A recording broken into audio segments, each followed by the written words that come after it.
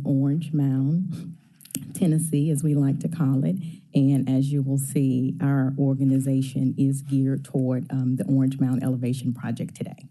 But our whole mission is to provide job shadowing and mentoring and technology education for our underprivileged and distressed areas. And we do that through education, skills, and job training.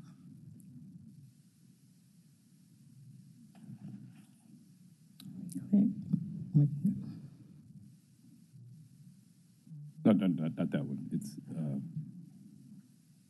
maybe hit the left or the right arrow or enter on that. That's not working. We have printed copies, so if you need a copy of it. If it's not.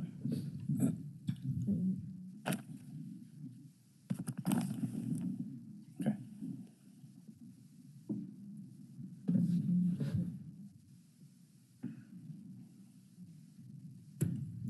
Our anticipated operating budget for the year is approximately $115,000, and we are requesting from the City Council $38,000 for our Phase 1 development. That will primarily be used for our tutorial curriculum development, which you see a line item on our operating budget. Go ahead. According to Public Schools Review, within 3 years, 50% of our system students are slated to drop out. Certainly, we know that that's programmatic. Melrose High School serves a population of almost 600 students in grades 9 through 12, and it is the only high school that we have in the Orange Mound community. So we are really targeting helping in this area, and not just for Melrose High School, but some of the other educational facilities in the area as well. Our solution, we have strategic partnerships with a number of organizations, both inside and outside of Orange Mound. And we do plan to target those age groups of children ages 13 to 18, which should cover our local high schools. And we know that our summer school and after-school programs has been proven to be exceptionally effective in helping our young people. So that's where our target will focus in our Phase 1 initiative. Okay. Ms. Brown, that's the conclusion. Colleagues, okay. Were there any questions for Ms. Brown and her organization? And please let the record reflect that we've been joined by Councilwoman Dockery, Councilman Warren, and Councilman Covet. Yes. Okay. And are there any questions? Thank you for your time. Seeing none, thank you, Ms. Brown, for your presentation. Mm-hmm. Thank you, Ms. Dockery. Next, we'll have Mr. Howard Eddings and the Red Zone Memphis, Inc.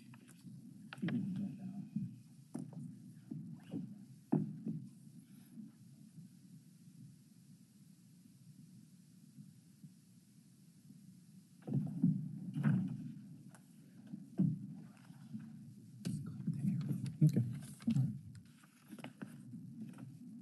Good morning. Good morning, sir. Great to be here. Thank you. Am I pushing the button? Yep, there you go.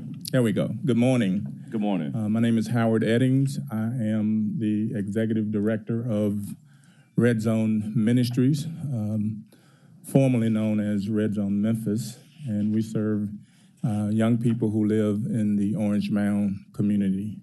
Address for the record, please, Mr. Eddings. Yes. Address for the record. I'm sorry. Our corporate address is 850 Hanley Street, Memphis, Tennessee, 38114. Our soon-to-be address is 2855 Poplar Park, where we're building a 38,000 square foot facility that is designed to increase our capacity to serve young people in the Orange Mound community. Red Zone is an outreach ministry, as I stated. It is designed to stand in the gap for young people ages 9 to 12 who are making critical life decisions that impact the rest of their lives.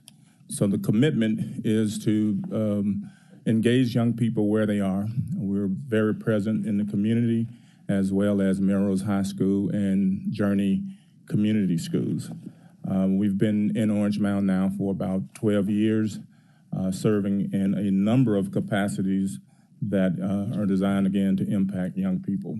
So our commitment is to build strong children and to serve broken families. We do that in a number of ways through academic enrichment and extended learning. We also provide housing for families in the community in partnership with neighborhood housing opportunities. As I stated, we've been around for a while and serve the whole community and are serving kids 9 through 18 years of age. Our total program budget this year is about $550,000. We're proposing a partnership with the city of Memphis to increase broadband or high-speed internet access for young people who live in that particular neighborhood. Our census showed us that of the 254,000 families, households in Memphis, 26% of that number is without access, adequate access to high-speed internet. We learned that the hard way through what happened with COVID-19 as we tried to respond to that particular need and that new normal, and discovered that a lot of young people didn't have access to high-speed internet. What we're proposing is to increase our capacity as a new building, as a new structure where kids can come and log on and they don't have to go to McDonald's or Burger King to access the internet. And so increasing our speed would allow us to give equity and access to high-speed internet. And that's our primary proposal as we look to build this new mega structure in Orange Mound, if you will, that is designed to serve the whole community. As I stated, the census brought to reality the fact that there are people who are living at or below the poverty level who don't have equitable access to the internet, and that continues to be the reality for a lot of families who either can't afford access or don't have the right equipment or can't sustain payment or can't sustain have the resources to make that happen for them. Ms. Eddings, that's the conclusion. Let me see if any colleagues have any questions. Sure. Colleagues, Councilwoman Dock. Good morning, sir. Is it okay? Question, I just have one quick question. Will the curriculum stay the way that it has been over the years, or will it change? And I'm aware of the curriculum. Well, we take a 21st century learning model approach, so we're dealing with life, career, and college readiness type of a curriculum. So most of what we do is based on relationships and being with kids, getting them to come to our center, and then we will implement STEM and STEAM types of curriculums that will impact them holistically. And the last question is, what are the feeder schools outside of Melrose?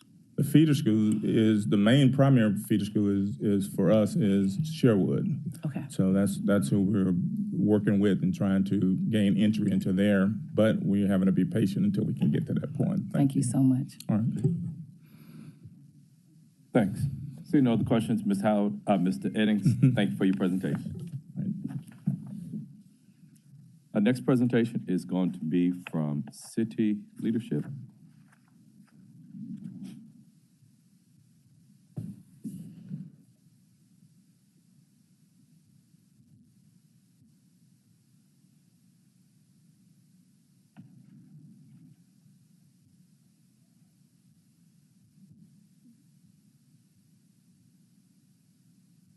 Hi, good morning. Good morning. Thank you so much for letting me come in this morning and present to you. My name is Ann Pitts, and I am the Give 901 Director of City Leadership. City Leadership's address is 1350 Concourse Avenue, Suite 463. Zip code is 38104. We are asking for $100,000 to support our Choose 901 Alumni Advancement Program. Our mission at City Leadership is to retain, recruit, and catalyze young talent and leaders for the benefit of the city of Memphis. And we do that through 5 campaigns. Choose 901, Choose 901 alumni, Teach 901, Serve 901, and Give 901.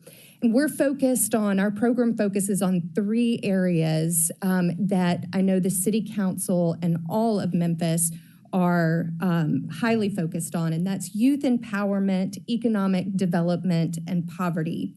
As you know, Memphis has the 2nd highest child poverty rate in the country. We also have the 2nd highest rate of disconnected youth. We have 17% of our young people between 16 and 24 that are neither employed or in school. And those 2 statistics means that we are number 1 in one critical area.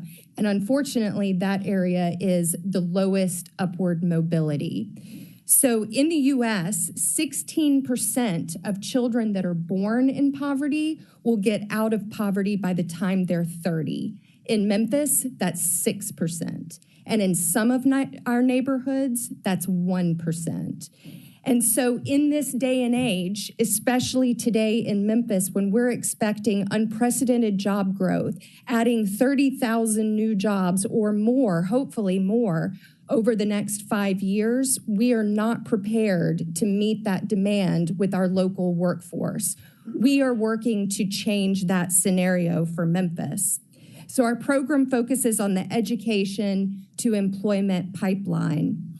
Through teachers, schools, mentors, and employers, we have a cycle where we are working with the same kids from the time they enter kindergarten until they are age 28, helping them throughout that process, making sure they have the best teachers in their classrooms while they're attending our schools in our highest need neighborhoods.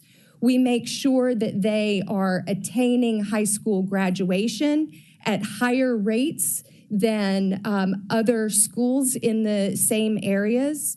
We make sure that they are completing secondary education and getting the support that they need to connect with internships and jobs and employers here in Memphis, not in Nashville, not in Atlanta, not in St. Louis or other cities in the region. We're making sure that they are staying here in Memphis or returning to Memphis after college. Ms. Pitts, no, 3 minutes goes very fast. Yes, it does. Can you just elaborate on your budgetary ask, please? Yes, absolutely. So our budget, our total operating budget is a little over $2.1 million. We have been in operation since 2011. This alumni program has been going since 2017. We're asking for $100,000 to help support the growth of this program. We have over 2,300 current alumni between the ages of 18 and 28. We're adding 400 new alumni every single year graduating from high school. So our program needs to grow and advance so that we can continue to support those students. Our statistics are overpowering. Of the 2,300, 64% have obtained a bachelor's degree or higher. 75% remain in Memphis and are working, and 53% of them are already out of poverty. So our program works, and we need to be able to expand it so that we can continue to serve the number of alumni that are coming into our program every year. Colleagues, any questions for Ms. Pitts? Seeing none, thank you for your presentation. Thank you so much. Have a good day. And next, oh, that's it. Okay, so those are our presentations that we have this morning, colleagues. Next, Councilwoman Easter Thomas isn't here. Do we have a resolution prepared for her? If not, we're going to move to, we'll move to number 3, resolution to amend council fiscal year 23 grant allocations, all council districts, sponsored by Councilman Covett. There's a request for same night minutes. Councilman Covett. Thank you. Good morning, Mr. Chairman. How are you doing? Sir. And please note for the record, we have been joined by Councilman Carlisle. First things first, everybody. And Johnson. Cheyenne. First things first, everyone. It's very, very nice to see you all in pink today. October. Memo. Well, I may have some extra ties, but October is Breast Cancer Awareness Month, and that is a cause and an issue within my family. So October is a very special month for us, very important month for us.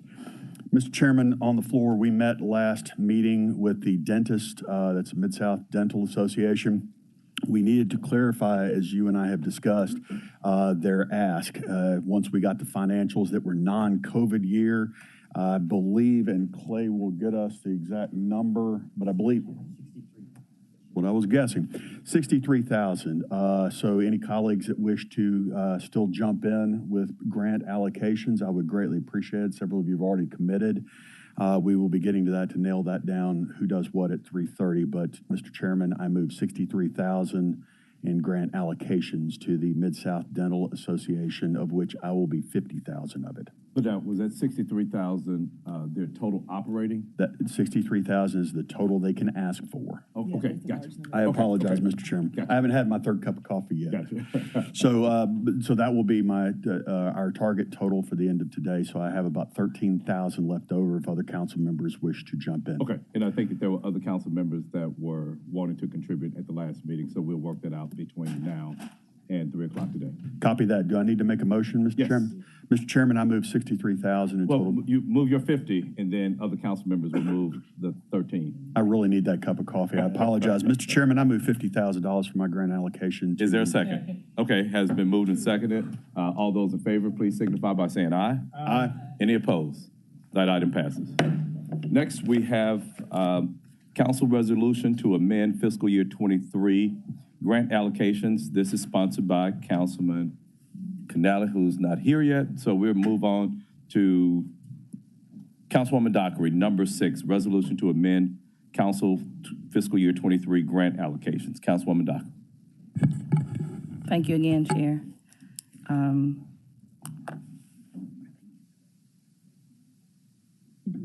Councilman Covett, I guess I'm allocating all of the money that was left in the budget for this fiscal year. So to add to, I'm sorry, I was listening to Councilman Ford. To add to, I'm sorry, there you go. To add to the Memphis Dental Association Society Charitable, I actually added 5,000 to yours as well, sir. Thank you so much, Councilor. So do I need to do anything else with that, Chair? Well, if you would, just for the record. Read all of them? Okay. Read into the record the individual organizations that you're contributing to and then the amounts. Okay.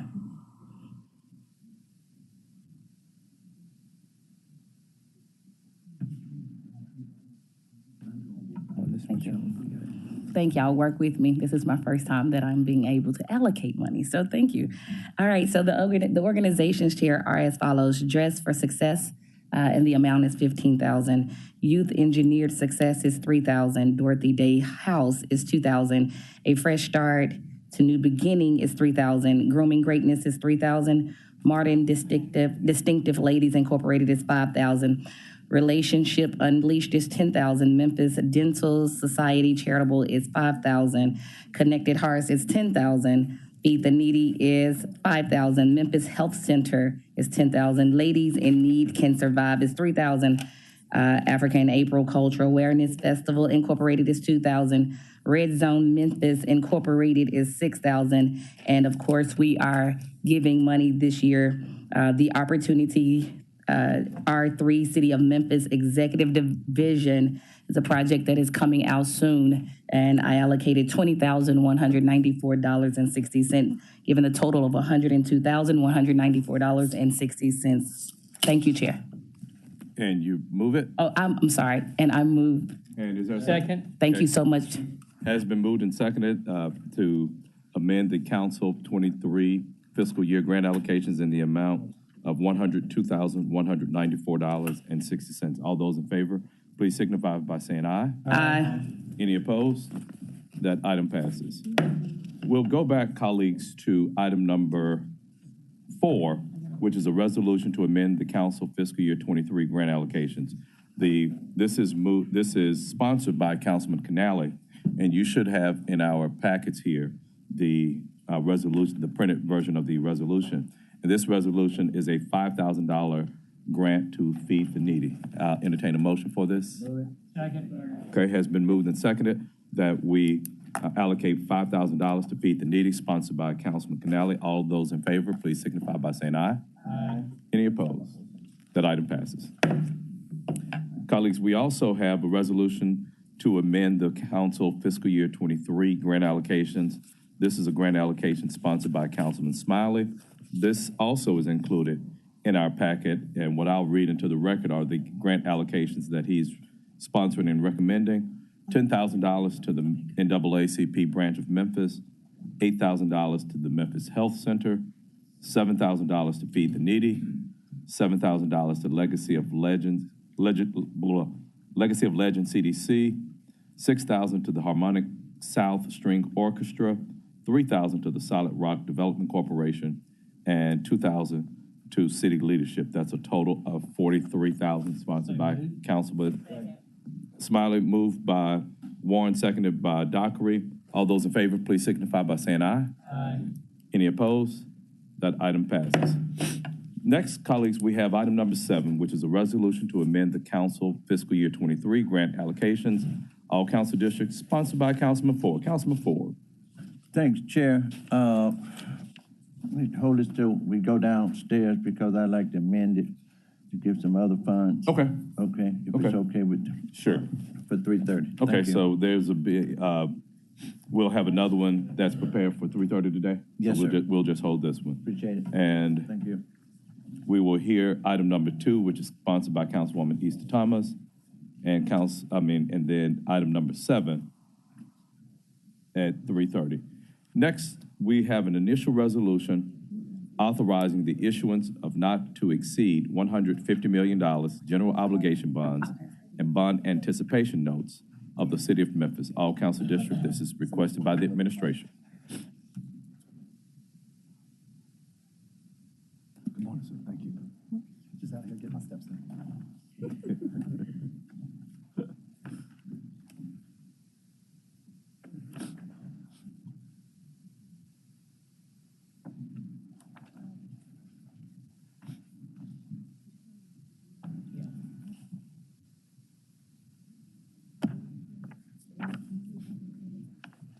Good morning. Good morning. Andre Walker, Deputy CFO, 4767 Emmons Circle West, Collierville, Tennessee.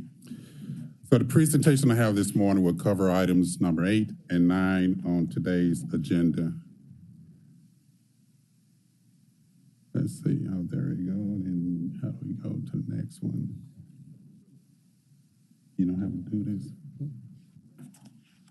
Hold on, you're gonna show me. Don't do it. Click that arrow, okay. All right, so we got two resolutions. The first resolution authorized the issuance of up to $150 million in commercial paper.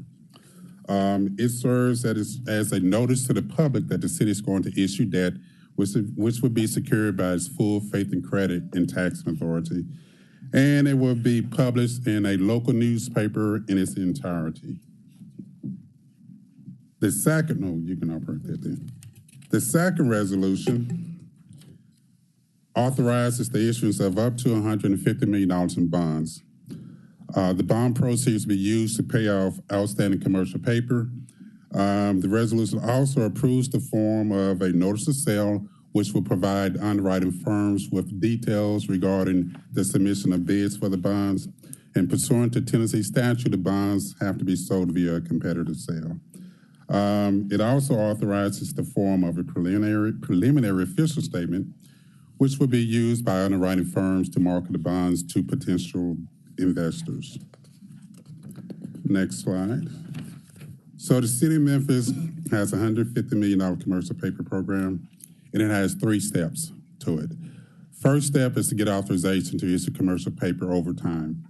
We did that last June of 2021. The second step is to draw commercial paper or issue commercial paper on an as-needed basis to fund capital projects. And we recently, I think it was in August, drew down or issued the final $50 million of the $150 million authorization. And then the third step is to issue bonds about every 18 months or so to pay off outstanding commercial paper, which is what the second resolution does. And then we go back to step one, where we request authorization to issue another $150 million of commercial paper over time, which is what the first resolution is doing. Next slide. Estimated source and uses of funds for the bonds.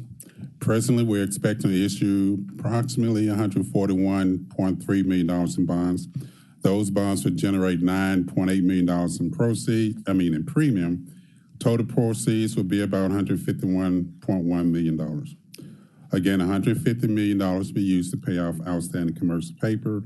$1.1 million will be used to pay issuance costs. Next one. So we're scheduled to close the transaction December the 7th. The bonds will have a term of 25 years. However, the average life will be closer to 16 years. And presently, we're estimating a true interest cost of about 4.4%. Next one. So this slide shows what the estimated annual debt service on the bonds will be. Next slide. And this slide shows the estimated MWBE local participation.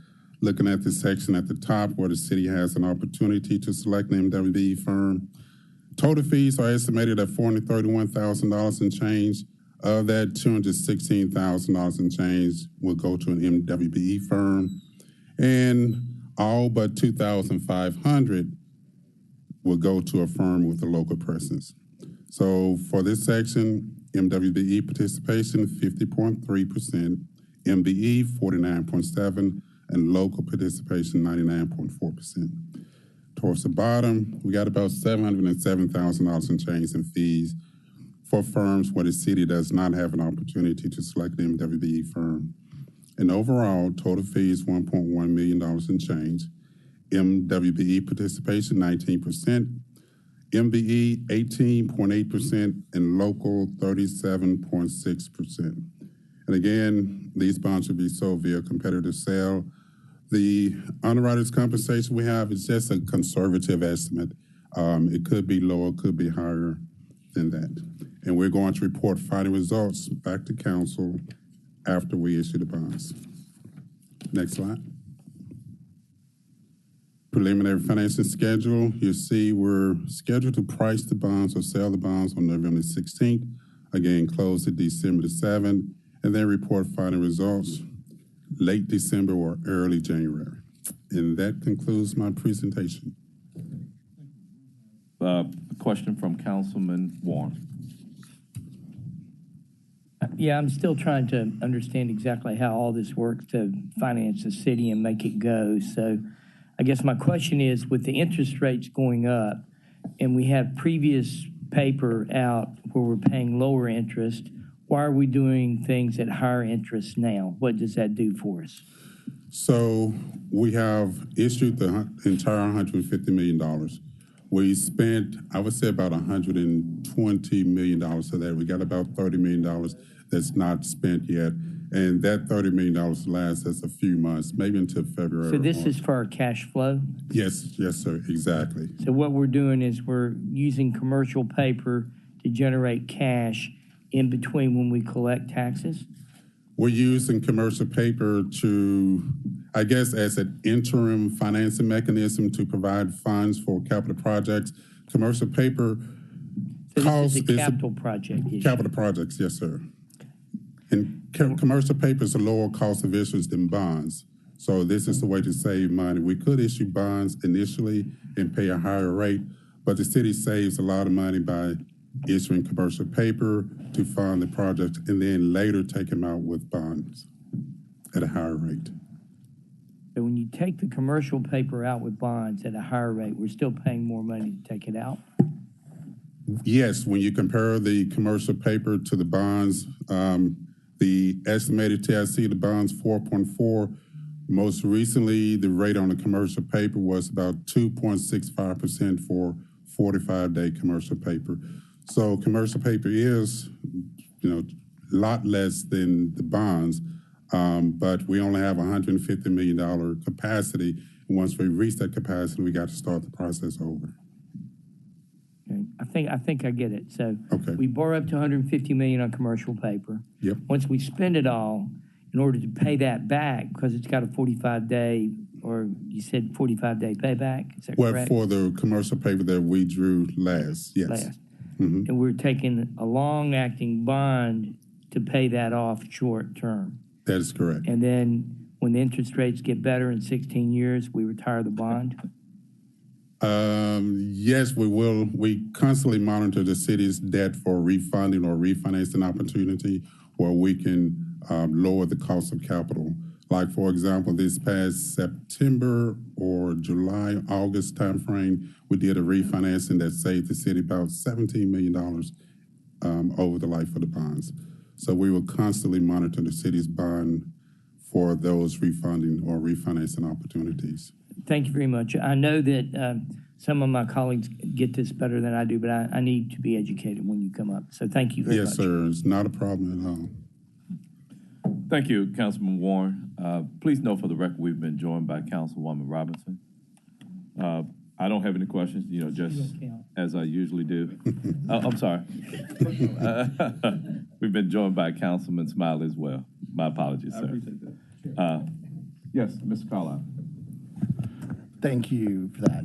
And Jeff, the other thing too is that commercial paper is typically a short-term issuance, and then you lock it in. It's like if you had a construction loan that was short-term and then you refied with a permanent loan. It's a long parallel, but you could call it similar. My question is on the timing. Why do you feel now is the time versus down the road? Excellent question. Actually, when we first started on this transaction, there was going to be a refunding component. We're going to refund the 2012 A bonds that we've been trying to refund all year. Savings got up to about $650,000. We got state approval to move forward the refunding. Then interest rates started increasing very rapidly, and the savings just was no longer worth the effort. So we decided to just continue with this process and just take out commercial paper. But also, with interest rates rising, it's better to issue the bonds now than issue it in 2 months when interest rates could be higher. So why not sooner then? Why not going sooner? The Fed's been announcing rate increases and indicative pricing like that for, since March. Yeah. I mean, this is the soonest that we could issue the bonds to take out commercial paper. Normally, we try to wait until we have about 3 or 4 months of commercial paper to, provide for capital expenditures. But we believe this is a good time. Yeah, we don't want to go too far in advance of when we run out of commercial paper. So what you're saying is the bond market's been deteriorating rapidly since March, and time is of the essence to get these out? That is correct, yes. Yeah. Thank you for that on the record. Appreciate that. I yield the floor. Yeah. Ms. Walker, as I do always commend you for the progress that's been made from a MWBE and local participation. So great job. Keep up the good work. My pleasure. So colleagues, may I have a motion to move item number 8? Has been moved and seconded. All those in favor, please signify by saying aye. Aye. Any opposed? That item passes. Colleagues, may I have a motion authorizing the issuance, sale, and delivery of not to exceed $150 million aggregate principal amount of the City of Memphis, Tennessee General Improvement Series 2022A. All those has been moved and seconded. All those in favor, please signify by saying aye. Aye. Any opposed? That item passes. Next, colleagues, we have a resolution to amend the fiscal year 23 CIP budget to allocate and appropriate $500,000 to PW 20200 Sidewalks Cover Line, all council districts, sponsored by Councilman Carlisle. Councilman Carlisle. Thank you, Chairman. Colleagues, in front of you is a resolution, and I'd say more to begin the discussion. Obviously, there's a couple blanks in there. about where the money will come from, which I haven't. I mean, I've got 2 or 3 ideas, but that's less important to me today. What is important is I wanted to begin. We've all had a conversation about the sidewalks around the city of Memphis. We've talked about it for a couple of years. There is a program in place. It's an annual $200,000 cover line for, I think, those 65 years and older primary homeowners and 80% of the AMI, which I don't know how many people, and I should, and this is part of what I want to have, is how many people fit in that bucket. What I do know is when you think about the majority of people that own their primary homes, you know, they're usually not in that 80% AMI bucket. They're usually people we would consider in the middle class and to some degree the working poor. And so when you're making $40,000 to $60,000 a year gross pay, and the city comes to you and says, hey, you need to repair your sidewalk, and you've invested all this money and your life into your home, specifically in districts in South and North Memphis in particular, having to pay $3,000, $4,000, $5,000 is just not in it, especially when you won't derive much value, but you get some curb appeal. I know Councilman Colvette's working in residential real estate and can talk to us about curb appeal. But if you got $4,000, you'd rather put it into your kitchen or your master bedroom or something like that. And so this is a beginning of a discussion for us to get the ball rolling on a more substantial project. And I'd like it to be annual to reach a larger group of people. One of the things that I was considering, and I love this council's feedback, is capping it, saying, hey, look, because then we can reach, we know how many people up to how many homes we may be able to reach in a given year. So again, would love to hear feedback on that. What I've made kind of the overarching guidelines to give the administration of what the intent of the body is that you must be a primary homeowner. It's got to be homeowner primary residence. You meet the 60% AMI threshold. And then more importantly, that we give deference to those that live in qualified census tracts. So instead of saying we're going to give X dollars to each district, or that somebody living, on the outskirts perhaps of Chickasaw Gardens or somewhere in East Memphis, that we're going to the census tracts that need the stabilization the most. So to try and be more surgical with our dollars so that you can start to beautify neighborhoods as a whole. And so again, there's no same 9 minutes. I'd like to continue to move this. I'm happy to keep working on it with the body, but I wanted to get it introduced today to tell you kind of what I was thinking, and then we can work on it together to get it to a final product. Really no pride in authorship here, just it's something that I know we've all been talking about, and so I wanted to get the ball rolling. And so with that, Chairman, I'll move it to the floor for discussion. This item is co-sponsored by Councilwoman Johnson. Councilwoman Johnson, were there any remarks you'd like to make on this item? I think Councilman Carlisle has covered most of it, but I do think it's so important that we begin with making changes in our neighborhoods where there's such a great need. Small changes such as a sidewalk makes a difference in the sense of somebody just riding a bike, skating on the street sidewalk, and not getting harmed while they're doing it. Even though it addresses the blight issue, it also addresses day-to-day living, making it possible for seniors to walk without, slipping and falling. So sidewalks definitely need to be addressed. And I am co-sponsor, and I ask for your support. And I think we still do need to keep it alive until, and still work on it. Thank you, Chair. Okay. Colleagues, any other comments on this item? Well, Ms. Carlisle, Ms. Johnson, I commend you for sponsoring this. This is just a drop in the bucket because one of the things, if you look at over the years as we've annexed areas, when they were part of unincorporated Shelby County, a lot of them didn't have sidewalks, period. And so we still have a lot of neighborhoods where, if we want people to be safe and walk and be healthier, to traverse some of these roads that do not have sidewalks, that's an issue there. So I know that this doesn't address that, but it's still addressing some of the safety needs and, like you said, the curb appeal of some of these neighborhoods. Sort of a question, I'm looking at this census tract data of it. Every place is in a census tract, so what are we trying to say this census? I know there's something that I'm missing that just isn't clicking with me when we talk about census tracts where we can identify one, because, I think about the discussion of, and this is not applicable to it, but just an example, when we talk about opportunity zones, it's some type of definition that says okay, these type of census tract, or these census tracts meet this criteria? I just Yes, can't sir. put my head on it. Yeah, very good question, Chairman. Again, so the before I answer the question, the philosophy here was we often get into to the 7 districts. I know those super districts are in the side there, Councilman Ford. But basically to say, hey, look, how do we identify the neighborhoods that we think need the most investment backed in order to stabilize them, and that are dealing with the most areas of blight? And typically they're those, and I believe, and I may screw this up, so if I do, I'm going to come back and fix it.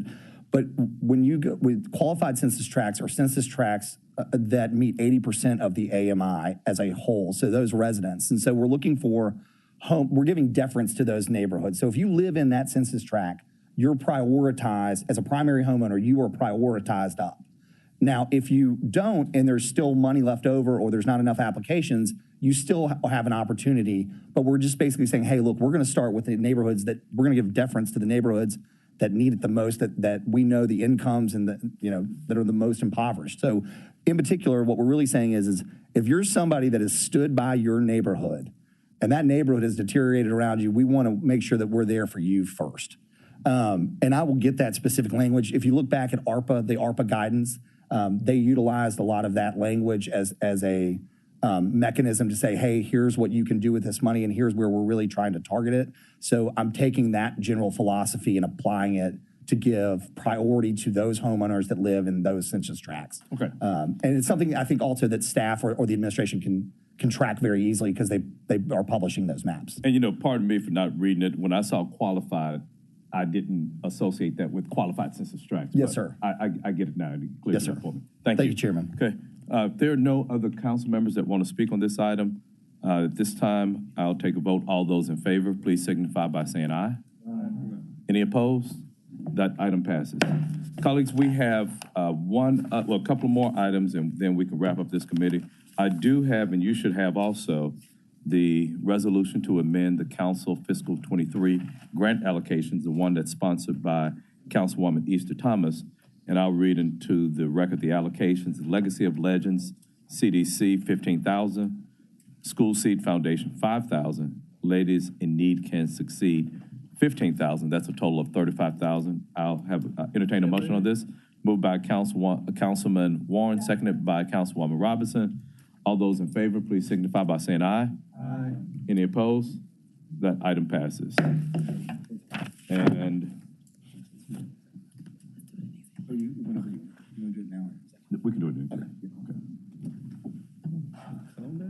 Is there any other business to this?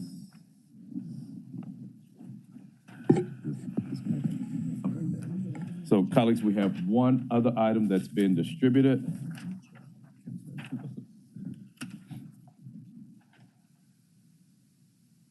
And because we're just getting this, what I'll do, colleagues, I'll read this into the record. A resolution to allocate and appropriate $500,000 to Claiborne Temple. Whereas Claiborne Temple, located in downtown Memphis, is a historic building built in the late 1800s that during the Civil Rights Movement was a gathering place for organizers, labor activists, and community members during the sanitation workers' strike of 1968. And whereas Claiborne Temple has a rich history within the African-American community and was purchased by an African Methodist Episcopal congregation in 1949, and after decades of service, Claiborne Temple was closed its doors in 1999. And whereas in 2015, the historic building was reopened under Claiborne Reborn, an organization dedicated to finding new ways to honor the history of the church and to make it an active center in the community once again. Whereas today, as the building continues to undergo restoration, historic Claiborne Temple has an artist in residence program, a council leadership made up of members of the surrounding neighborhoods, and a traveling exhibit telling the story of Claiborne Temple, in addition to other future interpretive programming, as historic Claiborne Temple is returned to its status as a community gathering place. And whereas the fiscal year 23 capital improvement budget included $2,600,000 in funding for council district-specific programs for improvements to parks, libraries, and neighborhoods, the council intends to use this funding to contribute to the restoration of the historic building. Now, therefore, be it resolved that the Memphis City Council does hereby request that the City of Memphis allocate and appropriate $500,000 to the nonprofit Historic Claiborne Temple from the fiscal year 23 CIP budget line item that set aside $2.6 million for council district-specific projects for improvement. And this is sponsored by Councilman Ford and co-sponsored by Councilman Ford and Carlisle. Mr. Ford. Appreciate you, Chair. Claiborne Temple, if anybody know the history of Claiborne Temple, there's two really churches where blacks could really go. It was Claiborne Temple and First Baptist Beale Street. That's where we got all of our refuse from. You know, when I was on the council 27 years ago, we kind of appropriated money for this particular church and for First Baptist Broad. Again, the reopening of this was very important. And I know co-sponsors, Carlisle, but Chairman, you also, because hey, I want to make sure, yeah, you were part of all of this. And I think it was very important for this to happen. We've been working on it for quite a while. Now it has come. And I just appreciate everybody and their support on this particular item. Okay. Thank you. Councilman Carlisle? Okay. Councilman Warren? Just a historical fact for people to understand. That church was actually originally sponsored by First Presbyterian Church, and it was one of the outreaches of our church, and it was Second Presbyterian Church that we helped found, and Second Presbyterian Church then became Claiborne Temple when it moved out east. So this is just another example of that little church on the corner right over here next to 201 Poplar, still there and has done a lot of good things for the city. So, and I'd like to be a co-sponsor too. Thank you. Okay. If you haven't been over, go see it. It's beautiful. Yeah. And so, colleagues, I'll add, I think that our first year on the council for Councilman Robinson, Colbert, Morgan, and I, this is when they first started the renovation projects. And we went in and there was, you know, from the disrepair that it had been, you know, you had looked like a meteor had hit the floor. Yeah. And so, and a few years ago, just a personal experience, my office has been next door to there since 2003. And during the civil rights struggle, I wasn't aware of what was taking place. There was a movie Witness that talked about Samuel Billy Cowles. And what a lot of people don't know, when you see that I Am a Man, they are right there at the corner of Pontotoc and Hernando, which is right there where the I Am a Man Plaza is. So when you see that historic picture, that's where it took place. And, you know, it's, so the fact that the Claiborne Temple will see new life again, I think that it's great, and I'm happy that the council is showing its part to show and reflect on its history and its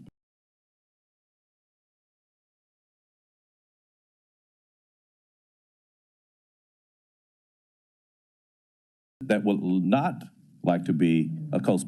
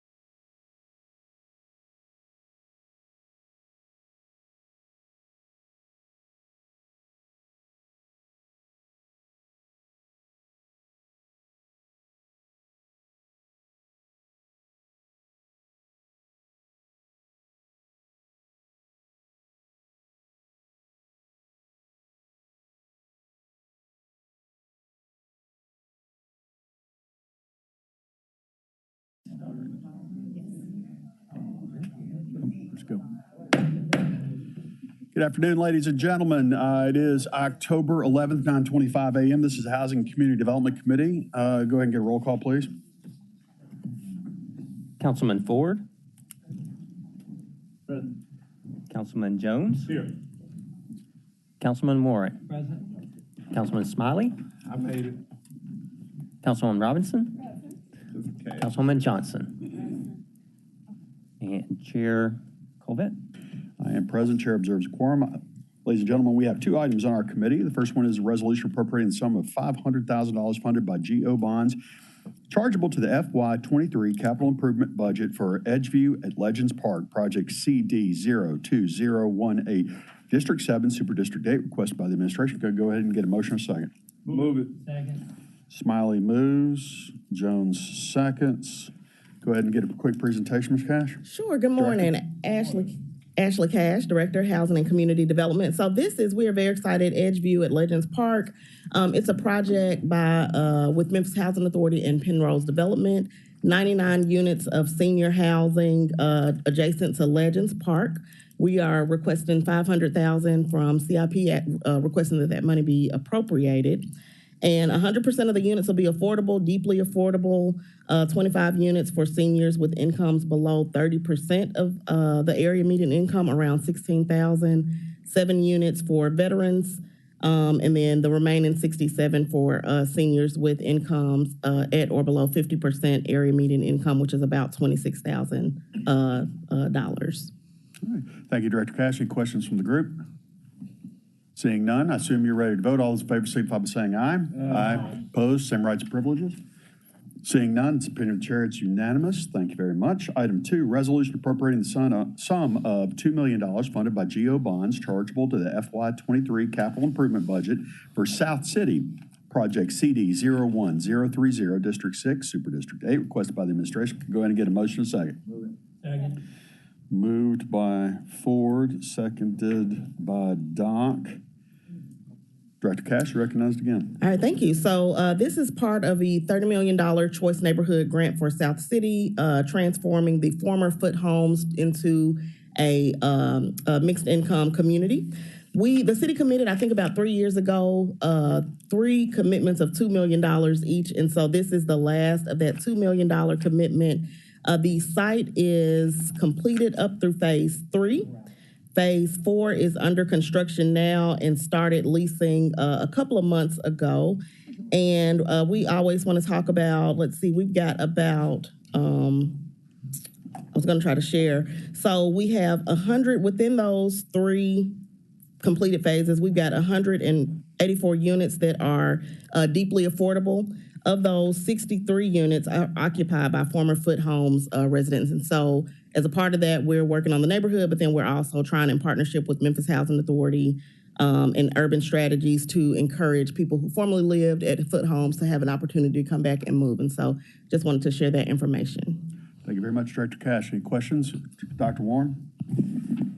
Out of the number of people who used to live at Foot Homes, how many people actually live there now, comparing those two numbers? Do you have that?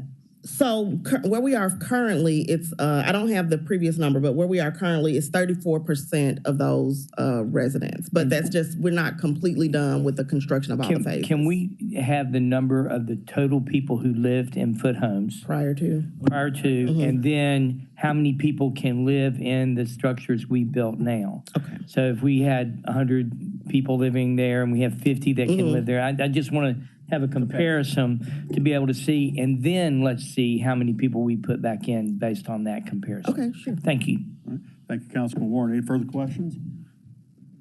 Seeing none, I assume you're ready to vote. All those in favor signify by saying aye. Aye. Opposed, same rights and privileges. Seeing none, it's the opinion of the chair, passes unanimously. Is there any further business in front of the Housing and Community Development Committee?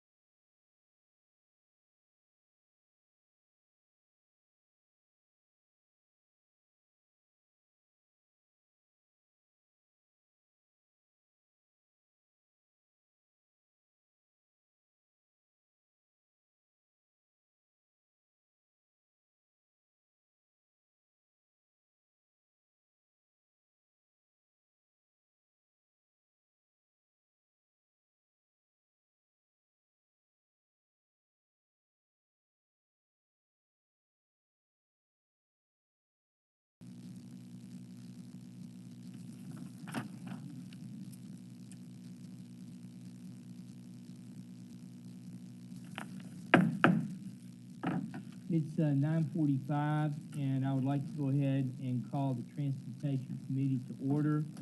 Could we please have a roll call? Councilman Ford. Councilwoman Robinson. Councilwoman Johnson. And Chair Warren. Present.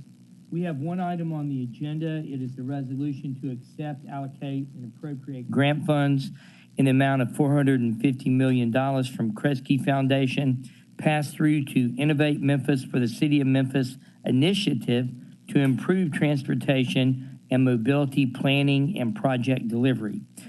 This is all council districts, moved by Johnson, seconded by Ford, and is requested by the administration. And with the request for same night minutes, and if you could explain that reason other than we're getting money, that would be great. Chair is yours, sir. Thank you. John Zena, Director of the Division of Planning and Development.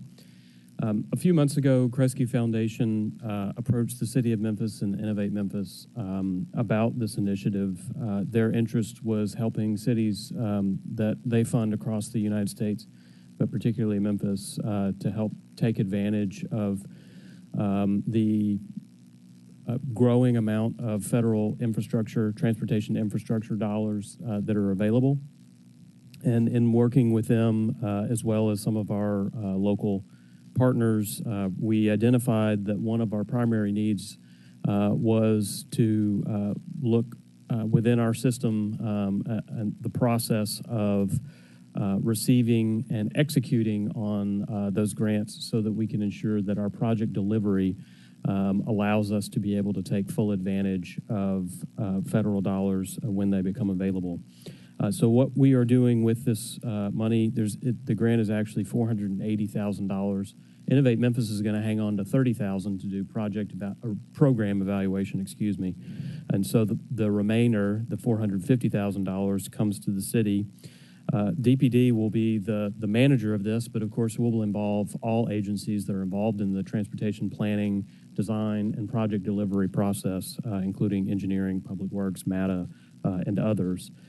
And these funds will be used to hire a consultant to help us prepare a system-wide assessment and provide recommendations for how we can improve our process, as well as a 2-year staff assignment within DPD to be sort of the internal project manager. There's also some travel and O&M funds that are part of this as well. Why is it same night minutes? Because we are accepting dollars and it is on the fiscal consent agenda. Council member, I'll be honest with you, I don't often receive grants through the City of Memphis, and so my understanding was that was the normal procedure. Thank you. Do we have any questions? And let the record show Councilman Jones, Chairman Jones is also present. Yes, Chairman Jones. Mine is more so a statement. We decided when I first got on the council that whenever we're receiving money, we want to receive it as fast as possible. So therefore, whenever we having money coming in, don't be surprised when you see same night minutes on there. So I would say that's probably a very good way to go, okay? Any other questions or comments? Okay, all those in favor of accepting this money with same night minutes, please say aye. Aye. Any opposed? No, the ayes have it, Chairman's an aye, and that passes. Any other business before this committee? If not, we're adjourned. Thank you.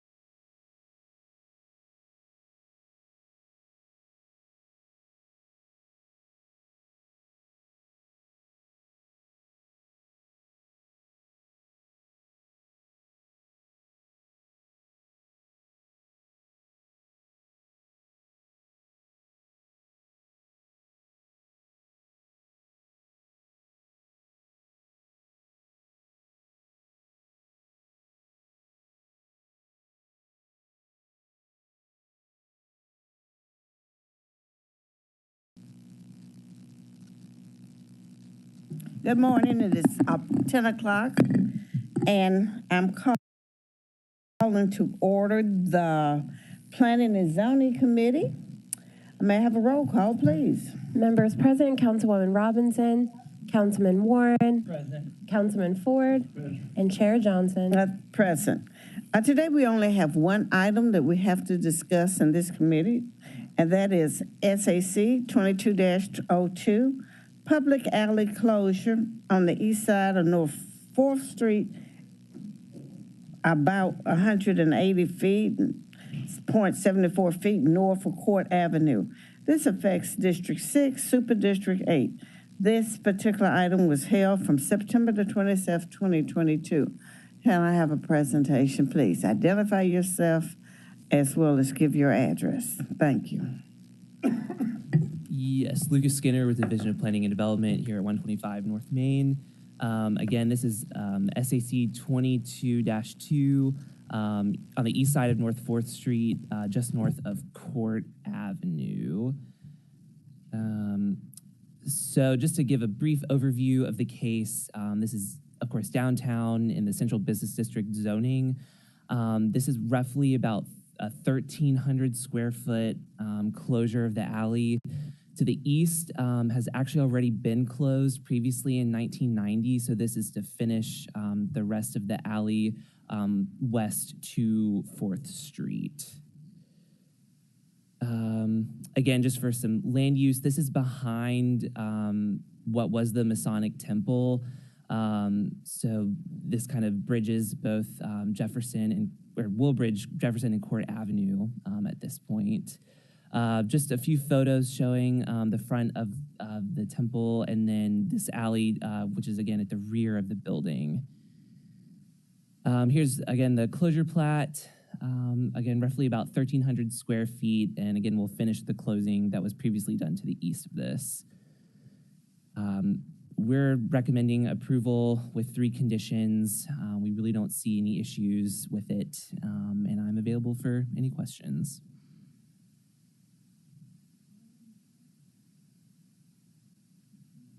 I may have missed it, but my question is just dealing with the overall plans for the developer of the building.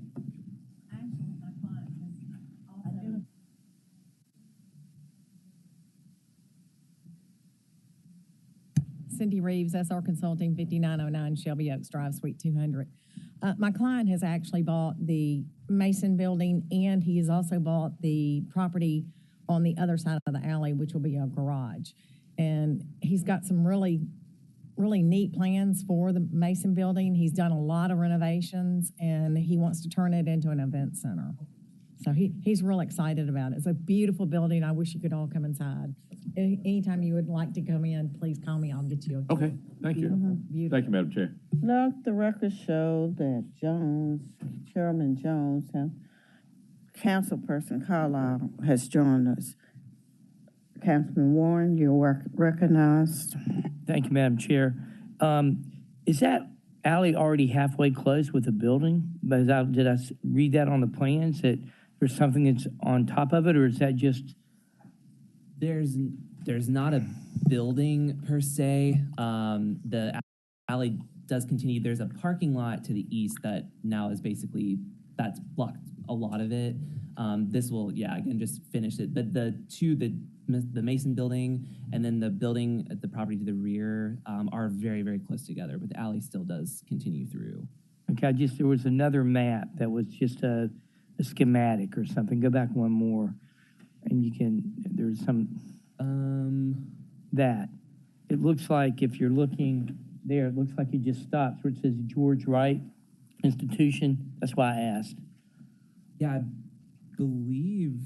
The George Rice, that's a parking lot for their building, and they're an attorney's office. Okay, so that's really a parking lot there. It's not a building. It just looks like it's a building on this. Correct, and this will not be a building either. We're going to be putting some emergency stairs down, for access, for fire. And we're just taking away public right of access to it.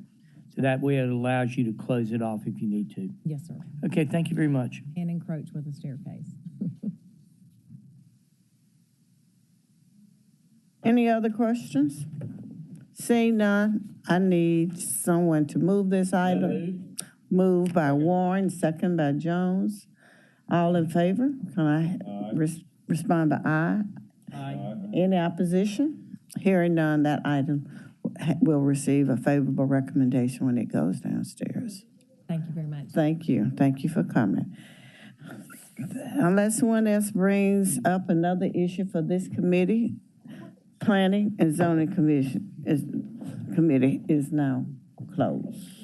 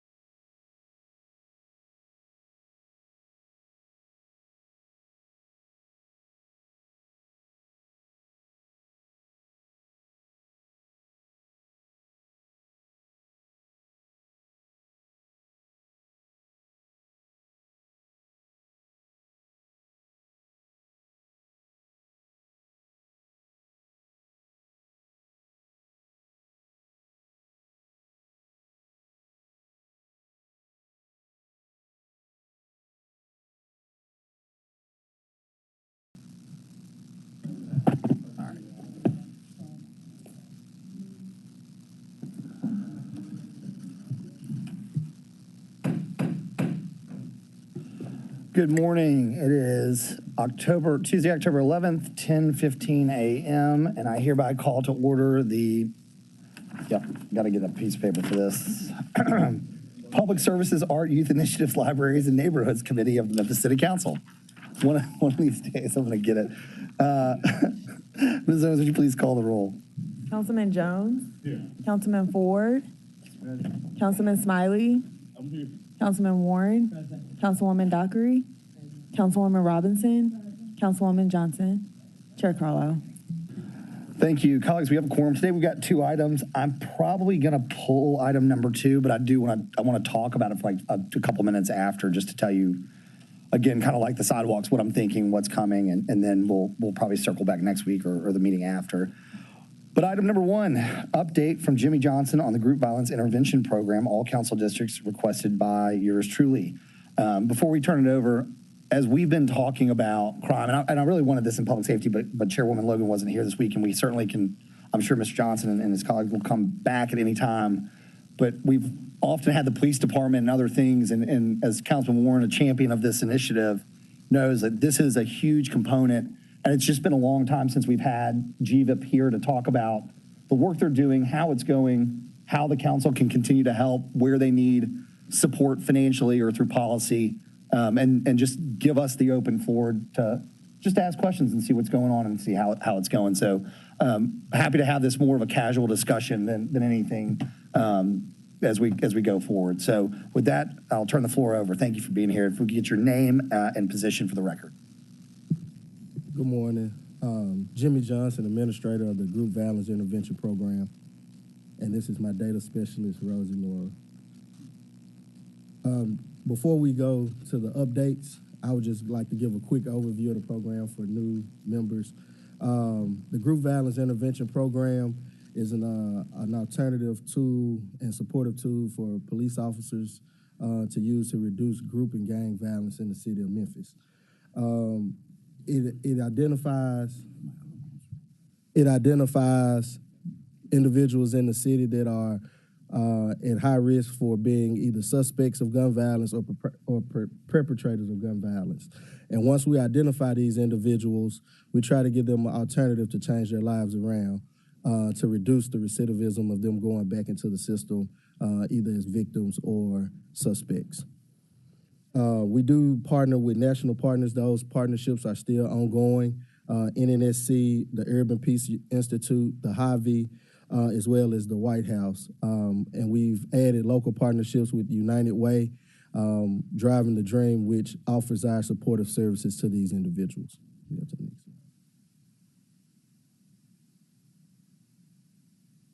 It's broke down into 3 facets: focus deterrence, intervention, and outreach and support. As of date, the focus deterrence program, we conduct a weekly shooting review to help us identify these individuals in the city that's driving the crime, and also those individuals that are constant victims. And that is a partnership we have with the Memphis Police Department. A representative from each 9 precincts of the Memphis Police Department comes in and discuss their aggravated assault cases that's involving guns. We, along with 3 officers that were loaned us from Memphis Police Department, identify these individuals, contact them, and schedule meetings, which are called custom notifications, where we go out in the community and meet these individuals where they are to offer the services and alternative approach to change their lives around. The second phase of it is the intervention facet.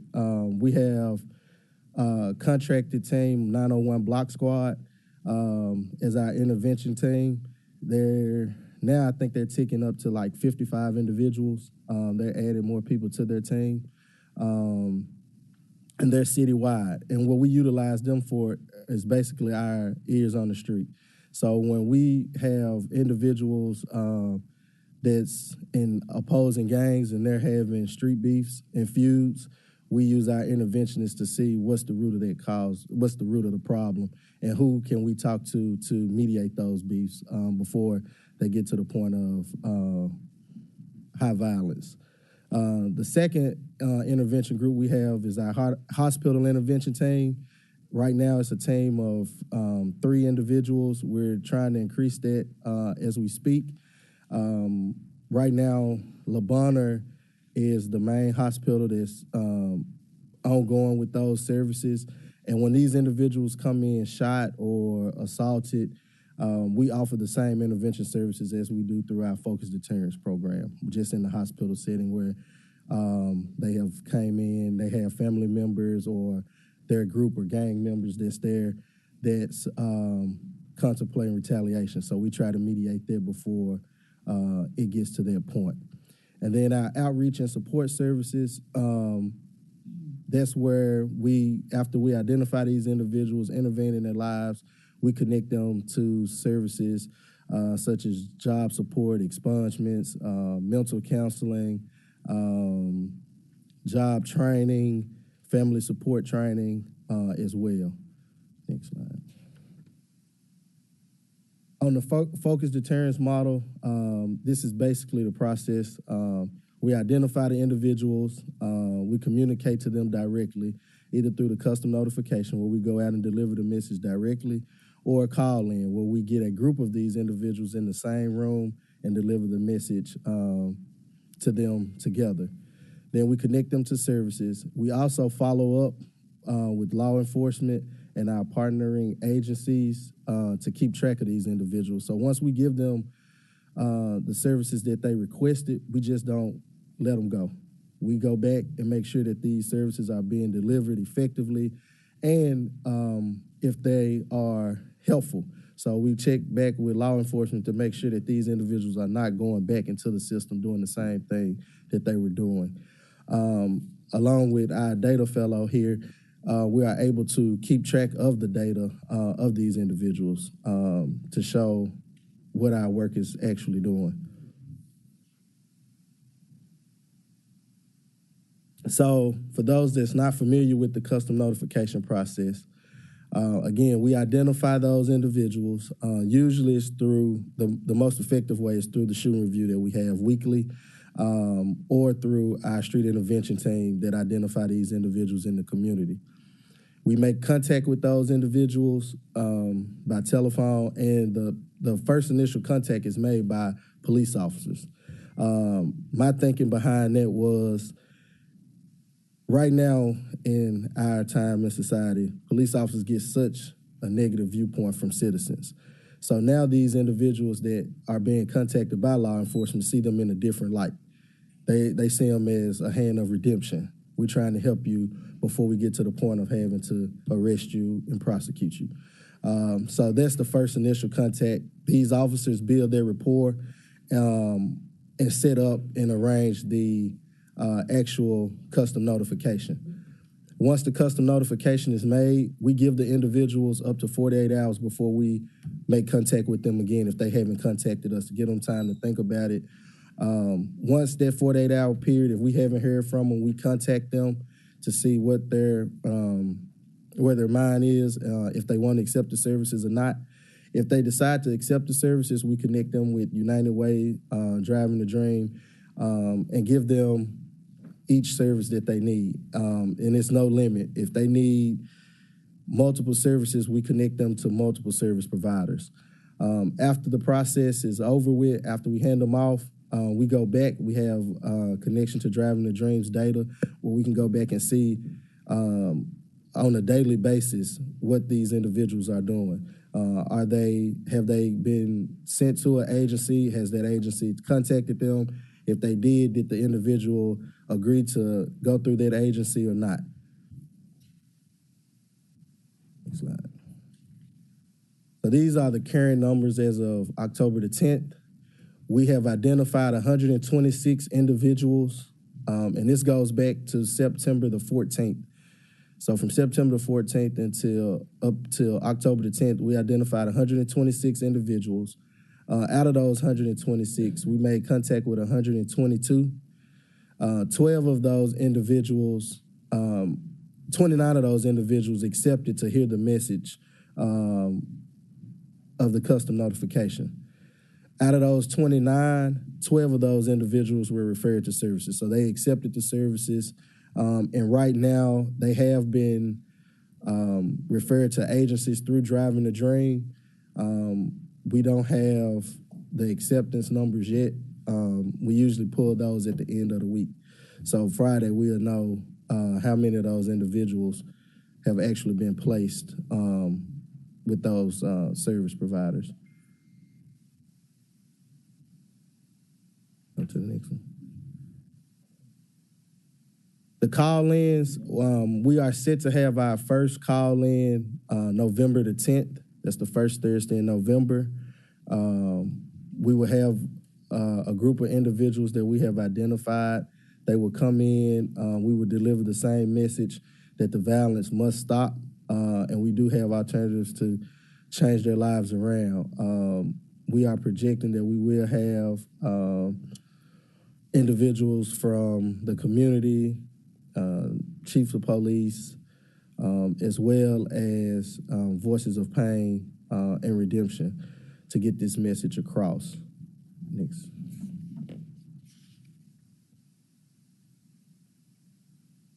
So the next steps going forward from September, we will develop a hospital intervention program that will be citywide. As I mentioned before, the hospital intervention program is now just in La Bonner. We're going to have a program that every hospital can utilize. So we'll have a team of hospital interventionists that will be on call 24 hours a day. Once an individual comes into the hospital, they will be able to utilize those interventive services provided by the city. We will have, again, the call-in, and we're looking to have that call-in at least once a month. Most cities that have this program, they do it quarterly, but I think we're at a point in our city where once a month will be better than every quarter. So that's our goal, to have a call-in once a month. The planning and that goes behind it is very tedious, but we have a good team, and I think we can pull it off. So that's our goal, to have a call-in once a month. We will start our community engagement events to bring light to the program. One of the things that's coming up soon, we're planning on doing a litter pickup in one of the areas that was referred to us by our intervention team, where gun violence is very high in the city. So we're going to do a community litter pickup with that community to bring awareness of what we're doing. That's it. I take questions. All right, colleagues, we've got I'm going to pull item 2 just so we can have more time for this, and if depending on how it goes, I may ask Councilwoman Robinson if we could steal a few minutes of time out of her committee, but we'll see when we get there. I've got Dr. Warren, Councilman Smiley, and Councilman Jones in the queue, followed by Robinson and Dockery. So we have to, and Johnson, I'm sorry, here we go. Sorry, draft order. Warren, Smiley, Jones, Johnson, Robinson, Dockery. Everybody, go away. Dr. Warren, well, I'm going to let Dr. Warren start because he was the champion for this at the very least. I'm going to let Dr. Warren have the floor. Mr. Johnson, thank you so much for being here. I just want to remind us that we all voted to begin this program, and we actually, I think, were instrumental in partnering with the administration to get this started. But remember, when we first brought it up, we knew it was going to take 1 to 2 years to get this online, and COVID hit.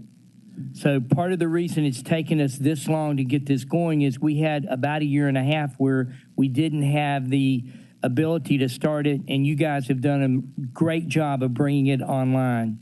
You know, my concern right now, and what I don't understand, is why our major trauma center that we have isn't letting us put an interventionist into the trauma center. I mean, it's almost like they want more trauma to keep their business up. So why is Region 1 not cooperating like La Bonner is? That makes no sense to me whatsoever, and that's what needs to be on TV right now. Why is Region 1 not letting us in to try to stop people from killing each other? It makes no sense. Can you explain why they're telling you they can't let one of our people in?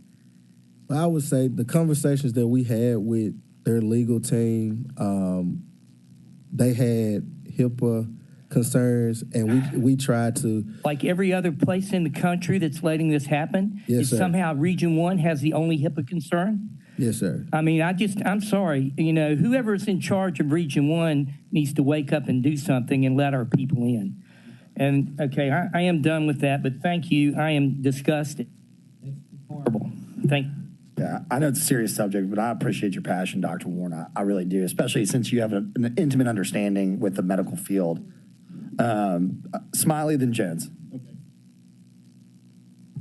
Well, first of all, I concur with Dr. Warren's points. Regional 1 needs to get their act together. If I understand it correctly, when this GVIP program first started, I think Joy was running the program. At what point did, I don't say your administration, at what point did you take over the program? April of this year. April of this year, okay.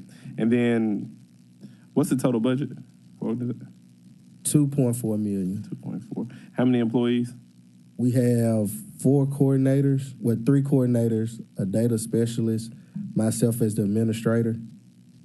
And then I'm assuming everyone else that works with GVIP are, I guess, independent contractors? Contracted out? Okay. And then you said something along the lines of, at some point you make contact, the initial contact is always by a law enforcement officer? Correct. Okay. And then there's something along the lines, it says, and then we intervene. Could you describe what intervening looks like?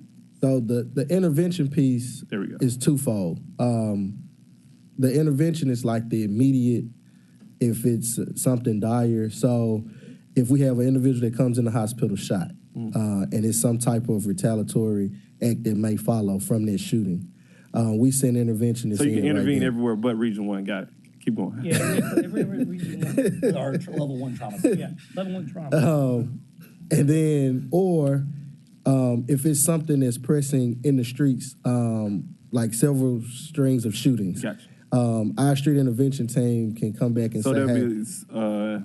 Whether it's 901 Block Squad or someone like 901 Block Squad, or would this be law enforcement intervention? What does that look like? So you have, most of the intervention work comes from 901 Block. Okay. That's our intervention team. The officers' main task are to make the initial contact with these individuals after we identify that they're at risk. Okay. So most of the Block Squad, then MPD. Correct. But does it always go Block Squad, MPD, or can it be Block Squad handles? It could be either or. Either or. Okay. It could be either or. So we can get individuals identified through MPD, or 901 Block can identify these individuals that need this help. Okay. So, and then I'm just trying to better understand the GVIP. And then there is something along the lines, I think the goal of GVIP is to determine those individuals who are potentially perpetrators of violent crime, or those individuals who are at risk of being subjected to violent crime. Is there a distinction between the two, or are they usually one and the same? So, and how do we determine whether someone is potentially at risk of a violent crime? So when we get these cases that come in from MPD's different precincts, today's victim can be tomorrow's suspect.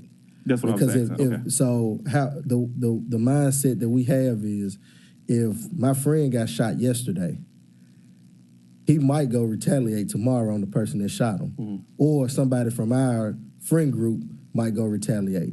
So we try to identify those individuals and intervene before that happens. So essentially one and the same. Correct. So the two circle. Okay.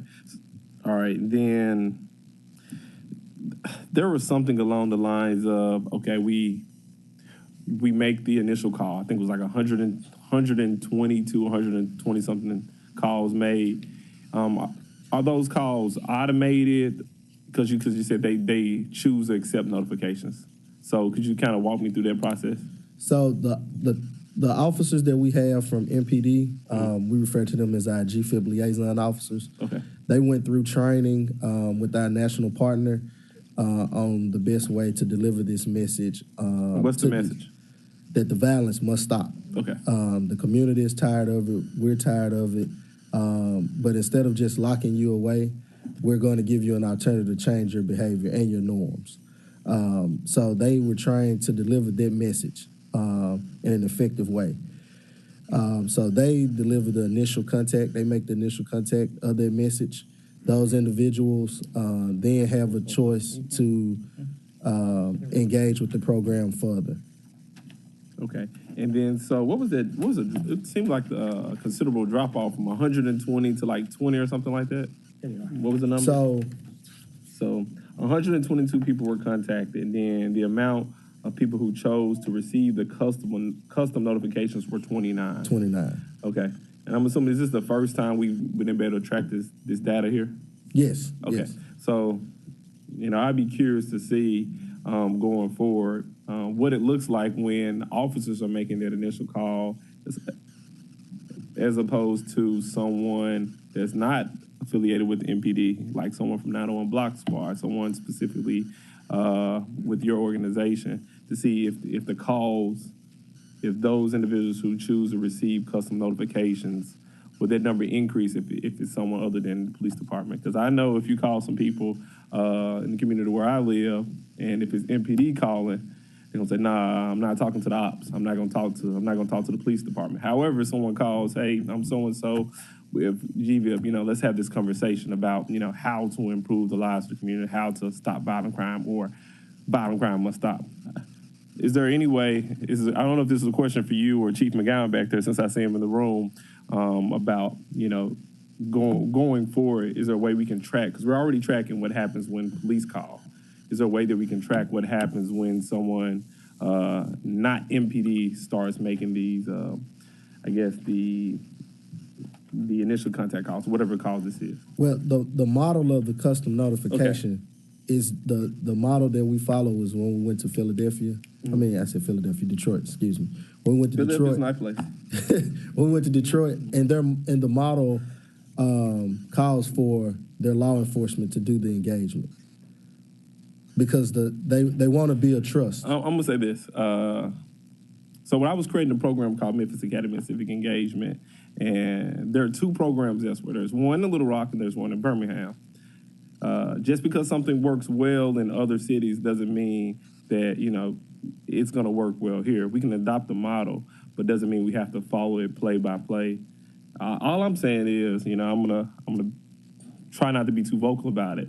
I'm gonna continue to ask for someone else to see if we can track the data, because the data tells us that MPD is the best people to make this call. Let's go that way. But I would love to see what happens when someone other than MPD is making this initial call, to see if we can get this, I guess, less than a fourth, get this number up.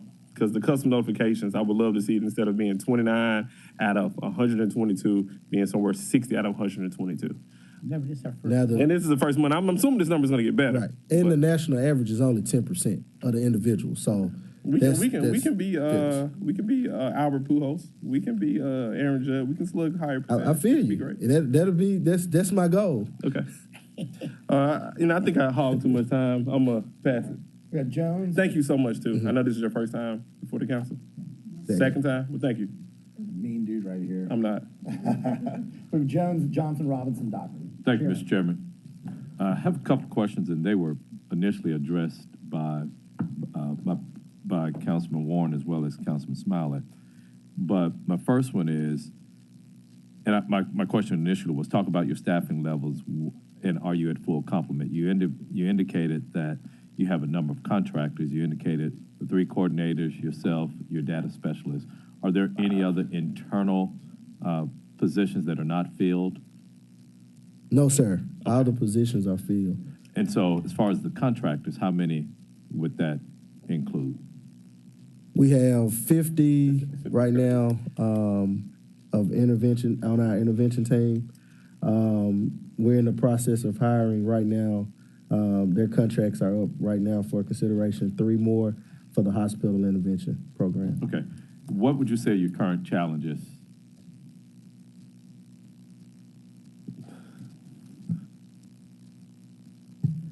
I think the current challenge is getting a coordinated effort from outside agencies such as like the DA's office, the U.S. Attorney, which we're working on now. And it's not anything to do with them or us. It's just the time frame now. I came in April, so to build those relationships, to get them to come in and participate in the call-in, we just started having those conversations. So. Okay. And then besides, I guess, the information that's on, well, this here, what are your other measurables?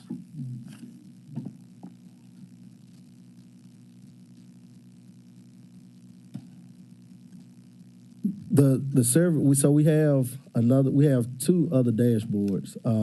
One is the hospital intervention program. So we measure the same numbers, just what we're doing in the hospital. Not the and La Bonner. Also, we have a dashboard for the services from United Way, where we pulling from their database to see the individuals that we're inputting and what they're doing as far as the type of services these individuals have requested, the time frame of how long it's taking them to get placed with service providers, and what are the outcomes, whether that individual has declined to work with the agency, or they didn't meet certain requirements that the agency required for them to have as well. Okay. Well, I guess another way to ask the same question, though, what's the data that would say to you, damn, I've done a good job? And I know that the goal is to have no homicides, whatever the case, no retaliatory actions. But, you know, if we could say, okay, well, this is what I've been doing, this is what we've implemented, and we see us making some headway, what measurable would that be? I think looking at the weekly shooting reviews with MPD, the number of cases that we were getting, they have kind of dropped off a little bit, which tells us that those crimes that have retaliatory factors are dropping off, as well as looking at those individuals that we've made contact with. Are they coming back before us in those shooting reviews? Okay. Well, now, that's the type of data that would be helpful to us. Okay. To see, hey, we've had this number of shootings, with the work that we're doing, we've seen that number decline by a certain amount. And then my last statement is, Councilman Warren, I would just ask for us to have a resolution to send over. We're not the funding body for the Shelby County Commission, but, I mean, for the mayor, but the Shelby County Commission is. But, right, this body says to the Shelby County Commission, hey, you're the funding authority for Region 1 Health, and this is the obstacle that we're facing in helping to drive down what our crime numbers are. So you want to have Meredith draw it up? Thank you, Meredith. We appreciate your work. Thank you, Mr. Chairman. Mr. Chair, 1 second. On the goal that this program initially started was a 10% reduction in murder a year. That's the best that it can do. But if we have that shooting data, a lot of it is gun-driven. I think that if we have that and we see that number going down, we can sort of see that commensurate decline in the number of homicides. Thank you, colleagues. Councilwoman Johnson, Robinson, and then Dockery. Thank you, Chair. You've provided a lot of information as a result of answering the questions from these other colleagues. But I guess my question kind of piggybacks on Chair Jones. How many calls did you actually get initially in order to start this 126? Approximately. What do you mean by how many calls do we? Okay, you made the comment that the number of calls that you initially started with. Like I said, I'm trying to put it together how the process works exactly. How are you notified about potential situations? So we sit in with law enforcement along with TDOC, and we have a weekly shooting review where every precinct, police precinct, presents their aggravated assault cases that may have retaliatory factors. Okay. And they have the suspects as well as the victims in each one of those cases. Okay. That's how we identify those individuals. We have 3 liaison officers that work for Memphis Police Department. We have a weekly meeting with those individuals, and we discuss which of these individuals from their shooting review are at higher risk. So once we identify those individuals, they are tasked with making those phone calls to deliver the message that the crime must stop. And we offering an alternative to change your life around. Okay, so the initial group, how many were considered? Do you have that number? I guess it's similar to what Jones was asking. How many were in consideration? And then you decided which ones were the ones you needed to target. Out of the 126, Where did it start? Right. the 126 came from the shooting reviews. So the 126 are the individuals that were either suspects or victims in these cases that were presented to us. We contacted 122. If you look over to the right, the top right, you have 8 that's pending. That means that we haven't yet reached these individuals. So if the officers call and they get a voicemail or something, that's not considered a contact because they haven't talked to anyone yet. So you have that's the disparity in that number. But when the meeting started, how many names came up? Was it only 126 names, or you decided to address 126 in this given time period? Yes. So some individuals, like if a suspect has a warrant for their arrest regarding that case, we can't intervene on that because then we'll be crossing our boundaries into law enforcement. So that suspect wouldn't have been contacted. Or if you have a victim that's that might be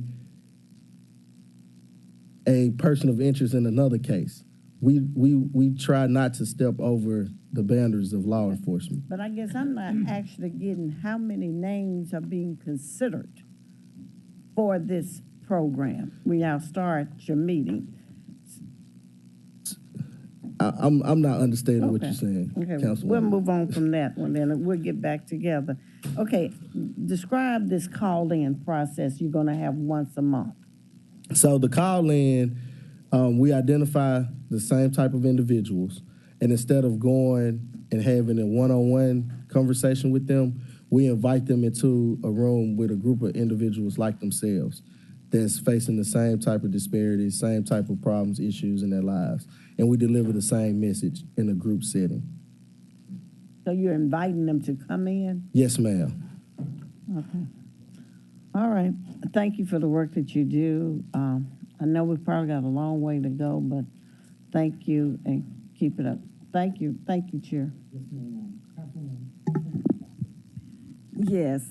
My first question is around your terminology. So make sure that we understand what we're talking about. What is a custom notification? The word custom. So a custom notification is when, after we identify these individuals, we go deliver the message that the crime must stop in the city. The behavior that they have been exhibiting is not only a risk to them, but the individuals that's in the city around them. And the group that goes and delivers this message includes the liaison officers, Memphis Police. I got all that. Okay. So when you say the amount of individuals identified at risk of the 126, how many got a custom notification? 29. So we got 126 identified. How do we choose the 29 to get a custom notification? They have to agree. Once they're contacted, they have to agree to listen to the message. Okay. So the 122 who didn't get the message, why didn't they get it? I don't understand the disconnect, like you would offer it to everybody. So the option is offered to everyone. Everyone doesn't accept to hear the message, or if the officers contact them, they might not return a phone call. So officer leave a voicemail, the individual might not call back. And they tried 3 different times. They tried to contact the individual 3 different times. Okay. Do they only make phone calls? They don't go knock on a door? No, ma'am. No, ma'am. You have to think that these individuals that we're trying to reach, going to just show up and knock on their doors is very, very dangerous. So that's not an effective approach to go just show up at some, because you got to think some of these individuals are gang members and their fellow gang members stay next door, and the police show up at their home unannounced and they have a conversation with them. That person next door like, oh, you're a snitch, you doing this, and it puts them at risk. So we try to do it where when we call these individuals, they might they might say, I don't feel comfortable with you coming to my home, but you can meet me at my job, and we'll go do their custom notification at their job. Or they might say, I want to do it at my grandmama's house, not at my mom's house. So we'll go do it at mom's house. So what would make an individual want to answer the police call in the first place? I think we probably need to talk about other ways than that one way of connecting with these people. And we can talk about that offline because I have some ideas. And I have worked in the, I'm gonna say it like this, the hood all my life. And I know that they have other means of communication, and they probably not gonna return your call. You're gonna have some other ideas and ways to connect with them. So here's my last question. I do agree with Dr. Warren. When you didn't say Regional 1 was participating, did we include the attorneys here at the city to sit at the table? Yes, we had a meeting with our legal and their legal, and we're still at where we're at. So, yes. Okay. Yes.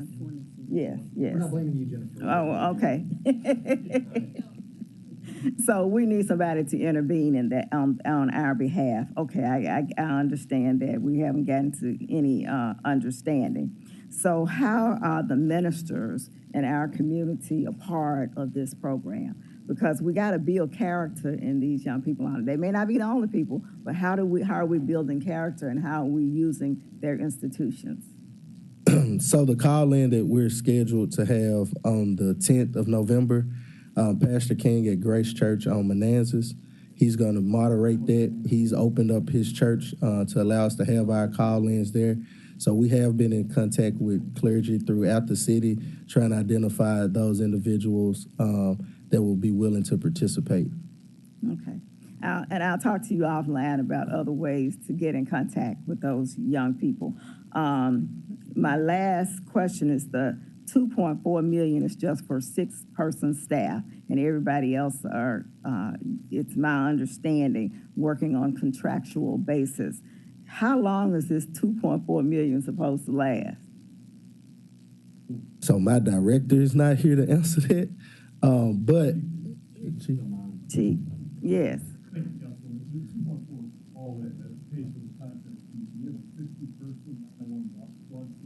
Okay.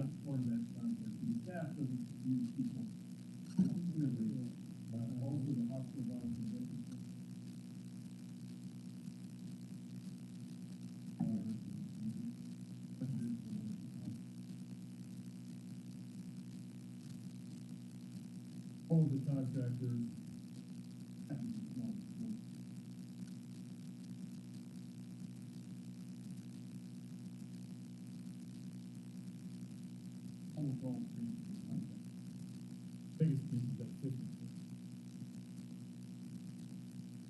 Okay, thank you.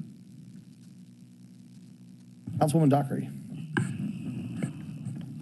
Is it still morning? Good morning, Mr. Johnson. I think we've talked about this in the past before it got to this point, our conversations prior to where it is before you took presidency in this particular position. My first question is going to be, give me the age bracket of the children we're talking about. That's the first question for me. So we have seen individuals as young as 14 that we've made contact with. Okay. As old as 50, in their mid-50s. Okay. But the majority is between the ages of 16 to 25. Okay. I'd like to see that track on the dashboard. That's a big piece of this for me. I'm very curious to do this project. Okay. I'm sorry. Chair, you good? Okay. Second question for me is, So adults always deal in adult world, and I tend to always focus on what children think because the world is not ran by us, hypothetically speaking, right now, because we wouldn't be where we are. How do the young people respond to this project right now? That's one of my biggest questions for you. How are they receiving this when you go to them and you're saying, I'm calling you all or I'm coming? I need to know that initial piece right there. So when we have juveniles that we identify, excuse me, our main focus or point of contact is the parent. Yes, sir. So once we get the parent on board, and the parent welcomes us to talk to their child, the first 2 custom notifications we did were inside schools, one at Fairleigh with 2 young men and one at Wooddale High School. Okay. They were in tears when we left, all 3 individuals. So I think it's very impactful. A lot of them say that they really need mentors. Okay. And basically, that's one of the only services that we can provide right now for those individuals that's juveniles, just strictly. Now, we have services for the parents, but mainly for the juvenile is mentorship. And that's all they want, like somebody to talk to them every day. And we have that through 901 Block. They are very instrumental in providing mentorship to these young men. Okay, so for a parent who, case scenario, let's say the parent is working and working hours where their child is out, but the child is of this age bracket and yet and still we're past the mentorship piece at that point, because right now we're past mentorship. So then my main question at that point would be is, we're not mentoring if we're not in the trenches. That's just cut and paste with me. So if we're in this, then, and we're not talking about it, then what avenues outside of GVIP is going to be instrumental to you as it relates to these children? Does that make sense? Or I need to bring it home a little closer. Bring it home a little closer. So let me use me for an example. Okay. So a single parent with 2 sons, raising them in society, I could give all the excuses in the world, but I didn't. So the thing would be is, if we use the parents and say, well, we go to the parents and we are talking to them and we're trying to meet with them and we're knocking on doors or we're taking a phone call, a lot of the parents are not going to give up their child. That's not going to happen. Not right now. So how do we initially cut and we take all of the fat off of that and we deal directly with the child? Because if a child can kill a person, then they can handle the consequences that comes to it.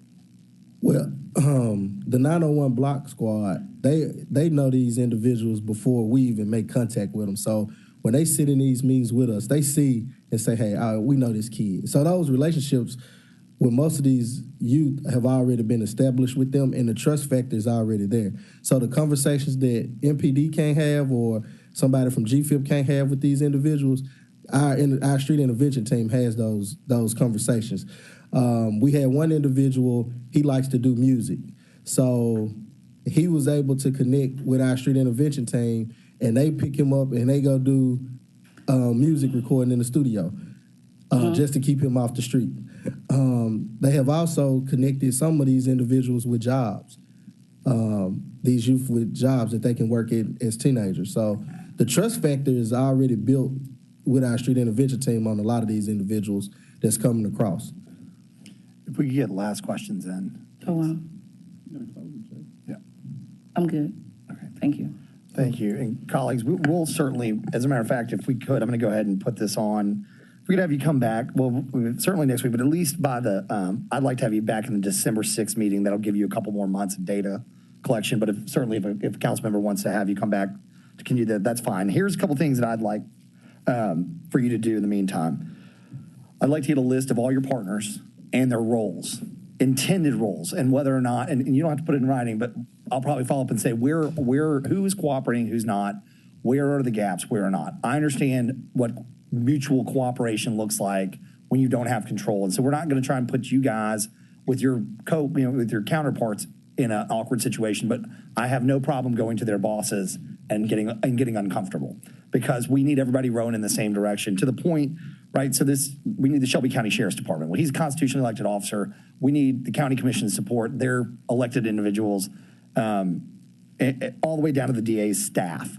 So, and then the other thing is certainly as this grows, I think as a part of, we got to deal with Regional 1, but there's no reason the county commission, if they're interested, couldn't help fund part of this as well, as a possibility. So if you'll email us those lists and those partners, and then I'll save this for next time as we get into that. But I texted Chief McGowan just a few minutes ago, as we start to look and expand, I won't use the term desperate, but I think that there is a sense of desperation and a significant interest from this body and everybody that lives in this city to figure out any and all alternatives to what we've been doing, which is the hammer.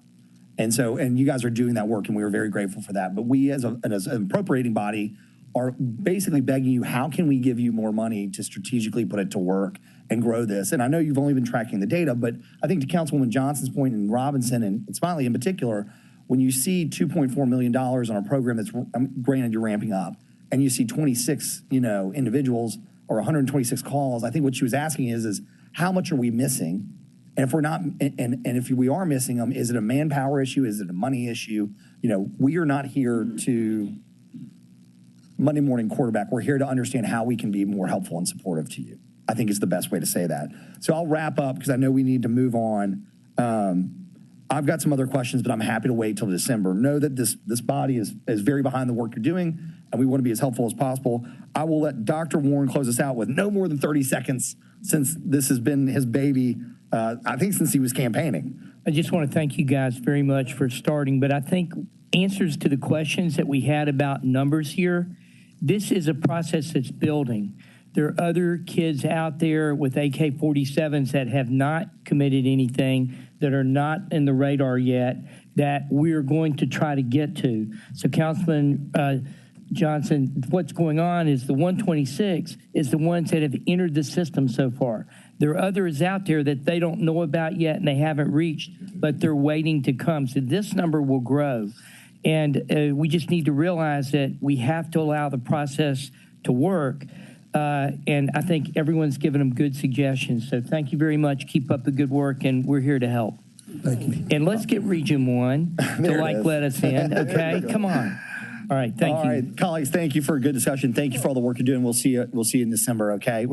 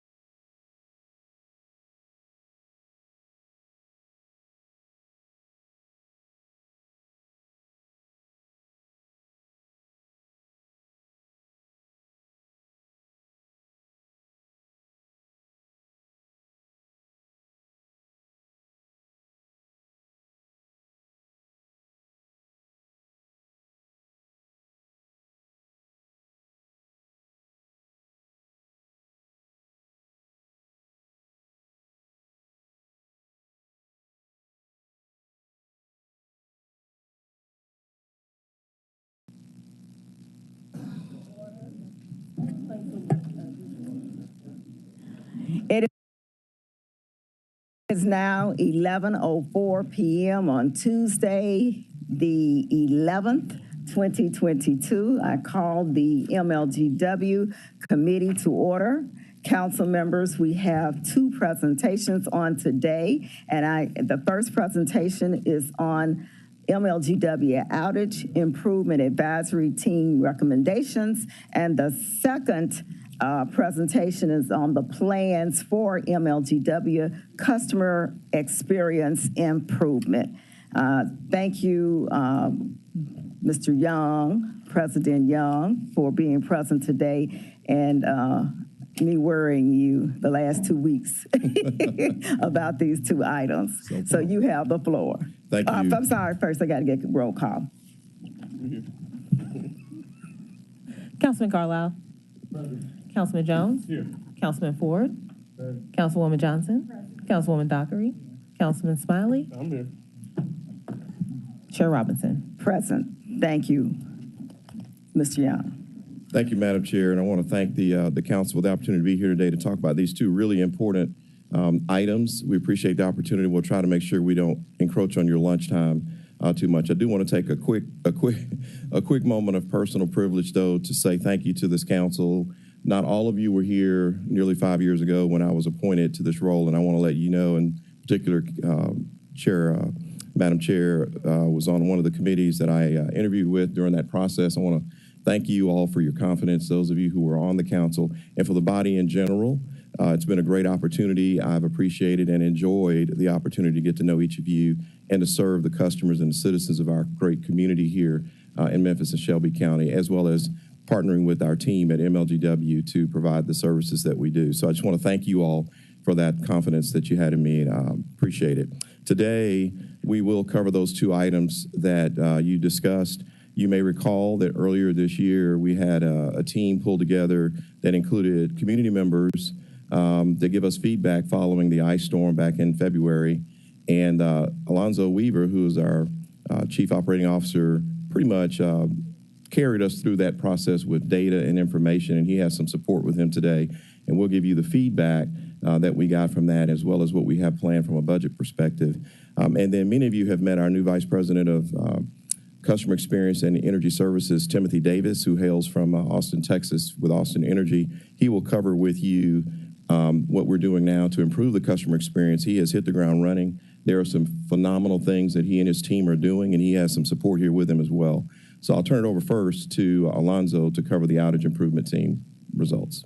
Thank you, Mr. Young. Can you, green light is on. Thank you. Yeah. All right. Just wanted to cover briefly the outage improvement advisory team information and the feedback from that committee. Do we have a presentation now?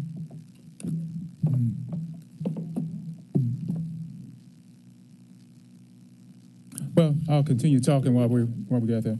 So why was the team formed? The team was formed because of the ice storm that we had back in February. It was the ice storm Landon, stretched from Texas to Maine, dropping snow and ice over 2,200 miles.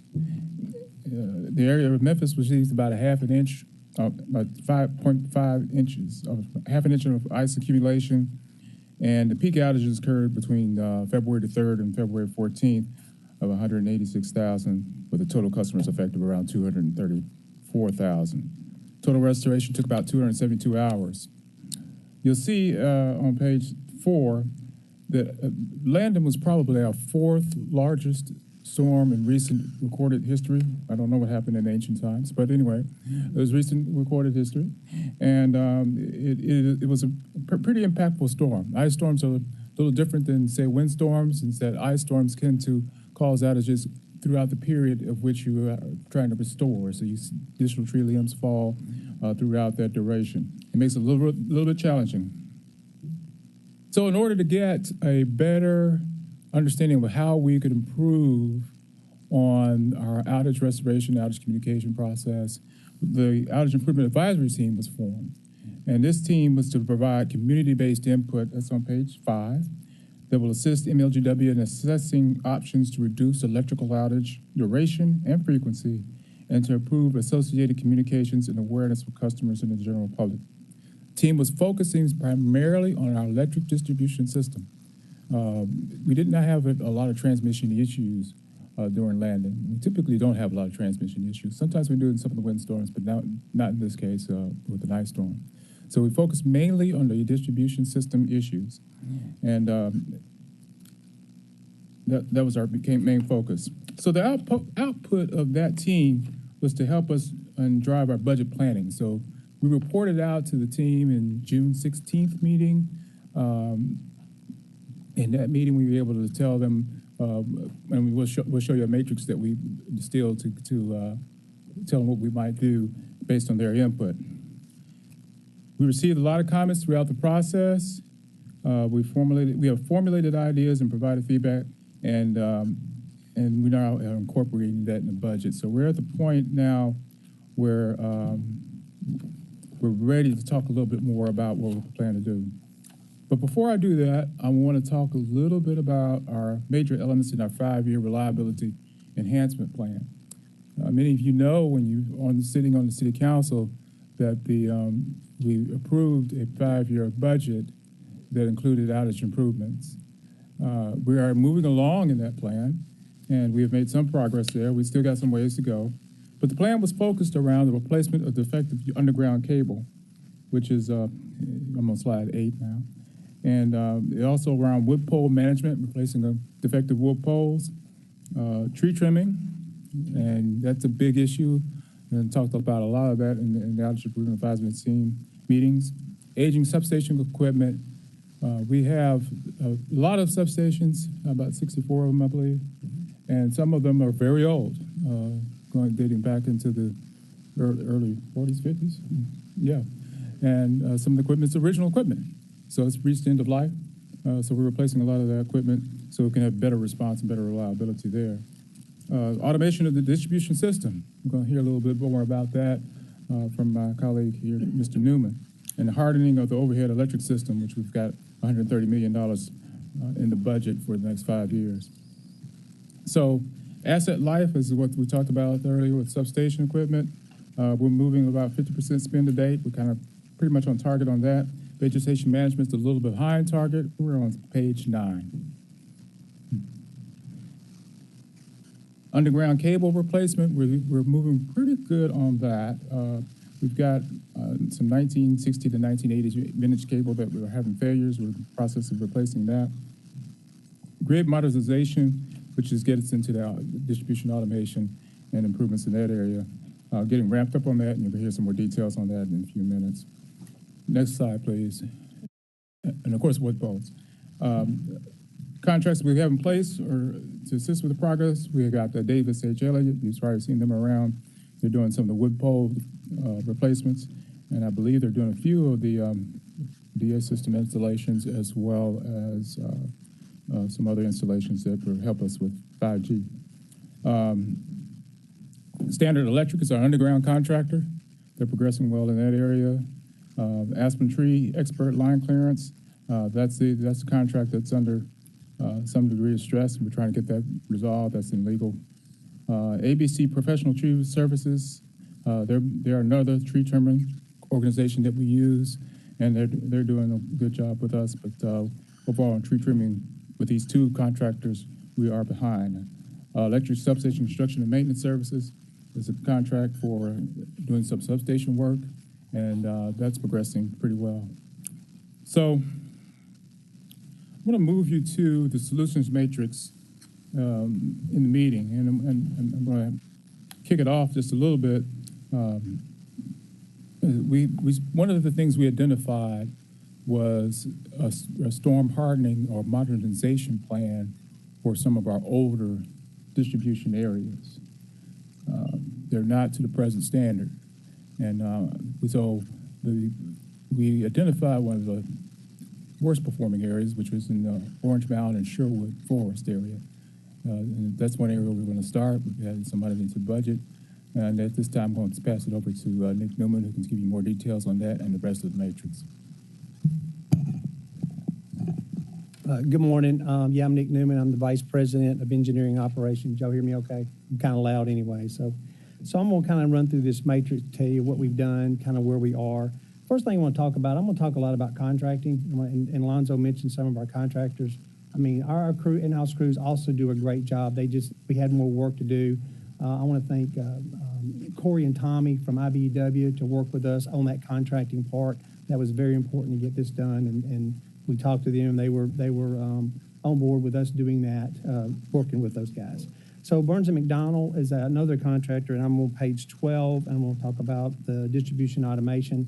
Burns & McDonnell is an engineering firm. We brought them in to talk to us about. They've done this DA work, distribution automation. Y'all have heard me talk about this before. In other cities, they had the experience. They helped us to help get the plan together. So we did already have these devices in our system, but not to the extent that we're going to have. So with the additional devices, there's additional problems and things that come up. They helped us with, as well as some change management type things because we're going to be operating differently in the future. The second phase of that is talking about the communication. We're looking at possible other methods to way we communicate. With this distribution automation work, it'll save us some money and also has some more capacities for other things. Pole replacements, we're doing a good job with the outside contracting help as well as our in-house crews. Substation retrofits, Alonzo talked about our substation work. We had a contractor on board that's helping with that also, but our in-house crews are doing a great job. They've really stepped up on my substation area and done a lot more work. Line inspection, we've changed to a couple positions to help with this. Folks that walk the line, but also do some engineering work for us where needed. Turn over to page 13. Vegetation management, that's one that y'all have heard us talk about before, and we are still having some issues. Legal's working with that group. This, as y'all know, y'all have heard us say dozens of times, trees cost more outages than anything else. They're our number one cause of outage. So we got to get a handle on this, and we're continuing to work to get that done. Technology and communication. So what I talked about on communication, the DA work, that could also help us on our smart meter technology. And the last storm that we had, the power was out. So when the power was out, our system was down that could tell us when the power was out at different meters. So we're looking at a different technology that will also help with those power outages that system could possibly stay up. It's very expensive, but we think it might be something to do, and we're still evaluating that. Communications, that's kind of a Lachelle over IT, and of course Gail over our communications group. They're working with that. As far as our text messages, we understand it failed miserably during the last storm. We've done a lot of improvements on there. We're going to continue to work on that system. That will be continued efforts. I think I got the dates on here. It's just a continuing effort. It's a lot of data and a lot of systems that have to talk to each other to make that work. Logistics. So there's always a question, and there's a team that talks about that when we have a storm coming in. When do we call the contractors in? Do we call them in prior to the storm and have them sitting there at a whole lot of money? You know, you can sit there for a half a day, it's $250,000 for a cruise we typically call in. So we try to make that call, that judgment call. So we're looking at that, better ways to do that. We also are looking at a predictive software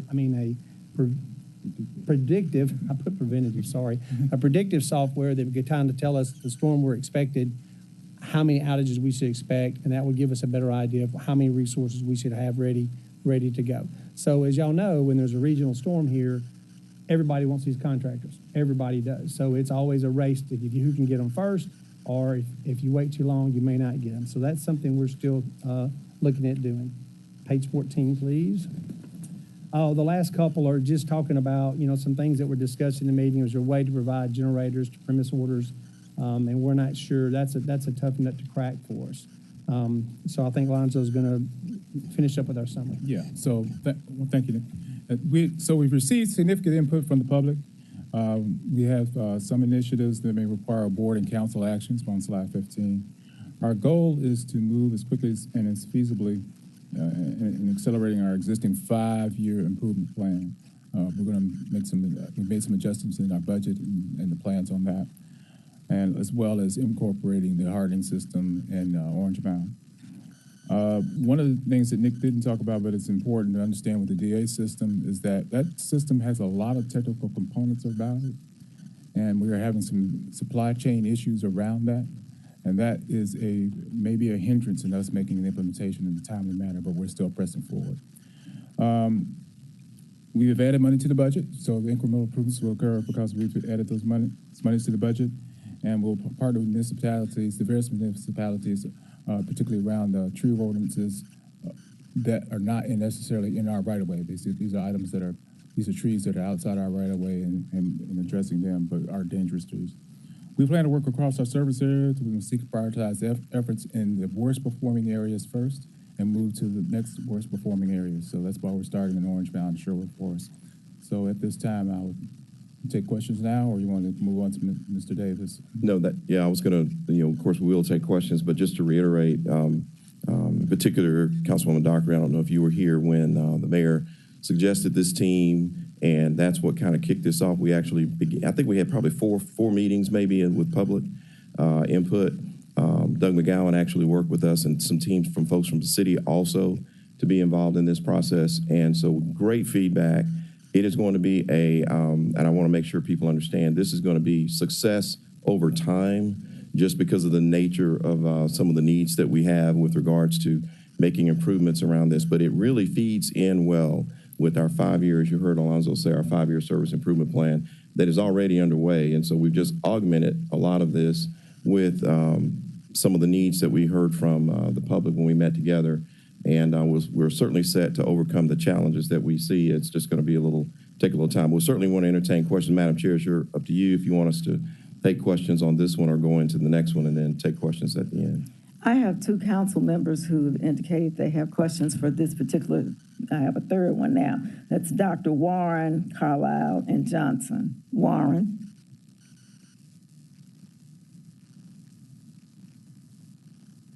Okay.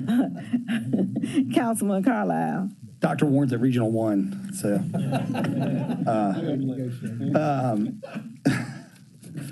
So look, I appreciate the effort. I guess, and I mean this respectfully, it's hard. There are always reasons and explanations for why things don't run smoothly. Obviously, you guys are not immune to the macro environment like anybody else, supply chain, cost of goods, labor, all that stuff, right? And obviously we went through a pandemic, which was hard. I mean, tree trimming became kind of a hot button issue for the news, last summer, 2 summers ago. But at the end of the day, we were calling it a 5-year plan, and we're like a 7-year plan. So I had to go back, and I'm just pulling some of our initial presentations and just kind of measure up where we are. And I think what I'm hearing is that we're still waiting on that final kind of report from this committee, because I think what I mostly heard today was we're just trying to accelerate our current plan in place. I mean, that if I were just to grossly simplify. Yeah, a number of things that a number of steps that we're taking that came out of the outage team happen to dovetail fairly well with, because at the end of the day, it's about reducing outages, right? Frequency, and that's what the plan was about. So it dovetailed pretty well with what we were already doing. And we wanted to accelerate that, of course, but we learned that there's a few nuances in there that we had not previously included in the 5-year plan that actually is kind of what you heard Nick speak about. So in large part, you're correct. It's really more of an enhancement, if I were to summarize it, an enhancement to what we're already doing. It will probably make that 5-year plan a little bit longer, of course. Well, that was already the case because of what happened during COVID, but it's still in line with what the elements, the priorities were for the 5-year plan. Yeah, largely. And to that point, one of the things I'm somewhat nervous about as we extend out, again, going back to this macro environment, is we set a 2020 budget. We set a bond issuance and cash, I think was both, right? And will we even be able to complete the same projects at the same cost? I mean, I think the answer is no. The question is how do we manage to that? And I'll really answer. I'll ask you the question, at what point am I in the right to start pounding the table? Because I recognize, again, I'm giving you the latitude here to say, here are all the reasons why we're not there, and I understand that. But at the same time, we are inundated, as I'm sure your customer service team is with some fair and reasonable questions and others where they're not.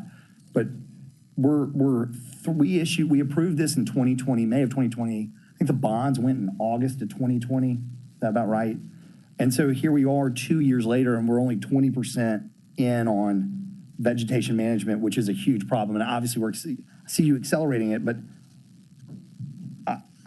we're kind of spinning the same wheels a little bit. I'm just trying to discern for the public and for myself what the reasonable expectations are, and then how to hold you accountable to that. Yeah, so no question, and I appreciate that. One of the things that I will tell you is that it's certainly not our intent to slow walk it. We have no incentive to do that. But I will say that at the end of the day, all hands on deck. We do have the challenges that some of our peers are having across the industry when it comes to labor, in particular as it pertains to tree trimming, because they're all competing for the same labor.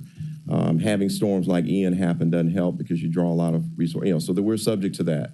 And so we are doing the best we can. We actually now have 2 contractors on board to help us with the tree trimming issue, which I think over the long term will help us ultimately. But you'll be hearing more about that, as you heard Alonzo say. legal folks are engaged now in talking with our key contractor on that. And so stay tuned. This is what I'll say is stay tuned on that. You'll hear more about that in days to come. And I'll wrap up, Chair, because I know we need to go. And I will say one thing. One, thank you for your time here. I've enjoyed our relationship. Thank you. And I wish you and your family the best of luck. Thank you. It's gonna be a little warm. I don't think you have to worry about too many ice storms down that way. Just hurricanes. Just hurricanes. But I did see a great segment on 60 Minutes this weekend about Florida Power and Light at a solar farm community they had built. Yeah. But one of the things I think it's worth raising is we entered into a process when you came here about how we were going to treat our potential power supplier, and that is yet to wrap up. But I think I'd be remiss if I didn't acknowledge the fact that I don't think that was an anticipation of yours. And it's taken an inordinate amount of time of the senior leadership team while trying to undergo a $5 billion, $5 billion, right?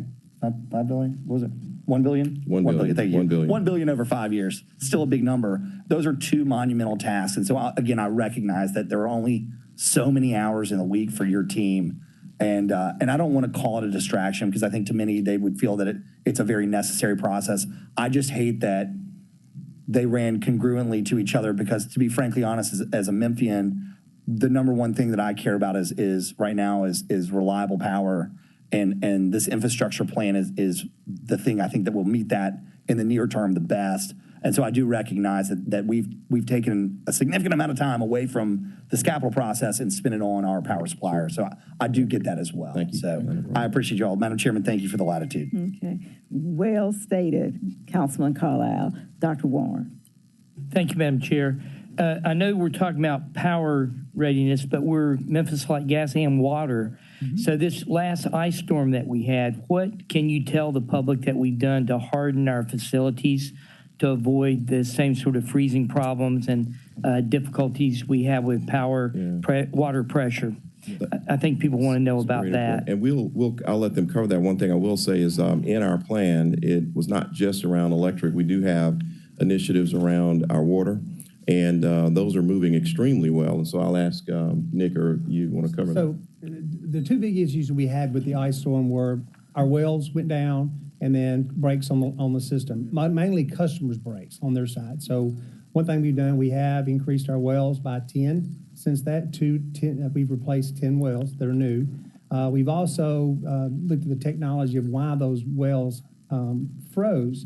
We're still looking into that, to be honest with you, because it's kind of complicated. But anyway, the line that primes the well is what froze. So we've got them double insulated like we did last time, but we've changed our distribution automation system to where we don't turn those wells off, because if we don't turn them off, they will freeze.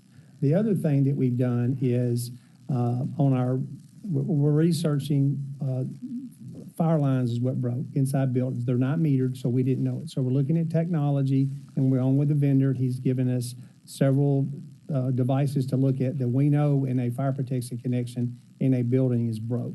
So it doesn't flood the building. As you remember, no one went to work for several days. So there were several warehouses that we had 8 10-inch fire lines that were running full capacity, and they ran for days. So our smart meter technology helped us. We're going to improve on that in the future, where we know which lines, other than our fire lines, because they're not metered, are using more water than they should, so we know where to cut the water off. Since they're not metered, is there a reason in the future? Should we be planning on how do we at least put them in our warning system?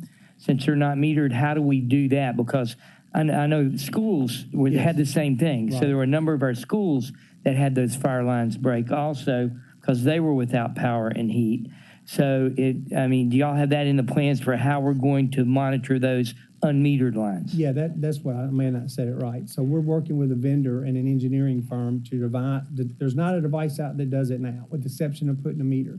But putting a sensor in that line of the fire line, it's just to drill a hole, put the sensor in there, and they have the technology that will tell us, hey, this fire line is blowing full capacity. It'll acknowledge us. Is that less expensive than putting meters on all of them? Absolutely. Okay. Yeah, and less restrictive as well. Okay, so, I guess. Yeah. Okay, very good. So I think people want to know that that's in the process. You're in the process of making that happen. And I guess my other question is, part of our tree trimming problem has been that our tree trimming crews have been getting robbed of their equipment over and over again. Do we need, as community right now, when we send out a tree trimming, do we need to send out an armed guard with them to make sure that they're not robbed? I mean, I think part of the reason we're having a difficult time getting people into Memphis is that so many crews have been robbed. Have y'all been hearing that when you've been trying to contract tree crews? You want to answer that one? I can. Go ahead. So, yeah, we have still had some incidents of them being robbed. Our security department is working with the MPD that's helping with that. We're not seeing it like we were a couple of years ago. We're not seeing as many. We've had a couple. Now, a lot of it that we are seeing is where they park their trucks, they'll break in, cut the locks, and steal their equipment. But we're not seeing as many robberies where they stick a gun in their face or take their stuff with a gun. But they're still having their equipment stolen. Yeah, but not. It's better. I think we work with the MPD and our in-house security folks or our police department. I think it's gotten better because they get more drive-by people, police to check on them, and also our in-house security to check on them. Yeah. But as we move forward, I think that's a place to be proactive because trimming the trees is the main thing we do to keep our power reliable, correct? Absolutely. Okay, thank you very much. Appreciate it, Madam Chair. Okay, thank you. Councilwoman Johnson? Thank you, Chair, for the opportunity.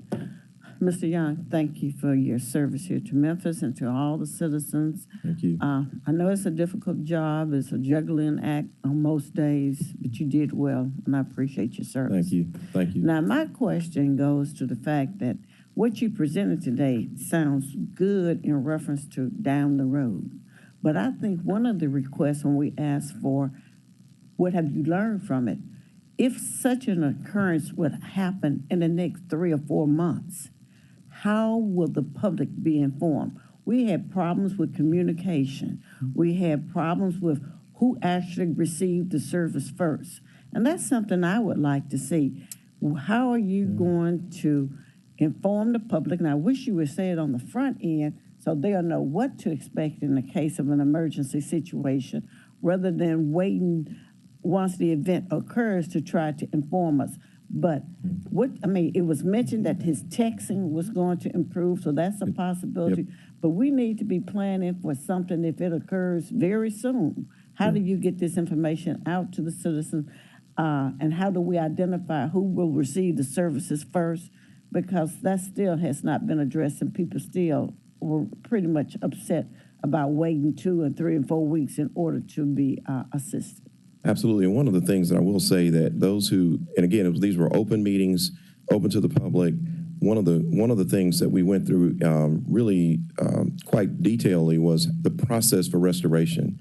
And we educated, I think, the community around that. And that information should be available on our website in terms of priorities when we do restoration, so that while some customers may think that we are, going to serve someone else, giving them preference over someone else, I think that when we did during the OIAT meetings, we dispelled those rumors because we shared exactly the process and the fact that it's not just our process, but this is what we do in the industry to restore power. And so we believe that information is out there. We do need to continually remind customers, maybe, and that's one of the takeaways we had from the storm, is that in advance of the storm, continually remind customers our process following the storm as it pertains to restoration and public safety. So that's something that we plan to do in the event that there's another event like we had this past February, is to make sure that proactively we are sharing that with customers to manage those expectations ahead of time. That's good because, like, most times you can anticipate the storm. You know something is going to take place.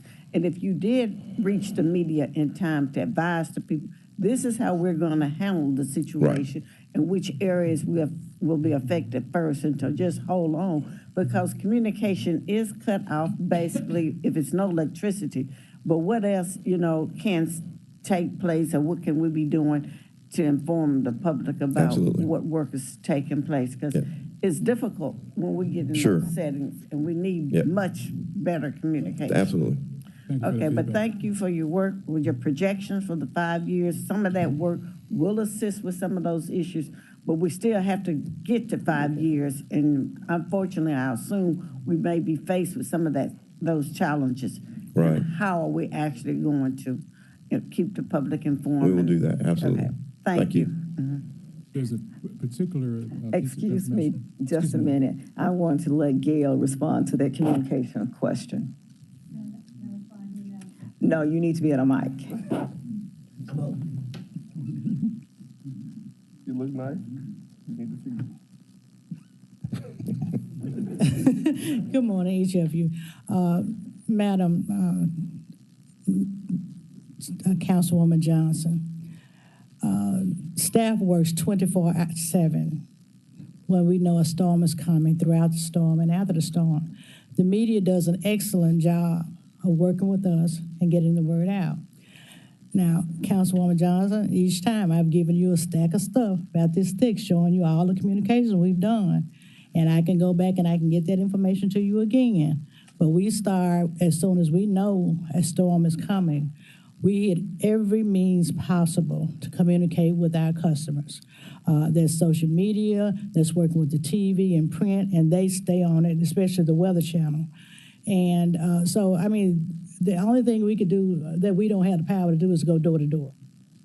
But there is not a communication medium that's out there that we do not touch when we have a storm coming. I acknowledge the fact that you were aware of it for sure, but I'm still saying it just does not reach a lot of people. Unfortunately, a lot of people per se don't look at those particular media. We have senior citizens who just don't engage in all the social media that you're speaking about. And there's a possibility they see the news and they don't. All I'm saying is I still believe there's always room for improvement. Absolutely. And Well, we I just agree. need to move forward with trying to make certain that's out there.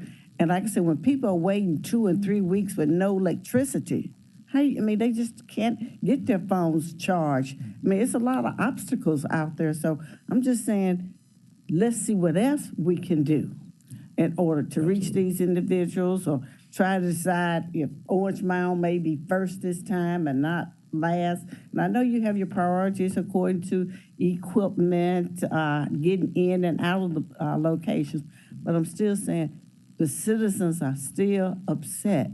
And we have to have the citizens having trust in Memphis Light, Gas, and Water. So that's every step we can take just to improve it. That's all I'm working on. I appreciate your feedback, but I think what our customers tend to be most upset about is each day that goes by when their power is out, they get more angry. I don't think it's a lack of communication matter. Because they don't have the electricity, communication is not reaching them. So we're gonna just have to try to figure out some type of way to get communication to areas where it's taking on them. It may require going door to door in those particular sections to get the information to them. But, in general, overnight, you're pretty good about getting the electricity restored in some areas. But then we had those areas where it took some time and they were frustrated, and we heard from Absolutely. them. Thank you. Thank you, Madam Councilwoman. Thank you for your... Thank you.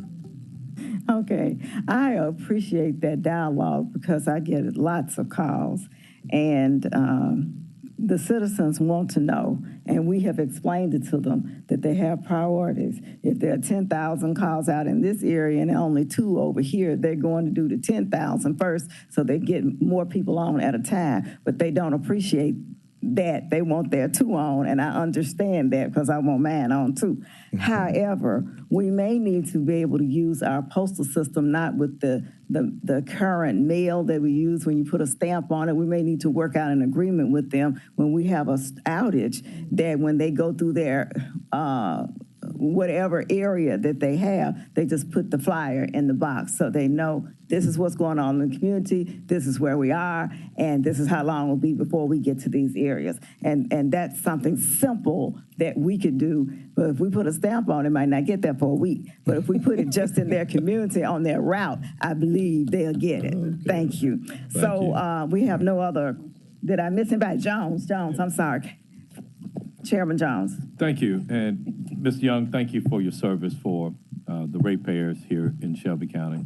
Going to miss you. Think you've done a great job. And was about to say to Carlisle the comments that he made that we've had to operate on parallel tracks, two huge undertakings to look at the power supply and then look at this integration program, I think has probably, in my opinion, sacrificed one for the other because you guys have had to do two different jobs that are daunting tasks.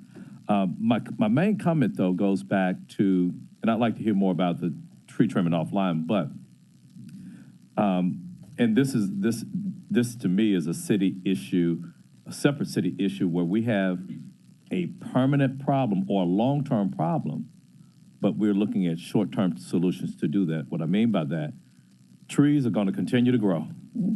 Why are we still looking at such a large part of implementing contractors for a issue that we're going to be dealing with on a permanent basis? Yeah. You know, especially when, you know, I always like to think about you have your fixed costs, you have your variable costs. If we know we got a certain amount of tree trimmers, regardless of how many that they do, we don't have to as much deal with what the market rates for that. You know, if somebody is working full-time for MLG&W, well, they're not going to be able to dispatch their crew to Florida in order to handle that. So I would like to see at some point, and I know that there's a fiscal element too, but it could very well, when you're not dealing with what could be price gouging, it could be some savings when it comes to those type of things. Well, it's a great point, and we did look at and have looked at before the notion of having full-time on staff trimmers. That's not common in the industry. It can be done. It's not necessarily common. And one of the challenges that we're having, though, right now is the actual work that's required for those folks that are doing it. The talent to get that work done is very scarce. And so really, it's immaterial as to who the employer is in some cases. It's really more about the actual work itself and getting the individuals that would be willing to do that work to consistently do it. And so that's where the biggest challenge is, but no doubt to even have a blend of that, maybe just have a smaller, contingency of that. We are still looking at that. We started a review of that earlier this year, and we'll continue to look. We're looking at everything, trust me, on the issue of trees. That is something that is, we know, a great challenge. We are completely open to the notion, if that's what's best, to have our own staff do that and augment our staff with that. It's just something that hasn't been very practical lately, being able to handle it. And again, it's pretty much industry standard that to do it the way we do it, but we're open, very, very open. And that idea of a blend probably would be right, a hybrid. Yeah, type of plan, because I think about the same thing when we're talking about all of the intersections that we have to make ADA compliant. It's something we've been dealing with and it makes no sense that you can have one block, the price of it could be totally different than the next one. Versus if you have a full-time crew, it's going to be the same. The material price may change, but that's going to be the same. Quick question for you, too. Do you have an idea of what the prevailing wage is for tree trimmers? I know you don't have a lot of people just saying, hey, and we don't necessarily have tree trimming school, but just an idea of what's driving some of these costs. I do not off the top of my head. We can get that to you, though. We'll get that to you and let you know. Gotcha. Thank you. Council members, I know I'm in about 15 minutes in your lunch. We'll be quick. Can we be quick with the customer experience improvements? Timothy and Davis will be quick. If we have some additional questions, council members, I'll just bring them back next week. Okay, go ahead. Hello there. I'm Timothy Davis. I think I've been with MLG&W for 26 days now. Yes. Quite a long time. So I come here to share with you some of the customer experience improvements that we've made. Before I begin, I want to start by saying leading change is one of the most difficult things that a leader can do. And I want to acknowledge that I have placed considerable demands on the leaders within my organization to report the positive things that I share with you today. So I would be remiss in not first acknowledging Martrice Anderson and Brenda Chisholm, who are in the audience. A lot of the things that I will share with you today is resultant of their leadership and me placing some demands on them to think differently about what we're doing to improve the service. I will also say that effective on September 6th, I am fully accountable for the customer experience here at MLGW. So if anyone feels the need to pound the table or to have some discussions about that, I'm the person to direct that to. Yes, ma'am. We need your number, please. What's your direct number so that we can reach you? You may be the only one that doesn't have it. And then along with making sure that I'm very attentive to the direction of council, when I was confirmed here, Councilwoman Johnson made it very clear that I needed a magic wand in order to make some improvements. So one of the first things that I have done is to have purchased a magic wand. So for those of you that may need it from time to time, I'll for a fee, I'll be sure and share it. Okay, next slide, please. So we've got some immediate areas of focus. Typically, I get 90 days to do what I'm about to do now, but given in the spirit of time, again, I said I'm accountable. So I'm focusing on discovery, decisions, and execution. Once that's been determined, I will commit, deliver, and assess the effectiveness. I'm sure I'm not going to get it right in the first 90 days, so we'll make some changes as needed. But I'm very goal-oriented, and one of my goals was to make sure you were out of here by lunch, so I've blown through that one already, but I'll wrap this up quickly. Okay. So first and foremost, our Utility Customer Care Center. You should know that I am considering this an emergency, and that emergency response is required. So the actions that I'm telling you that I have planned would be as if we were in a severe outage right now. This is an emergency in our customer call center. So we are going to improve the employee experience. I believe quite strongly that if you improve the employee experience, you will improve the customer experience. So we've taken a number of steps to do that with at our call center. We're going to reduce the average speed of answer. At first, it may go up a little bit, and I'll explain to you why for some of the steps that I'm taking. We're increasing staffing, available circuits, and we're going to be making people, process, and technology improvements.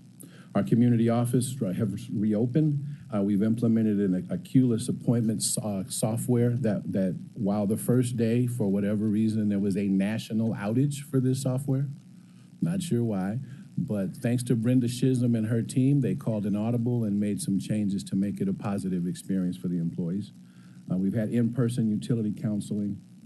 The other thing I think you'll be proud about is I will be focusing on improved customer advocacy. And I will be putting together a team to focus on some of these customer issues, and they will be focusing on that full time until and I'll talk a little bit about that later when we get down to the root cause to eliminate those things. So in short, I'll be aligning our limited and cross-functional resources to improve the employee experience, improve the customer experience, and operational excellence.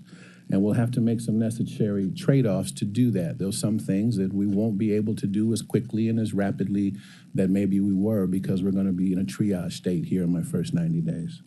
We'll be reshaping the customer experience, and I hope to win the confidence of our stakeholders. Our people at the call center who I've had a chance to interview and be with and talk to all of them. In my 26 days here, there's only been 3 days that I haven't spent it at the call center. They have told me that I have won their confidence. I hope to win yours today. And then we'll be nurturing a cadence of accountability, establishing a sense of urgency, and ensuring that we make data-based decisions versus personal preferences. Next slide, please. So here's some things underway, and these are pictures. We've hired 49 positions that we filled, and you can see our new training class. We've made some adjustments where they're now taking live calls during training, getting an opportunity to see what it feels like before they go out there on the hot seat their first day. That can be challenging. You can see me actually listening to phone calls. I've listened to several phone calls. There's people sharing some very colorful languages about how they feel about stuff, but I'm sure you do. So you can see of the 49 people that we filled, you can see where they're full, part-time, and temps. We will be developing a contract. And again, I want to note, I'm pulling on all levers here. There is no one lever that's going to solve this problem quickly. So we're looking at full-time, part-time, and contract agency support as pretty much as an industry standard. We've done some really cool things in the short term to improve the employee experience, where I received a number of emails from our employees thanking us for those improvements. We've established a workforce management group effective October 3rd, where I've moved some management around to improve the staff scheduling, call monitoring, quality control, and more importantly, freeing up supervisors to help the people on the phone, especially those who are dealing with lengthy, complex, and long calls, as well as an enhanced training program. Next slide, please. Here you can see, although it wasn't perfect, I'm very proud of the leadership of Brenda Chisholm and her team of reopening the community offices quite rapidly. So you can see 4 of the 5 offices. I'm going to show you some data here in a minute. Both the customers and MLGW staff expressed a lot of gratitude for the reopening, and we're excited to get back to helping customers. Despite the first day, the setback, the queueless appointment software was successful. It's going to have to get some customers comfortable with this software. It's used in a bunch of other states where they don't think that somebody's jumping in front of them in line because they've already made an appointment. So we'll work on that. You can see we had 8,986 transactions in the first 4 days. It's a blessing that those weren't phone calls to the call center, right? And a lot of those were credit counseling. We're putting together some automated customer surveys to let people give us feedback. You're going to hear how the implemented the lessons learned actually started reducing wait times. I also will talk a little bit about kind of re-understanding how we serve customers compared to how we did it pre-COVID. There's some lessons learned, and we're going to have to remodel our business. That picture right there is an actual MLG teller. She wasn't really busy at that moment, and without being told, she walked out to the drive-through line and started directing customers on what they need, and hey, the office is really open. Really pleased with the staff that we had and their commitment to customer service. Next slide. So you can see the reopening of the community offices. You can see that primarily, at least in the first 4 days, people are preferring the drive-through line versus coming in to the teller. That's been a surprise. In addition to that, you can see that we've had a lot of credit counseling, and those things are typically, they take a long time. People have a lot of questions. Next slide, please.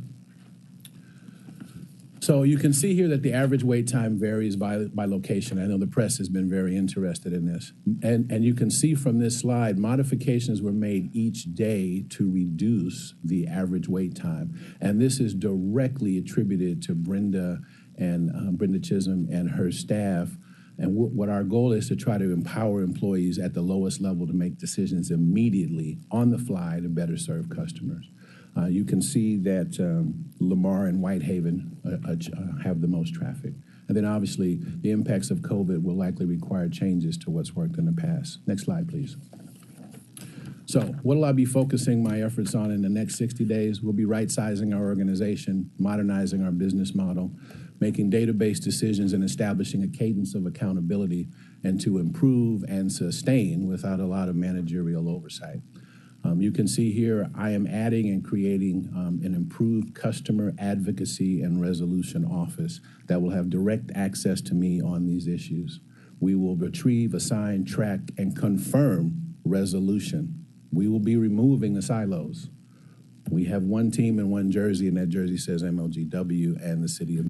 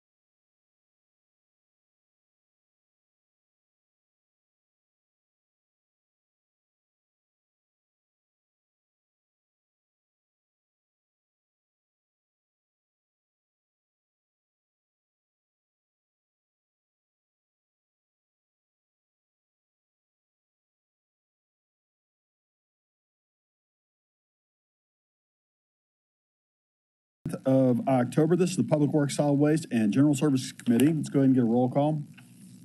Councilman Carlisle. Present. Councilwoman Easter Thomas. Present. Councilwoman Johnson. Councilwoman Robinson. Councilwoman Dockery. Present. And Chair Colvett. Chair observes a quorum. Ladies and gentlemen, we have 4 items on our agenda today. First is a resolution requesting approval for the transfer of 25.4-acre parcel to the Shelby County Board of Education, located on the east side of Ridgeway Road, Hickory Ridge Middle School, District 3, Super District 8, requested by the administration. Can I get a motion and a second? Motion. Second. All right, moved by Dockery, seconded by Carlisle. Let's go ahead and get a presentation, please.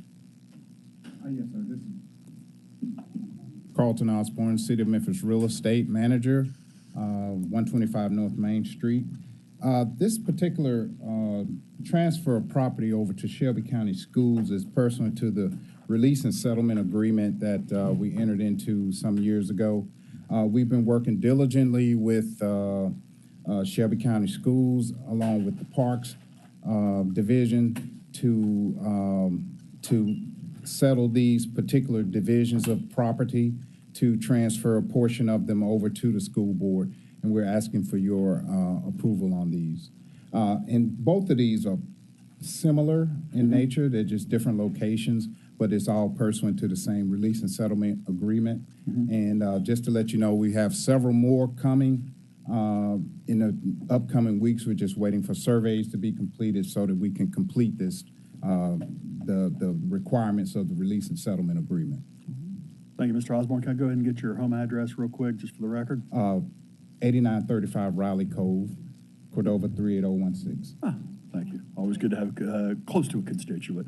Question, Council Lady Robinson. So in the process of closing out some of the school property, I think it would be in the best interest of the city. There's some property where Graves Elementary School used to be. Since we're giving it back to them, can we negotiate getting that property? Because we need some affordable housing for our senior citizens in my area. And I think that's a great location. And that's a nice piece of real estate. I think we ought to be able to do some finagling while we're giving some of the property back to them, that we get something out of the deal. What is the location that you're speaking of? It's Graves and Winchester. It used to be Graves Elementary School. They have torn down the school. The property is vacant. I'll look into it. Okay, and I made Ms. Cash aware in Housing and Community Development today. Okay, thank you. Yes, ma'am. Thank you, Yeah, you know, I know where all the property is up on school board, 13 years. Thank you very much, Council Lady Robinson. Any other questions from the queue? Seeing none, I assume you're ready to vote. All those in favor signify by saying aye. Aye. Opposed, same rights and privileges. Seeing none, see the opinion of the chair, it's unanimous. Item 2, resolution requesting the approval to transfer a 14.38-acre parcel to the Shelby County Board of Education located on the south side of East Person Road, west side of Cincinnati Avenue, and the east side of Elvis Presley Boulevard, Hamilton High School and Lincoln Park, District 4, Super 8, requested by the administration. Can I get a motion or a second? Moved by Council Lady Dockery, seconded by Council Lady Easter Thomas. Go ahead and get a quick presentation. All right, this is, again, this is pursuant to the release and settlement agreement that we entered into with Shelby County Schools or the school board at the time to transfer certain parcels of land back over to the school. And we went through the process of subdivision again for Hamilton High School, and we're just asking for your approval. Pretty much the same deal as the previous. All right. Thank you very much, Mr. Osborne. Questions? Council Lady Dockery? I have one question. Can I just ask, has the school board said anything about what they're going to do with that property? Well, in general, in most of these cases, these are parcels of land in which the city has the deed to, but schools actually sit on these particular properties. Yes, sir. So they're just basically reclaiming the land around the schools that they currently occupy. Okay, Mr. Adams, I'm sorry. All right. If I can add, Antonio Adams, Director of General Services.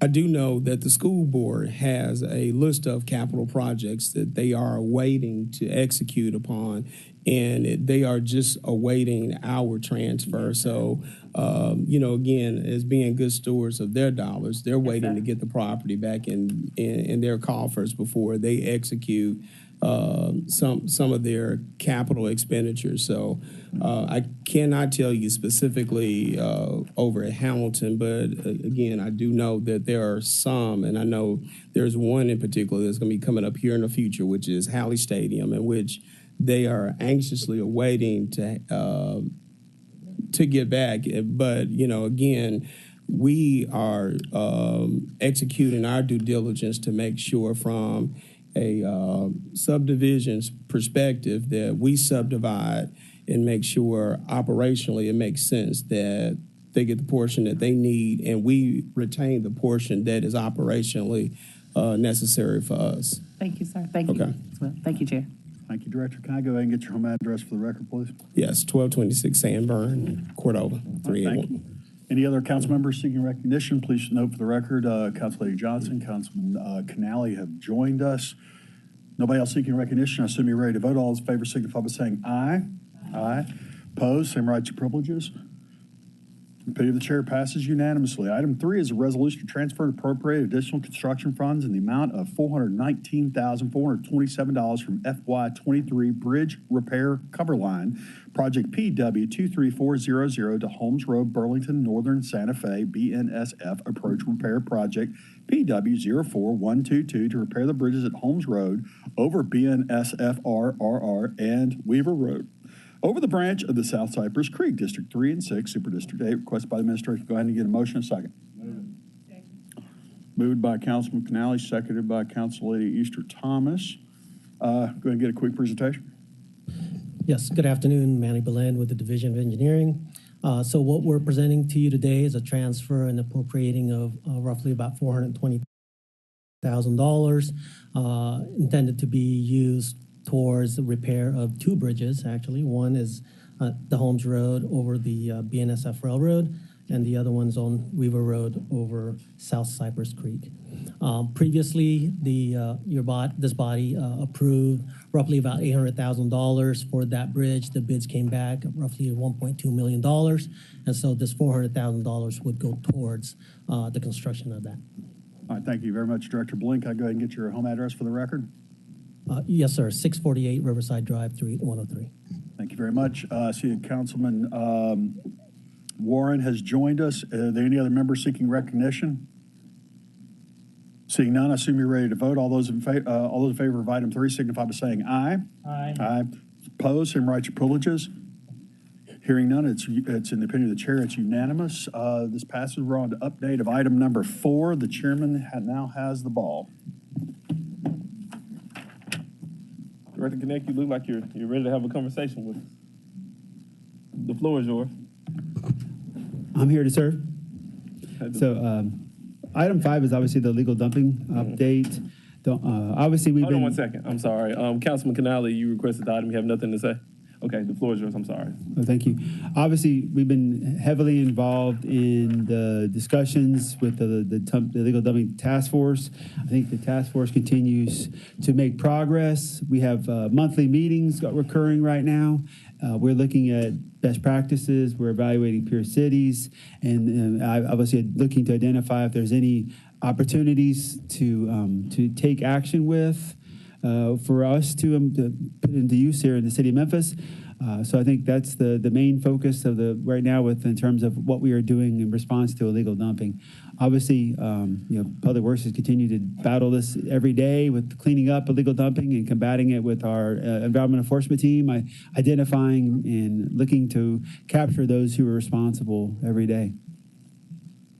Any questions by this particular body? Well, I have a question. I know that a while back we moved to amend the eviction set-out ordinance. I know there's going to be some issues with enforceability. Are we seeing any overlap in terms of illegal dumping and eviction set-outs, with prolonged items being left on the city's thoroughfares?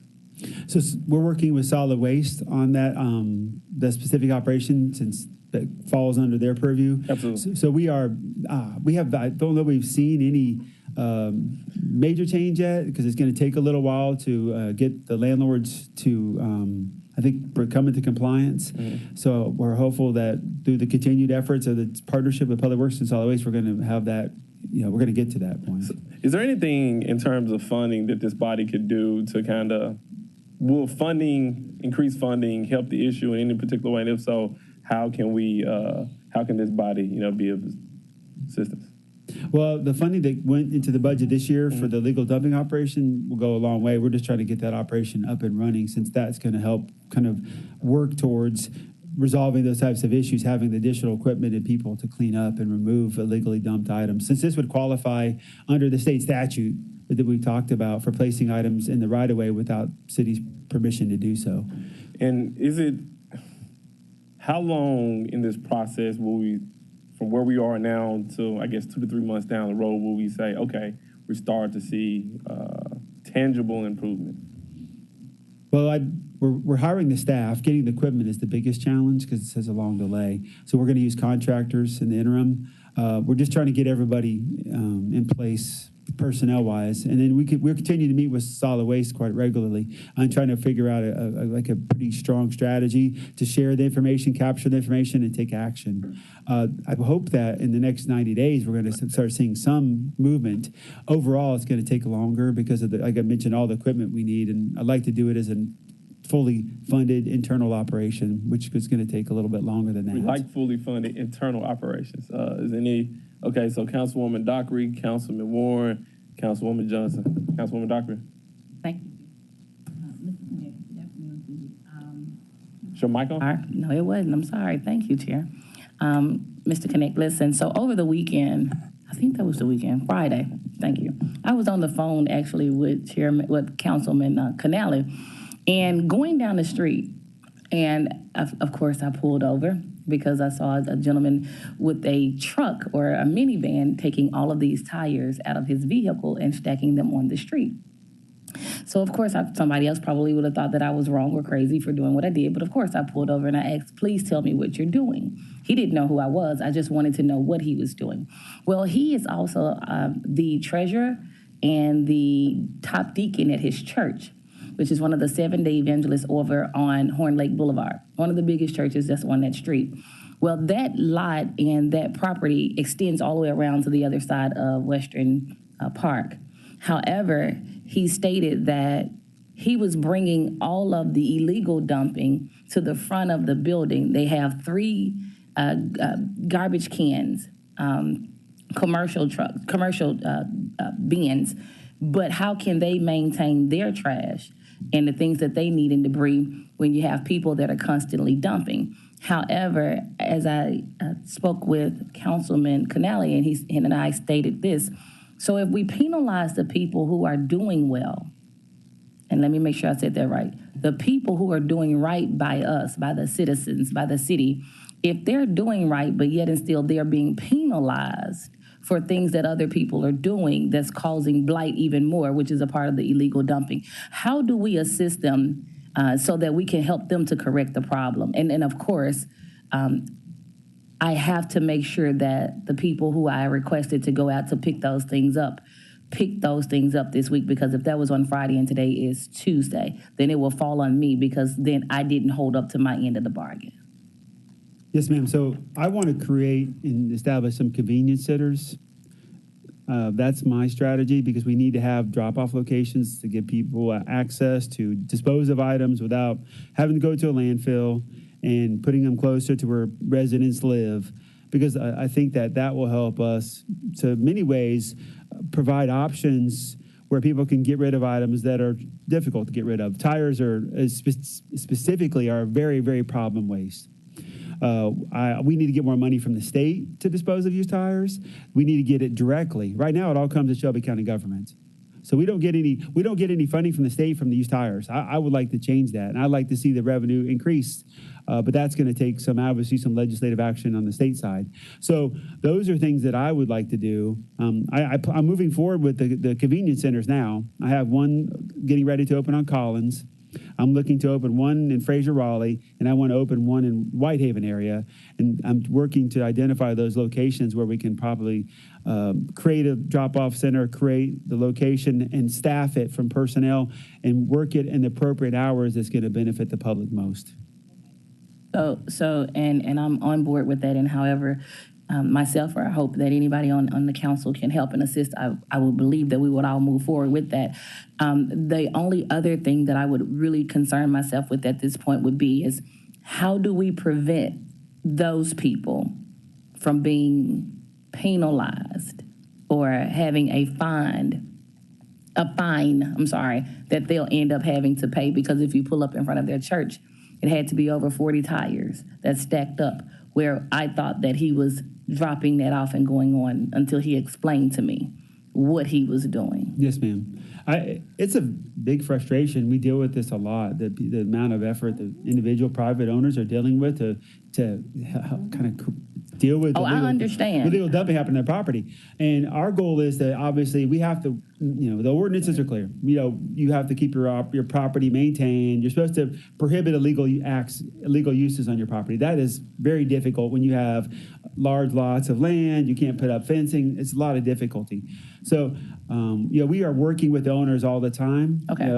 I encourage everybody to contact us through 311, contact Memphis City Beautiful. Let us work together with them to kind of come up solutions. But a lot of the time, unfortunately, we're pushing on the owner to resolve the items that have been illegally dumped on them, because that's the only way we can address it. And then hopefully through partnerships, identify who's caught doing it and then go after them through the law. Okay. Thank you so much. Thank you, Chair. We are a bit behind schedule. The Queen of North Memphis has so graciously given us a few more minutes, so we're going to get a couple more questions out the way, then we're going to wrap up. Dr. Warren, Councilwoman Johnson, then I'm going to act like I don't see anybody else on this body. Mine's pretty quick. How many people have we actually ticketed? How many people have been summoned to environmental court based on what we've been doing differently? Let me get an update numbers for that. I don't have the numbers, but I will have up numbers next time. Let's bring numbers. That's all I want. Thank you. Thank you, Dr. Warren. Brevity, we love it. Councilwoman Johnson? Hello. Are you still seeking contractors? No, I have enough contractors currently to, we just got to get their contracts amended a little bit to allow, I think that we may have them modify their agreements. But I will double check that. We have a pretty good group of contractors already for cleanups, and I think that was initially the plan, was to utilize those. Okay. So they're out there. How soon you think that would be in place?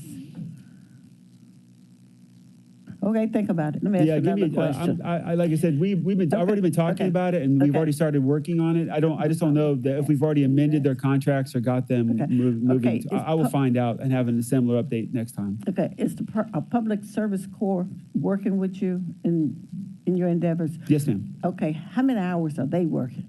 They work 28 hours a week, I believe, under the current, because they are part-time employees. They are working 28 hours a week. Okay. Is it possible to increase that if that's not under you? So in Public Works, I'm allowed periodically to increase the hours of my part-time employees for short periods of time. That's a federal law, so HR would have to kind of explain what limitations they have and when we can increase hours of part-time employees. Okay. Chief Smith will love to explain. We haven't seen her in a while, so we'll love it. Yeah. Yeah, absolutely. right. It's like 1,080 hours is what we are limited to, but there's health insurance and things like that more than likely. Absolutely. Okay, thank you. Thank you, Councilwoman Johnson. Yes, ma'am. I think Councilman Canale is going to ask a very brief question, and one word or less. Thank you, Chairman. Now, I'm just going to make a brief statement. Is the more that we lean on these property owners that are doing the right thing, they're paying their taxes and saying it's your responsibility and you're going to have to pay X to remediate this illegal dumping, at some point they're going to say, I've had enough. So we can say what the law says and whatever, but until we, and hopefully we figure out some solutions to the illegal dumping task force, but to continually penalize the people that are doing the right thing, it's not going to work long term. Thank you, Chairman. Thank you, Councilman Canale. We'll also thank Councilwoman Rhonda Logan in her absence for leading up the illegal dumping task force. And with that, this committee is adjourned.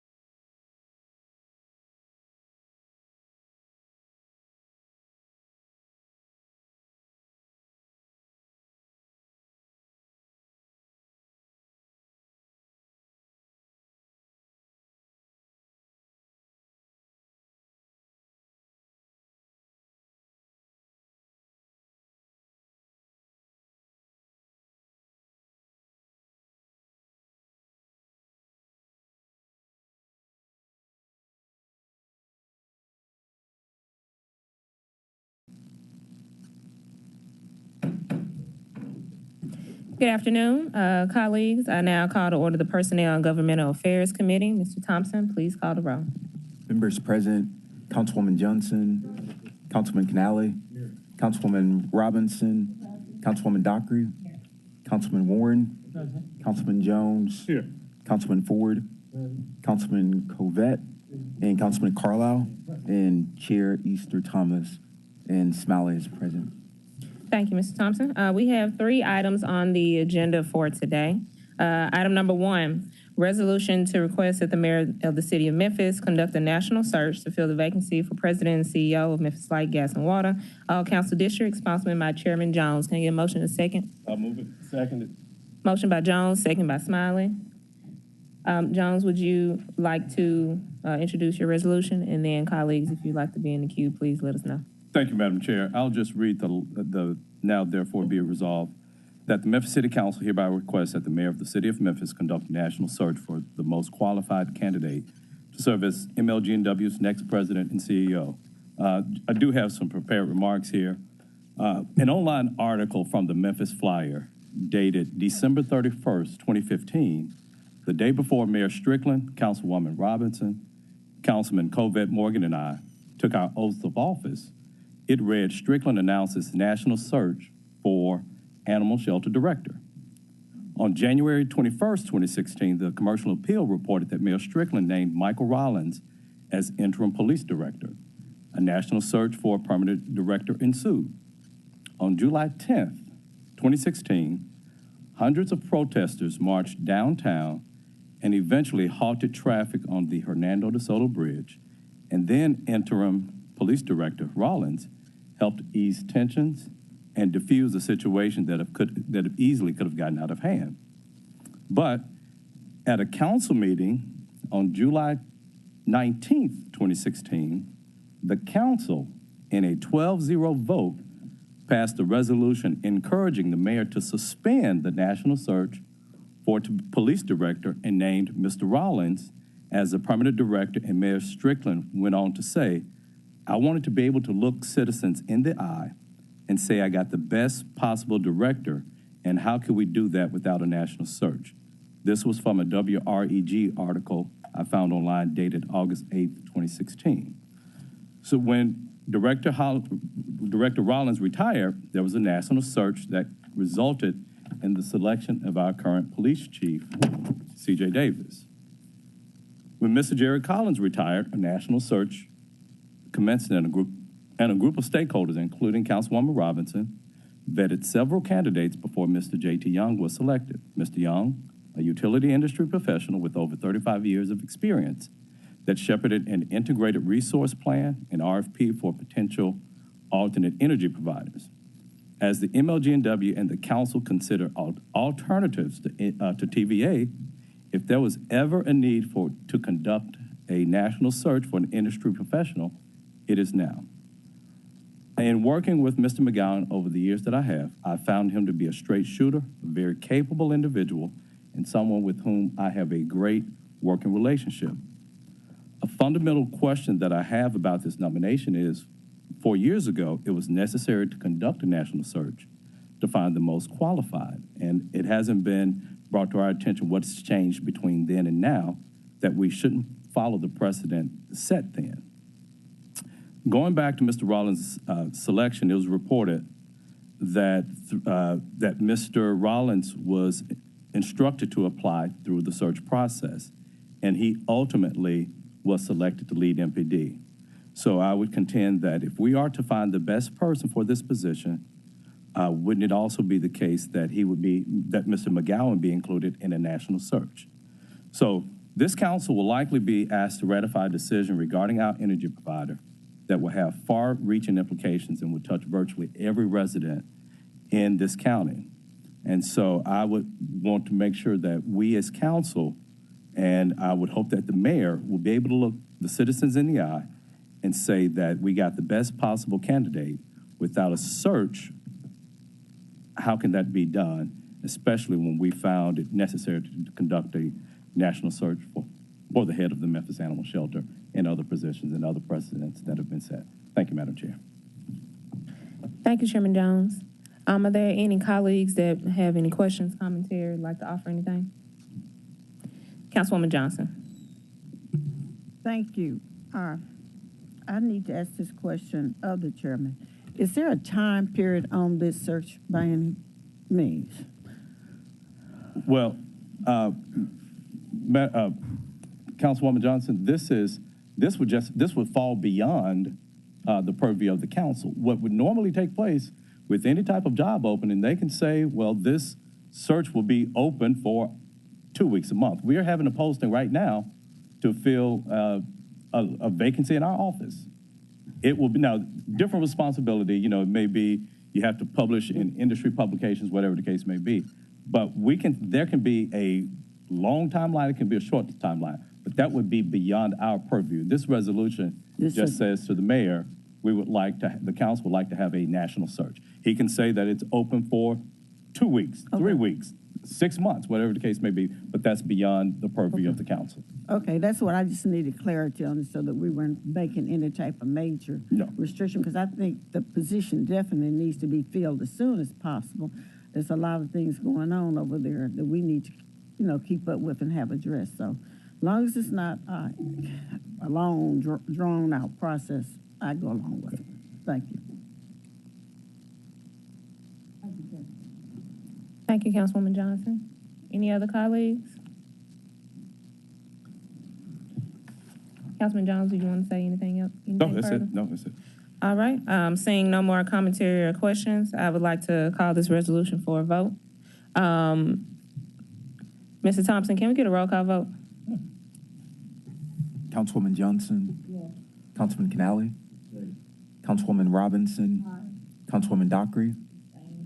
Councilman Warren. Councilman Smiley. Councilman Jones. Councilman Ford. Councilman Covette. And Chair Easter Thomas. Yes. So I counted 5 yes and 5 abstain. So this resolution fails. No, pass. Resolution passes. Okay. So with 5 yes and 5 abstain, this resolution passes and go downstairs with a favorable recommendation. This is not same 9 minutes, so we'll go to the October 18th meeting. Yes. Okay. All right. Just making sure they got there too. All right. So item number 1. Item number 2, ordinance to amend Title 2, Chapter 2-2, Section 2-2-3 of the Code of Ordinances of City of Memphis relative to classifications and regulation of Memphis City Council staff positions to add a position for an independent financial advisor, all council districts, sponsored by Councilman Carlisle. Can I get a motion in a second? Move it. Motion by Smiley, second by Jones. Councilman Carlisle, floor is yours. Thank you, Madam Chair. Colleagues, we've had a change just on the actual ordinance that'll go down. I apologize, Madam Chair. So I'm going to read the caption in. An ordinance to amend ordinance number 5670 of the City of Memphis relative to the creation, appointment, and regulation of city council staff positions and classifications. I will draw your attention, though, to Section 1A, the last, I would say the third or fourth sentence down. You'll see, but not limited to. And I'll read that in, including but not limited to positions that require expertise and experience in specialized and technical matters such as auditing, municipal finance, municipal budgeting, and or financial advisory services. 2 things really began the need for this. One cropped up as we went through the energy, as we've gone through this process with MLGW, right? The mayor has a consultant in Intervision. We have hired our own independent consultant. We had to pass a resolution to do that. And so this opens the door in the future for that as well. The other thing that continually seemingly crops up is, and I'll get very specific here in a second, is Dr. Warren's point. Dr. Warren knows how to look at the human body and tell you what's wrong, right? He's very adept at that. He understands medicine. He understands internal medicine. Yeah, that's right. And but he self-admittedly doesn't understand finance. And I have a better understanding of finance, but I don't understand medicine. And so for this body to have the capability at when it's needed to have somebody that it can rely on that's independent of the city administration would be very helpful. And the need for that, even the chief legal officer said this in our last attorney-client meeting, and I'm paraphrasing here, we talked about, well, you have intervision, why should we do this? And she made the comment that we, the council and the mayor, have two different roles to play. And so to have two different counselors, I guess the term, professionals, counseling or advising us can only help. And so as we go, and I'm sure I was out, some of you may have seen that the mayor has indicated his desire to add back the 1978 pension benefits to all fire and police. And the administration is going through their process now with their advisors. I think it's Price Waterhouse, we still use PwC and PFM. And so I think it's important that when mayor has his role to play with his team in making that recommendation, but ultimately it's going to be our responsibility on whether or not that's in the best interest of the people of Memphis from a recruiting standpoint and public safety standpoint, as well as a fiduciary and financial responsibility. And so even when, and I'm pretty sure this is accurate, I'm gonna make it up now, but when the benefits were last on the table in 2014, I believe the council had their own independent consultant, getting a nod from Alan Wade. So it's a significant decision coming down the barrel for us. And I think it's important that we open the door. And there may be smaller things along the way, but those are two of the larger driving forces why I think this is a necessary addition to our utility belt. So with that, colleagues, this is an ordinance. There are 3 readings. Again, there's no pride in authorship here. Just wanted to get the ball rolling. And with that, I'll yield the floor to any questions or comments. Councilwoman Johnson. Thank you. Is this strictly just for a financial advisor in this particular case? Is this strictly just for financial advisors? No, ma'am. It basically says including but not limited to. So it could be a breadth of any at the chair and the council's discretion, any sort of expert necessary, but specifically says, technical matters such as auditing, municipal finance. But I didn't see. Included but not limited to. Yeah, I didn't see that. Where is that? If you start on the 4th line, 5th line down, by the council from time to time, including but not limited to. Okay. On section 1A. Okay. I'm in full support of that. And I think, will that require that he comes before this body for approval? Can he or she make that decision strictly on their own? So yeah. Section, the very next paragraph.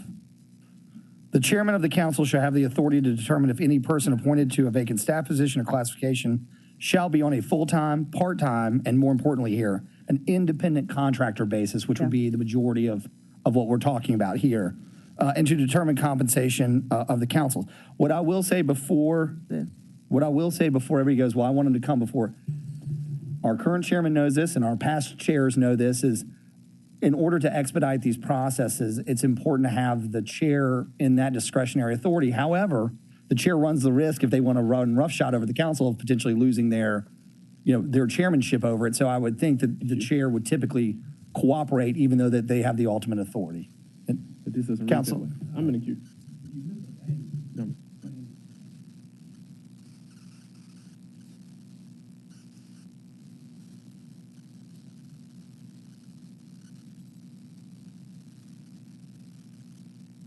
Yeah.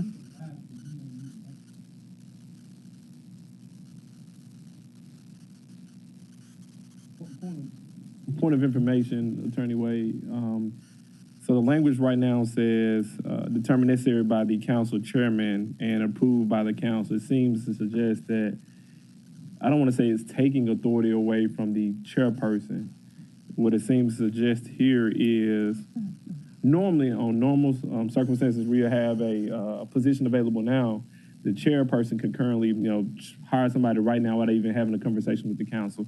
This seems to suggest when we're hiring individuals with specific expertise, the chairperson would hire them, essentially like what we do with the mayor. The chairperson would essentially nominate this person, and then it had to be ratified by this body. Or am I just reading too much into the language?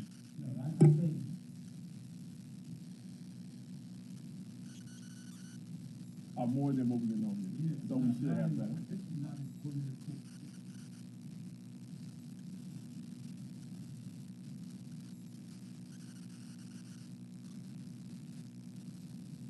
I'm cool with it.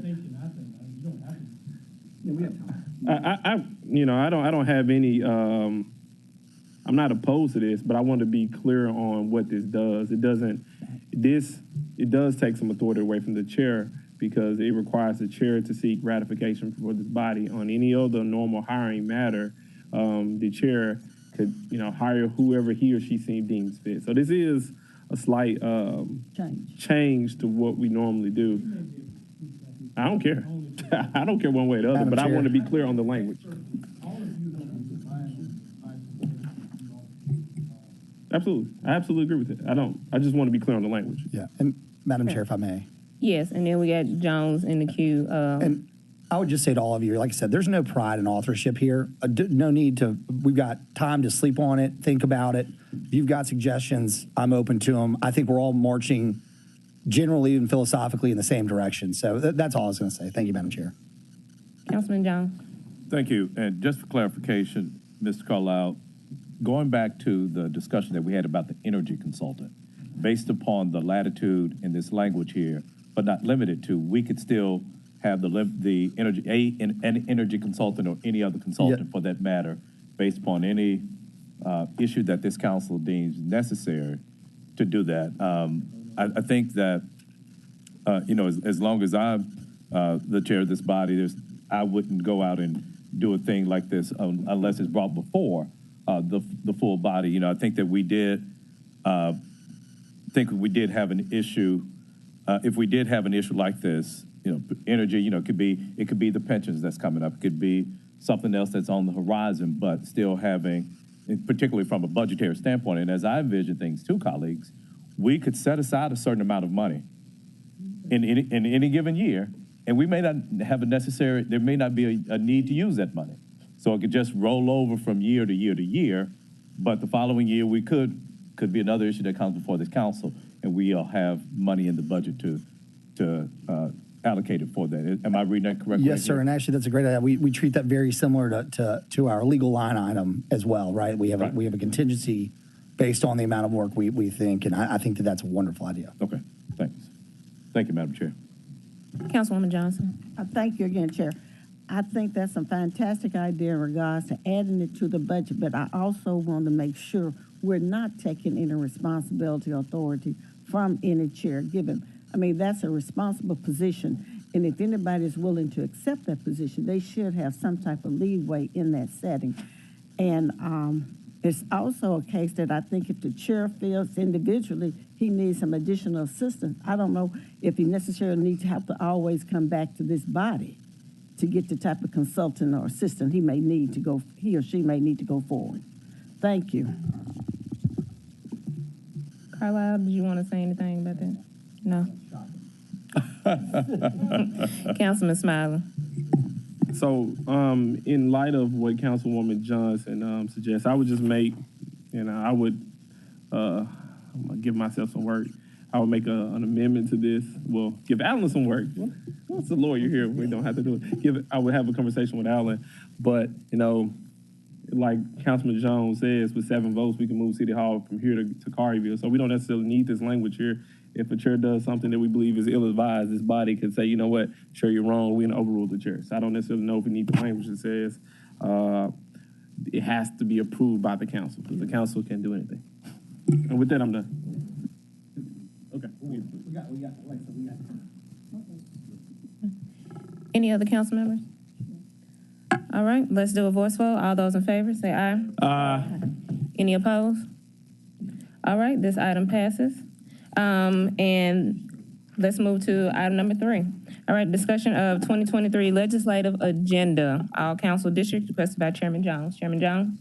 Thank you, Madam Chair. Colleagues, you should have, and there was an email that went out either yesterday or the day before where we've identified certain legislative issues. So this is what's being distributed now are legislative issues as well as fiscal issues as we're in the process of coming up with our 2023 council legislative agenda and priorities. So at this time, I wanted to put this in the public domain, and also at this time to offer up if there are any type of suggestions or recommendations to come from the floor of what should be on our legislative agenda, I would like for that to do so.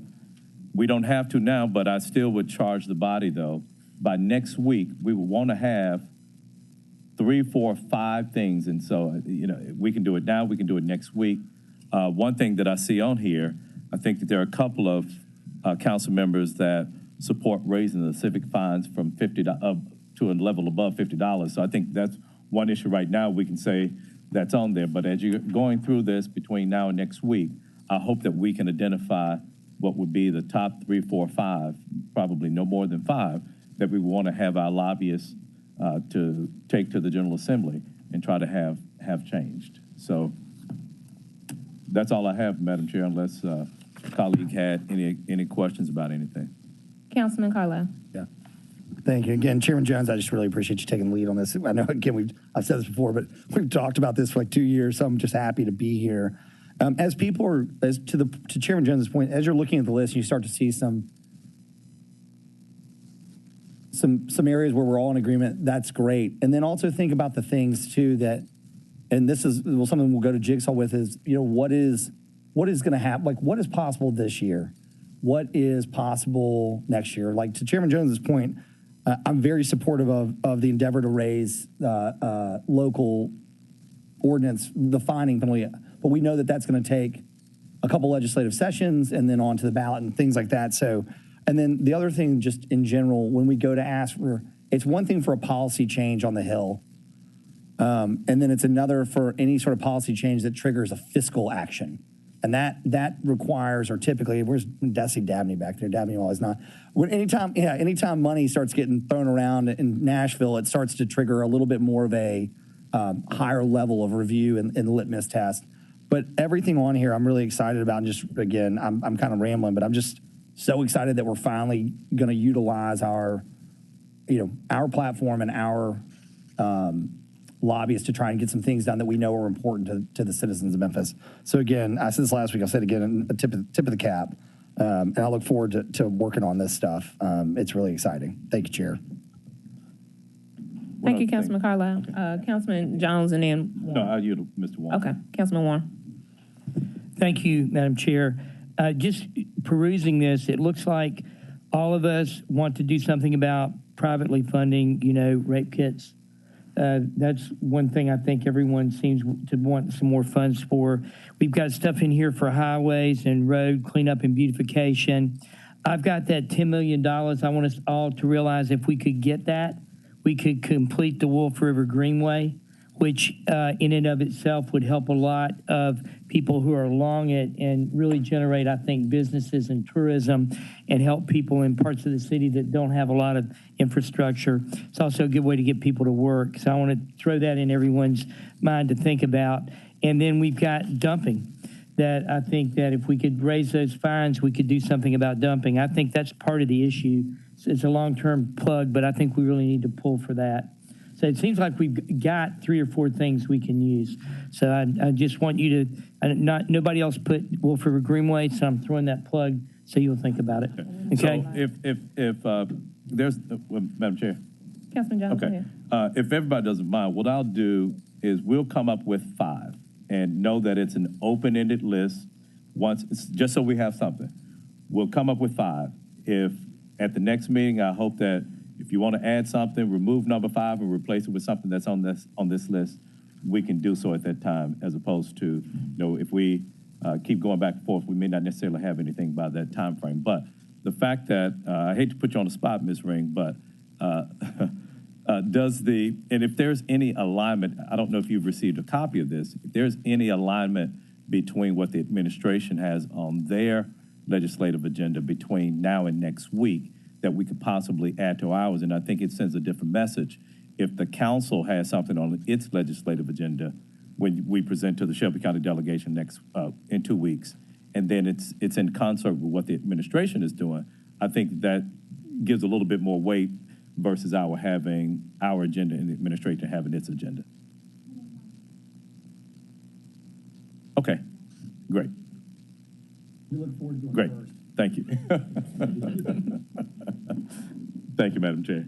Thank you again, Councilman Jones, for, like Councilman Carlisle said, just bringing this and making it succinct and pushing it forward, because we do need to have something to give the jigsaw to take up to the Capitol. And I'm glad that a lot of my colleagues have, we consistently see rental registry on here as well, so hopefully we can get some support, some real support around that, and I'm glad to see a lot of us have that in mind. Anything else from my colleagues for this item in particular? All right, anything else, Councilman Jones asked for it? Anything else that needs to come before this committee? Seeing none, this meeting is adjourned.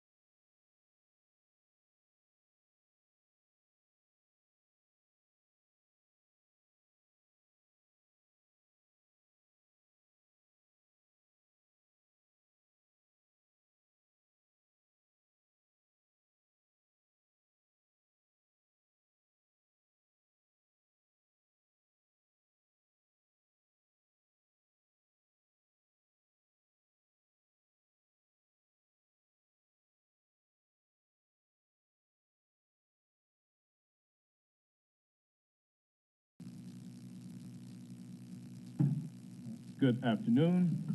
I would like to call to order the meeting of the Memphis City Council's Executive Committee for today, October 11th, 2022. Ms. Owens, would you call the roll, please? Councilman Carlisle. Councilman Colvett. Councilwoman Easter Thomas. Councilwoman Johnson. Councilwoman Robinson. Councilman Warren. Councilman Smiley. Chair Jones. Okay.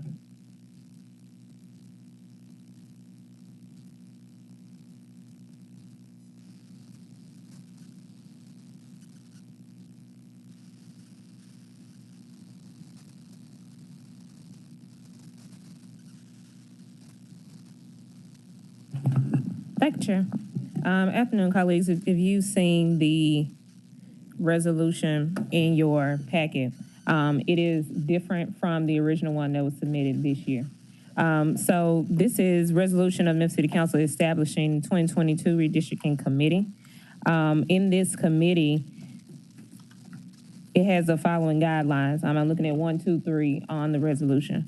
It will consist of 3 self-nominated President Memphis City Council members and 8 City Council appointed community members. Community members can have a demonstrable record of experience and coming from within the realms of education, civil rights, law, business, nonprofit, or faith-based organizations, or et cetera. The committee will then elect a chair and a vice chair at its first meeting. And also these meetings will be held at least once per month. Public and anything can be called within the 48 hours as per usual. But the point of this committee is to ensure transparency, full comprehension, and an understanding of the process. Once we approved upon third approval, the other council meeting, submitting the newly, swiftly drawn lines, we briefly discussed bringing it back to revisit. And so this effort is a push from myself, push from the community, and hopefully you all, as my colleagues, are also supportive of transparency in the process. As some council members also demonstrated that they did not have as much knowledge as they would have wished for this past process for the redistricting lines. And so I'm pushing this forth, asking this to be considered with same night minutes on today so that the committee can get started as soon as possible. Okay. I have Councilman Smiley in the queue. Is there any other council member, Councilwoman Johnson, that would be recognized? Councilman Smiley. Thank you. Just a quick question. I think item, was it number 2? Well, I don't know where it is anymore. Number 1, it talked about 8 community members appointed to this body. How would the 8 community members be appointed? What's the process? Do we have a process for that, or is it just council member says, hey, I want this person to be on there, or will this body vote on who the 8 community members will be? That hasn't been decided, but what I was leaning more towards was having people submit either their recommendations as a council or having people from the citizenry submit their resume and saying that they would like to be a part of this committee, and then we come to a decision as the 3, going back to the 3 self-appointed, self-nominated Memphis City Council members of it. So the process will be 3 members who decide to take part in this redistricting process will then choose. Be able to vet and decide on those 8 community members. Okay, I mean, that's all. I just want to understand how we get 8 community members. Can you repeat that again, please? So we would be allowing recommendations and resumes or nominations being sent to our office, and then the 3 self-nominated council members, I'm self-nominating myself if this passes. So the 3 self-nominated city council members would then be able to vet and select those 8 community members who are a part of this committee. Okay. Councilwoman Johnson. My question is, can we establish a deadline, an exact deadline for this? Because it can be pushed along and then it's too late to do anything and we'll just have to go back to what we initially agreed on. So I think you need a deadline, an exact deadline. So Councilwoman Johnson, the reason we didn't put a deadline on here was so that we didn't have to if it needs to be changed, come back to council, wait on another vote, and then move forward. So the idea is that if we go ahead and get started now, the wording in here is before the next municipal election, so that it can have that time frame but still not be bounded by a particular date. But in case we as a group want to discuss the outcome, we need ample time and meetings in order for that to take place. And I think if you're going to do this, we definitely need a date. How much time are you I don't know what saying, because we didn't get a lot of time on the last one? Right, but my question is, well, the last one was established as a means to try to meet a deadline and going forward with an election. Mm-hmm. But in this case, I don't know what this body may do. You may present 2 or 3 options, and would take time for us to look at each option to see the pros and cons and to consider the data. So I just would think we'll be... Do you have a proposed date, Councilwoman? I would need, what is the last date of submission? You asking me? That's an alley question. That's an alley question. Whoever has the answer. The Election Commission, I think we've discussed this before. Originally, we had targeted like May of 2023. Typically, I think we've done this 8 times. I've done it 8 times. There have been approved May 27 and 99, August 14, 2022, July 21, August 7, August 4th, August 25 of this year. Typically, you want 75 days before the October election. You want to be done. So that means you would have to have an ordinance in 3 readings before that date. And that time was what, May? Did you say the date? May? I targeted May. Okay, so As 3 readings. The safe day. We'll have to go back January. No, I think you start in May and end in July, and you were fine. Beg your pardon? Start in May and end in July. You have 3 readings, May. Right, okay, May, that was my question. June, and time for... So our deadline is, be April, but that's only to give us enough time to get the 3 ordinances. Okay, but we need time to discuss the outcome of what was presented to us. So you need to back it up even more before then. I'm looking, so... I'm talking about February. Now, municipal elections, ours are on Tuesdays or Thursdays? I know, but Tuesdays and Thursdays. I don't have my calendar. They're always on Thursdays? Thursday. Okay, Thursday. Okay, so that's going to be the October. 5th. That's going to be October 5th of 2023.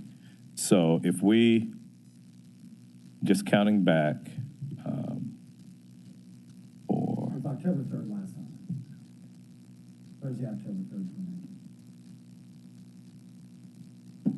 So 12 weeks would be July 13th. Well, you got to have 3 readings. Before July. You got to finish in July. Oh, okay. You just can't. The 3rd reading has to be? You got to finish in July. So that means you got to go. I said start the ordinance process in May. Go. Oh, okay. Starting the ordinance process, not this committee process. First Okay. reading, May, then you got plenty of time to get to July. Which is in the middle of budget season. Yes. That's a nightmare. Councilman, That's why it's self-appointed. Councilman Carlisle. Thank you, Chair. Self-appointed. Yeah, well, I mean, we say that. I mean, self-appointed, if there's 13 people that want to be on it, then you have to figure that out. I see the first language, free and equal representation, start talking about the framers. I mean, the framers created a representational democracy. That's what we live in. That's why we were elected. I see a line that says, community members, experience with education, civil rights, law, business, nonprofit, faith-based. I see that up here on this dais, right? Councilman Jones is often quipped when we talk about the grants process that we are, if not this body, what better representation or cross-section of the people of the city of Memphis. I'm not comfortable in the structure that's proposed, abdicating my authority. I recognize they're making final suggested redistricting plans, but I don't see the need to basically remove 8 council members for 8 people from the public that have elected us to do that job. And if transparency is the issue, how many community meetings have been hosted on redistricting by this body in the last year? Right? Like, why do we need to form a committee? And I don't see this room packed with people that are up in arms. I think I received 2 emails about it. I'm not saying that we shouldn't have more open conversations about the maps and process, but the idea that we've got to reinvent the entire wheel makes very little sense to me. I also take issue with the way, and this isn't to Councilwoman Easter Thomas by any stretch of the imagination, these are outside forces, but the way that this has been attempted to be construed to the general public as some sort of backdoor dealings or backrooms dealings are outrageous and honestly slanderous and libelous, to be frank. And so I said this in the beginning, I really do appreciate the effort. I don't see the need for a committee when we could every week convene here, or you as individual council members can host neighborhood community meetings and have Councilor Wade come and explain the process if that's the issue, right? Because I've heard people say, well, people don't know the process. Have you hosted a community meeting and invited your districts to hear the process? If you haven't, I don't know why we're having a committee. When you talk about, community members, I saw what the county commission did. One of their community members made some pretty racially charged remarks about how they think the makeup of municipal elections should go. As a matter of fact, you know what? I'll just put it on the record. Because I took huge issue with it.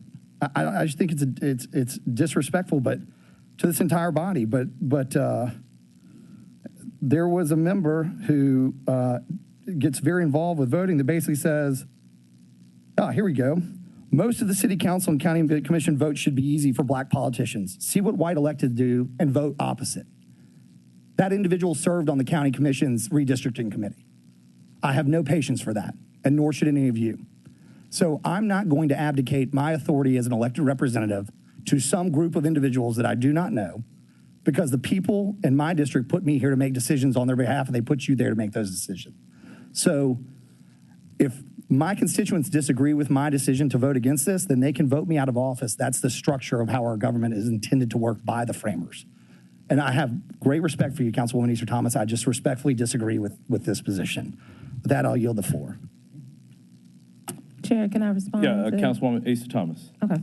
Thank you, Councilman Carlisle. Definitely respect your viewpoints and agree with a lot of them. But I will reiterate that this is not abdicating your authority, the same as the illegal dumping task force, is same as the committee that we created to discuss police retention policies. Everything still has to come back here for review and voting. So whatever the committee on redistricting would come up with in a map does not make it set in stone unless we say so as the 13. And I think that's where the authority still lies. However, as Councilman Carlisle said, this is coming in budget season, but I think a lot of us can walk and chew gum at the same time. Multiple things are happening at the same time. But this is not abdicating our authority. This is having a committee bring forth options and other things to be considered for us to either say yay or nay. But at least the point is that we're still hearing and considering them and actually taking the time out as concerned citizens and then electeds who are also representing other folks in our district to actually hear and consider what's being brought forward. But thank you, Councilman Carlisle, for those comments. Councilman Smiley. All right, so I think, and feel free to guide me if I'm understanding this the wrong way. I think the goal of this committee is to create map alternatives for this council to decide to vote up or down. Is that the goal of this committee? That's correct. Okay. And assuming this committee will create 1 to 2 maps, and then we still go through our normal process, which is having Attorney Wade create his map, and the council gets to decide which map to Well, Attorney Wade already made his map. I don't think he has. I don't know. I could be wrong. And 'Cause he does we voted in the map, and then Councilman Jones Is she said, "Well, if dogging we me? want Can I to change it, respond? I'm sorry." Yeah. And then Councilman Jones said, "If we want to change it, then we can bring it up later." That was the whole discussion after we voted in after the third reading. Okay, so if I remember this correctly, the process of creating a new map, I thought it was supposed to be a temporary until Attorney Wade had the opportunity to go back and create a map that this body would then vote on. Well, if the chair allows, I would love to get Attorney Wade's take, whether he has a definitive map or is he going to create a different map for us, this body to vote on, and then we go ahead. Okay, let me address this. First of all, any council member can have whatever committee they want to advise them on how to go forward. They don't need the blessing of this body to do that. I've always staunchly defended your authority as being the representative of the people that elected you to make decisions and to decide what to do. If a member needs to have a popularity poll or have some committee to assist them in understanding what goes on, that's up to them. I deal with what's legal. What I presented to you is what's legal. And I think, respectfully, what I would suggest, if there's some uncertainty about or lack of knowledge about something, then I think the appropriate thing to do is to talk to me first before you start hauling off having a committee.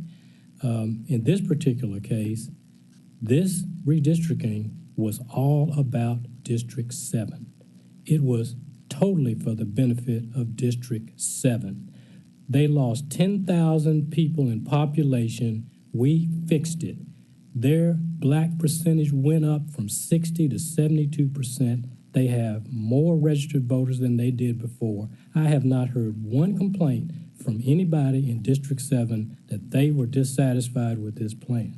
But if you want to know what happened, then I suggest that we have an attorney-client where you can ask me anything you want. I got every bit of information from 1999 to the present date, and I can tell you how it was crafted, why it was done, and how we've done every step of the way, and this one was done consistent with the previous 7 ones that we've done. I can't help it if District 7 lost 10,000 people, but this resolution doesn't even address the main issue. This is talking about one man, one vote. That is equating every human being, no matter what their race, age, or whatever, as being one person equal with everyone else. That's not the issue in Memphis, Tennessee. It's a voting rights issue. This resolution doesn't even talk about that. It shows a total lack of information that's needed to go forward. Now, I know there are a whole lot of talk about 13 districts and more black districts and less white districts and whatever. That is a whole different issue than this. So if there's another purpose for this committee, we need to put it on the table and talk about that. If it's about race, let's talk about race. And I can deal with that as well. I'm black. I have made sure that we got 7 state seats on this council from 1995 to 2022. What more do you want? So I'm willing to do whatever this body wants, but talk to me and let's hear what your input you want. If you want another version of a map, the best person to do it is the one that has the most expertise, not some committee that doesn't. So that's my viewpoint. Those are my 2 cents worth. And let me just say one other thing. I got this thing in the mail. Said that Memphis City Council and the London unelected city attorney cut us out. Why am I in it? Why are you attacking me? I didn't cut anybody out. We only moved 7% of the people. 93% of the people weren't cut out. They're still in the same place they were before. Did you know that? Behind closed doors. I would ask the gentle lady from District 7, do you know of any backroom deal that this attorney brokered? If you do, I put don't it know on the anything table you right do, now. I want Alloway. to know. That's I libelous to try to me. ask all the time. I don't know what you do. I know you don't. You hadn't talked to me. I try. Can I, I do. You don't try to talk to me. Mr. Wade, Mr. Wade. Talk to the chairman. Mr. Smiley. I just had one question, and I definitely appreciate the historical context. But I wanted to know so I can have a better understanding of this resolution in context with what we're currently doing and what's been working for this body long before I even thought about or uttered the word politics or city council. Do we have a definitive map for the 2023 elections? We have a map that is legal and can serve the 2023 election. And then my next question. Absent you wanting to change it with input. Got it. That's where I am. So, yes, unless this body decides to change it. Right. So, okay, we have something unless this body decides to change it. What Councilwoman Easter Thomas seems to want, and please tell me if I'm wrong, what Councilwoman Thomas seems to want, the goal of this particular committee is create additional maps, maybe one or two, for this body to consider, and then body to consider with advice from council. Absolutely. Got it. Now I understand. I've got to make sure it's legal. Gotcha. I understand it now. Okay, cool. So they can make all the maps they want. And so, colleagues, is anybody else in the queue before I speak? Councilwoman Johnson. Thank you, Chair. I will be, in support if she wants to have a committee, she could have a committee. And I think it was interesting, too, the fact that you said it doesn't take this body approval to get a committee and work on such a concern. But I do want to meet with him in legal counsel to explain, there's a lot of things I'm asking for in regards to the process. I'd like to talk to him in that setting as well. Councilwoman Easter Thomas. I just want to, Attorney Wade, since this is the first time we're speaking today, this does not take you out of anything. It does not write you out of anything. You're still in your position. It's okay. And it would even invite you to be as someone who would speak, and of course you would have something to say on whatever maps that these committee brought forth. So it doesn't take you out of any type of position that you have, nor does it diminish the expertise that you hold. That's very well respected by everyone on this council and therefore, so it doesn't do any of that. With all due respect, I agree. Hold on, I wasn't done. I don't think I wasn't Ms. finished. Wade, allow her to finish her thoughts, please. Sure. So as I said, it doesn't take you out of anything of your position or diminish your expertise. What this does is allow for a committee to present anything alternative, which would still be at the discretion as the current map that we have of the council. As Councilman Smiley and Attorney Wade just said, what was brought forth that we ratified in the third reading is what it is, unless we want to come back with something else.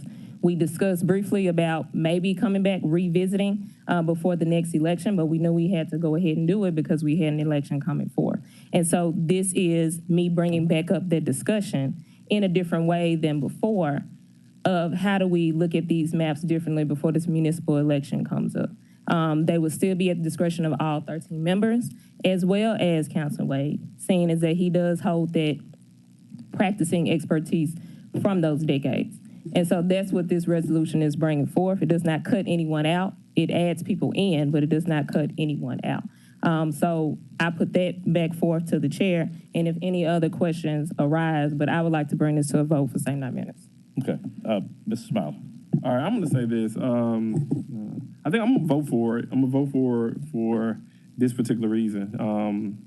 Because one thing that Attorney Wade said, if a council member wants to create a committee, I don't think we've ever really voted down a committee before. So why not? I mean, it doesn't hurt anything, improves input, but ultimately still the authority rests with this body to make an ultimate decision. And, we can, at that point in time, like we've done, at least since I've been here, we take information from the public, we take the information that we hold intimately because we serve in this capacity, and we have a conversation with our attorney, so we don't find ourselves in situations or legal situations without having the guidance of an attorney. I think we can do both. I think we can have a committee that look at different maps, but after we look at the different maps, and if we with advice of counsel, we do not believe that puts us in the best position when in terms of representation. We can vote those maps down and say, hey, what we have right now, it works. It's been working, so why do something different? But I think we can look at both. So I'm going to vote for it. Councilman Carlisle. Thank you, Chair. I've got a question and then maybe a motion. Who is going to pay for and or be the expert, and how would they be funded in order to draw alternative maps? We wouldn't need to make that funding. We wouldn't need to make that funding expenditure. So who is going to be the expert that is going to suggest maps, or are people going to get crowns out and just start drawing lines? That would be those community members and experts who would be a part of those 8. So I guess I'm just going to say this, who is... Which this is out. So essentially we are looking for those who would be experts in doing that. Because let's say we can't just leave it all on one person, but there have been people who have expressed interest in those who were involved in the county commission drawing lines. But if they don't submit their information, then they're not considered. I guess what I'm having trouble understanding is I know Alan Wade is an expert, and I understand you're wanting to go outside for other. I'm trying to I don't want to go outside for other. I'm just saying alternatives can be brought as well. Okay. Somebody, let's all agree on this, whether you're for or against this, somebody with a GIS and data background and understanding of our electoral laws and the consent decree is going to have to dive into the data. That cannot just be some random layperson. I'm going to step out on a ledge and assume that that bucket or list of people is very short in Shelby County that are willing to do this work for free. As a matter of fact, I'd tell you that I'd be leery of anybody who's willing to do that work for free based on the intensity and amount of time and effort. So either it's going to cost money or somebody else is going to pay that person, and I want to know who's paying that person. So this is what I'm going to suggest for today, and out of the respect to the councilwoman, we do meet 7 days from now. I would suggest we're welcome to take a vote today. But don't hold it. We can take a committee vote today. She's going to bring it back with the same amendments. I think we allow the councilwoman the respect and courtesy to allow it to move forward. We're going to meet 7 days from today. And in that time period, we can have an attorney-client, if the chair is willing, with Alan, as Councilwoman Johnson would like. And so let's let it move it through committee today. And in the meantime, perhaps those that, like, I've got legitimate questions. If this thing, look, I've already stated my position on it, but if it passes, I'd like it to be tighter. I think a deadline's appropriate. I think understanding how members, I don't like the idea that the 3 self-nominating members get to pick the other 8 members on the body, right? So there's some... Actual committee of the whole, but y'all said no. Well, I got it. But my point is that's why you've changed it, and that's why we probably should take a little extra time. I don't think 7 days is an extraordinary ask. So what I would say is I would object to the same night minutes, and let's vote on it in committee and have it on the agenda for 7 days from now and have an attorney-client next Tuesday morning or midday, and we can go from there. I think that that's a fair compromise to keep the ball rolling. I can agree. I'm fine with that, Chair. Now it's Councilman Ford and then Warren and then Johnson. Thanks, Chair. Councilman Carlisle, yes, sir. I can kind of agree with that. Okay. I guess I'll go with the vote today. I think we should hold off on the vote, have our attorney-client meeting, that we're going to meet back-to-back anyway. And then that would give us a chance to really kind of hear all the way back. And then I know you were talking about going back to 90 something. That was elementary school. Well, I was on the council during that time when you were in elementary school. You know, and then redistricting and everything, yeah. Very important. A lot of people don't understand that, okay?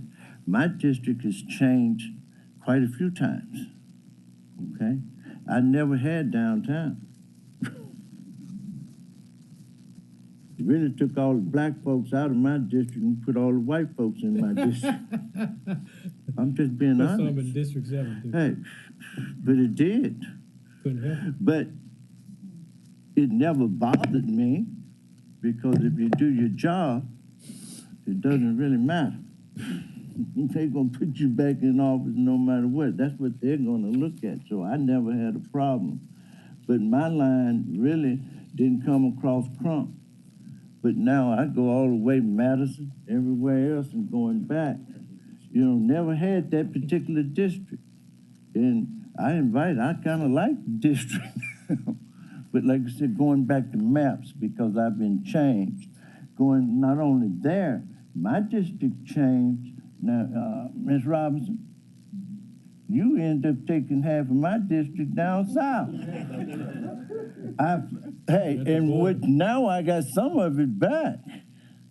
I'm just, it's how the districts are. Your district, and when Tawan was here, they had to carve a little bit to keep her in her district, even though I was across the street. So it was kind of different. Hey, and I've never had a problem with that. But we can vote on it. But 7 days holding it and once we have attorney-client, I think we can move further. When you know a little bit more history about what's going on with, and that's everybody, and especially the new people that don't know what this redistricting means. I've had it once, and it's really not a problem, but whatever. I appreciate it, Chair. Councilman Warren. Thank you, Mr. Chair. One thing I think we need to consider is that I think we're putting ourselves in a position where we'll be damned if we do and damned if we don't, because what's going to end up happening is if we have this committee and it comes out and we decide to not vote for what the committee recommends, then we haven't listened to the public because we voted against them. And this to me looks like it's just an issue for a campaign down the road. It's like you're going to run whether you voted for this new district lines or whether you didn't. And these lines are there for reasons that are historical and legal, designed to protect minority rights to vote and minority representation. The difference is the minority now are Caucasians and are not black. Okay, so it's what's good for the goose is good for the gander as we go forward is the way I look at it. And, in my mind, I don't think it's a wise thing to do politically because it's going to just make us look bad. But we're here. I think we hold it for a week, and I moved to hold it for a week and have an attorney-client privilege meeting before we vote on this. And that's just my thoughts on it. Thank you. That might be the best argument you've ever Councilwoman made. Johnson. Thank you. Chair, thank you. Councilman Carlisle raises a good point in reference to the assistance that Councilwoman Easter Thomas will need in making that decision. So I also think that next week when we come back, if an individual that or some agency or whatever, what costs it will actually be involved. Because to me, if we by some chance approve this committee, then we should also be willing to approve any kind of financial assistance that would have to go along with it. So we'll need to know what type of financial obligation we may be incurring for it, because it is true. You need that GIS specialist, and you surely need those experts in voting rules and regulations to help you in that process. And that's why I think it's so important that we meet with our council person so he can take us back to the beginning and be able to share with us how the population change and shift and what we actually need to be looking at. And have an idea. Councilwoman East Thomas, you may have an opportunity to realize how much time you actually need to in order to get the task completed. Thank you, Chair. Thank you. Councilwoman Docker. I'm sorry, I have one question. Chair, thank you. Attorney Wade, will this be out before this upcoming election? Because that is going to affect the people who are running. No. Okay, so it won't. No. Okay, thank you. Thank you, Chair. Already been done. Yes, sir. Thank you. Thank you. We let them run from the existing position. So colleagues, I've heard everybody speak on this, and we're going to move on. So there are a couple of things I want to think about. It would be possible, but we haven't done this. What would be the effectiveness of having 13, if each council member wanted to do this, having 13 different individual meetings that we convene to talk about this? So why not have one? That's what I think that this accomplishes. As I think about what has been the historical nature of this, one thing that I've heard, and you may have heard this, Councilwoman Johnson, Councilman Smiley, as Super 8 representatives, downtown wants one council member. So what has been presented to us, I don't think that there's been any type of comprehensive look, because, and don't take this the wrong way, Mr. Wade, there's just been minor tweaks of these maps for the past 35 years, if you would, taking into account, annexations, de-annexations, and the like. But from the standpoint of our looking at, and I'll just use downtown as an example, the population growth of downtown has exploded over the past 20, almost 30 years. And so for us not to take a comprehensive look at it and to just tweak it along the way that we've done, I don't think that that's how we should look at this. So I see this as a way for us to take a comprehensive look. I haven't looked at it, and I haven't looked at it. I don't know if, I seriously doubt that one attorney-client privilege meeting, which will probably, if we do it on a council day, we might have 20 minutes to talk about this. I don't think that is doing us justice to look at something comprehensively. If we take a look at, what constituency groups are. Ms. Robinson, I think about this. I think about, you remember, and Jeff, you may recall this too, when we were on the school board, when we had Memphis City Schools set up in quadrants, we had so many population that was lost in Southwest Tennessee, and we had to account for school zones along those lines. And so what we did, we looked at it comprehensively. But if the only way that we have looked at this with the population shifts, with annexation, de-annexation, only switching around different precincts, I think that we're not doing ourselves a justice by this. And so that's why I would support this and give us some alternatives. Give us some alternatives, whether it's 2, 3, 4, 5. But I'm one of those people. Give me too much information, then not give me enough information. And I felt that as we've looked at this, we have not been, and I can only speak for me, we have not been given enough information for us to accept. You gave it to us and said, here it is. But we haven't had a chance to look at alternatives. And I think do we want to do 13 ways of doing it that way? No. So that's what I see this as. Now, one of the things that I would maybe, if we do go with this, an amendment that I would have for this, hey, each council member may submit an individual to not exceed 13. And there could be individuals that Mr. Ford and I submit the same individual. So it could end up being 8. But I want to it should be an opportunity, if we're not going to do our individual meetings, which I think that is that's basically a spider web going in all types of directions. Each one of us for this committee, if you want, everybody has that opportunity to submit somewhat, not to exceed that. But I'm with you in agreement on this. I think that we need to have a date. And I would say that date would be before that May. But I still would say, colleagues, we got to this and we are in the position where we are right now because this was requested probably a year ago and we haven't acted upon it. So we can't put this on Councilwoman Thomas. We have to put this on ourselves because we hadn't acted on it. So if you would accept this friendly amendment, that we change it to say up to 13, and the council members will submit, and I would even say that, we would do this outside of regular council meetings, and it's can be a committee of the whole. If you choose to be a part of it, fine. If not, so we can say 13 council members. So it could theoretically could be 26 members. One council member, but it's all upon us, whether you show up or not. But a council member can choose to be a part of it, and then that council member can select somebody from the business community, the nonprofit community, faith-based, whatever the case may be. If we choose not to do so, to add that person, if we can't, there will be no council member that say they didn't have an opportunity to either express the voices themselves or to have somebody to stand in their stead on this issue.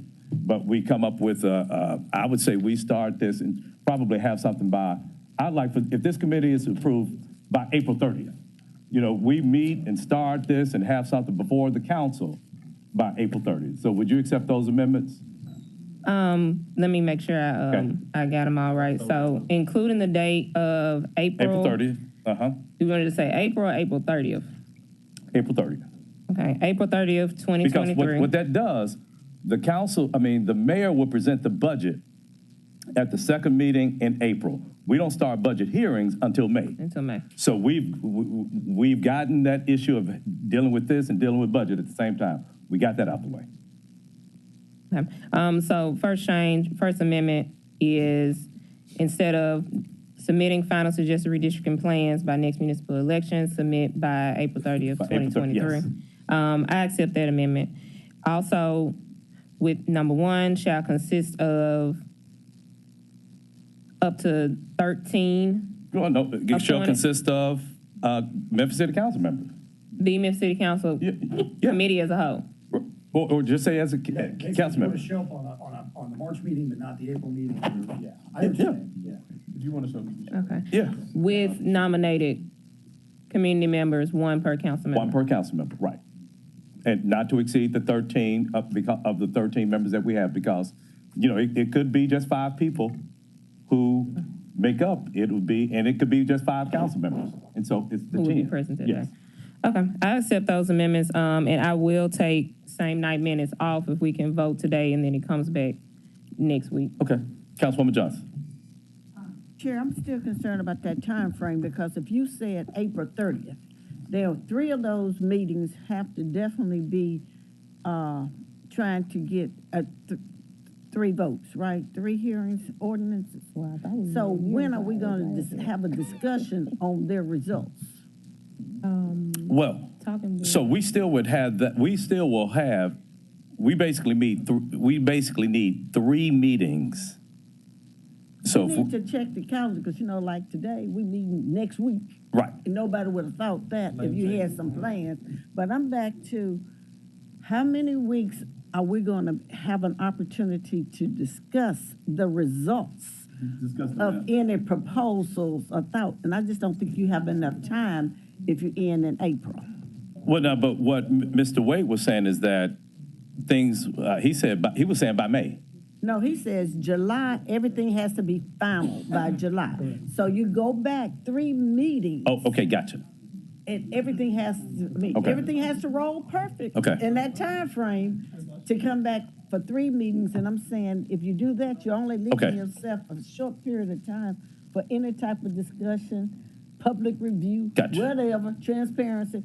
But this is what it's about. Councilwoman Easter Thomas, would you accept March 31st? Yeah. So you moved it up? Yes, March 31st. In case anything happens. I would say if it's moved up, I would ask for same 9 minutes again. So we can get started as soon as possible. I'm going to object to that anyway. So we're going to have 2 objections for it, I'm pretty sure. March 31st, we vote on. April 15th, is that fine with you, Councilwoman? That's fine. That just means that we need to commit to the fact we may have to have a special meeting. I'm committed. To review some of those, proposals. That's the only thing I can see. That's fine. I go with April 15th, but I think time is going to be of the essence. So as soon as your committee can present, it needs to come forward, even if they can get it done before the April 15th. That's the intentionality, yes, ma'am. Okay. Councilman Carlisle, and then we're going to move on because yes, sir. We have some other things to take up before our regular 3:30 meeting. And I have greatly appreciated you keeping this on time since you have taken over. I just go back to this. One, this has been discussed, but it is a new resolution. I appreciate the debate. This is why we've got 7 days to take some time. Everybody can reflect on it, think on it. Somebody may have an idea 2 days from now they want to incorporate it, which is why I don't see the need for same 9 minutes. I'm going to say this over and over again, though. I still don't understand who the experts are going to be. I understand the community members being involved.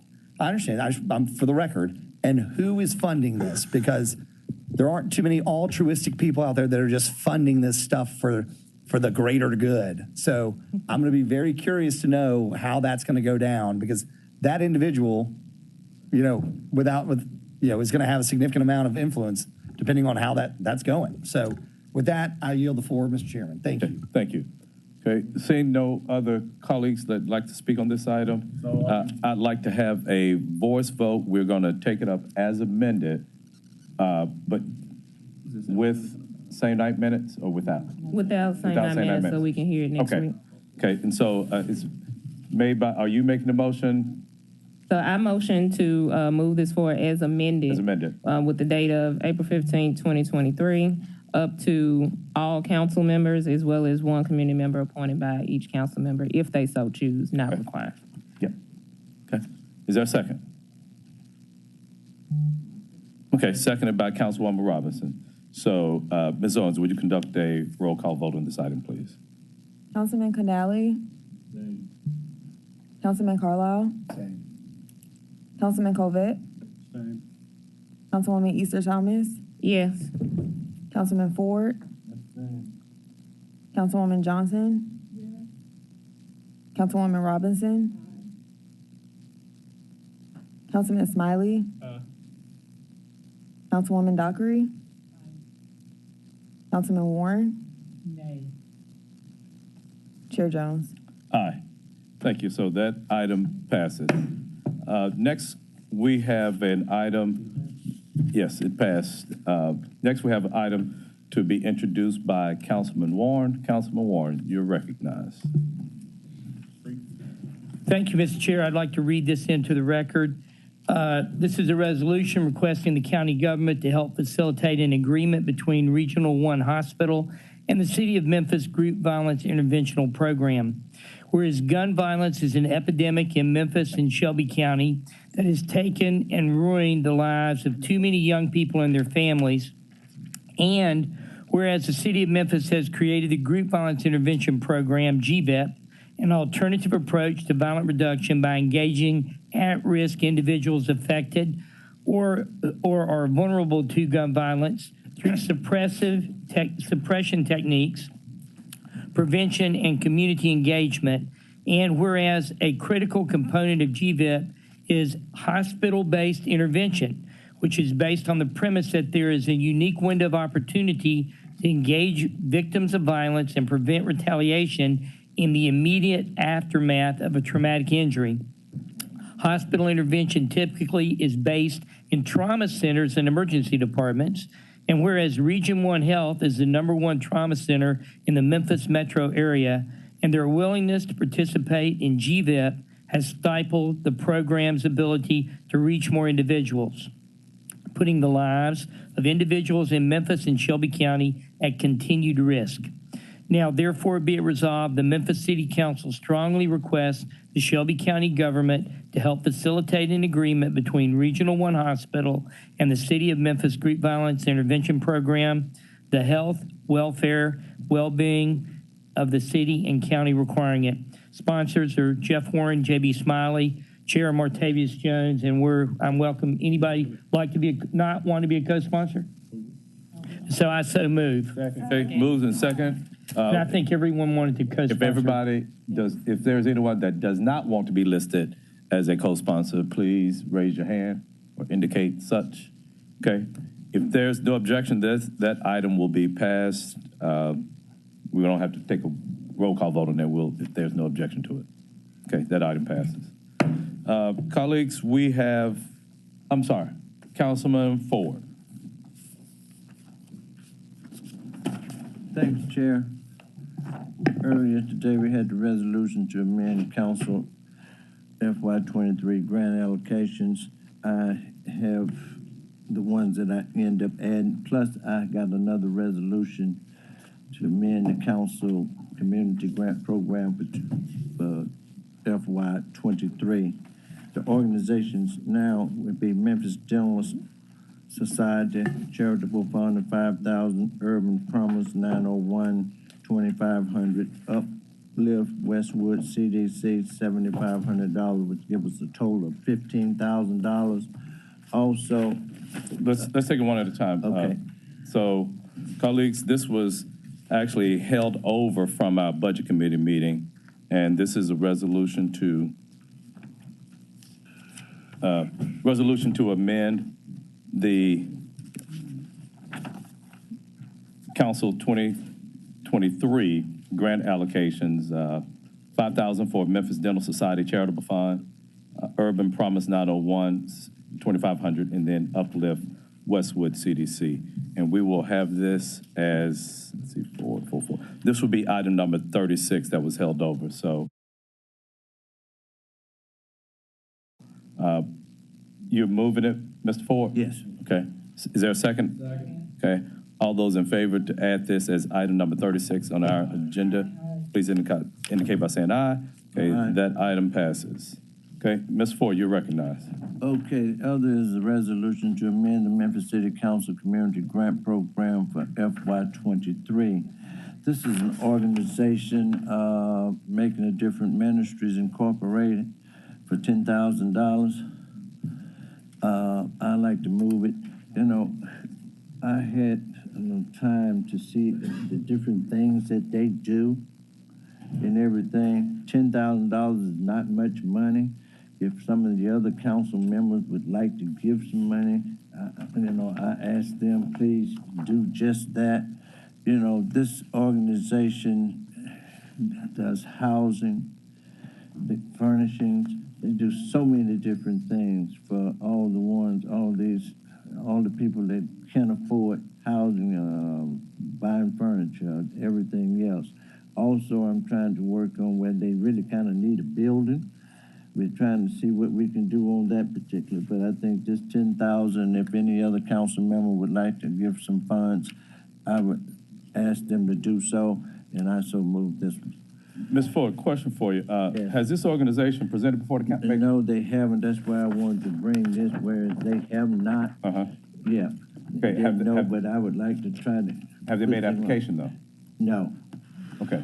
So, Ms. Ford, we opened up our application process. Right.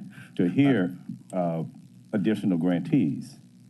And so we would have to amend our rules in order to do so. That's what I'm trying to. But we have to do it for everybody, Ms. Ford. And so we'd have to, we went through a arduous process of opening it back up, and I think it'll probably put an administrative burden on the staff if we do it, because we have to open it up for this organization.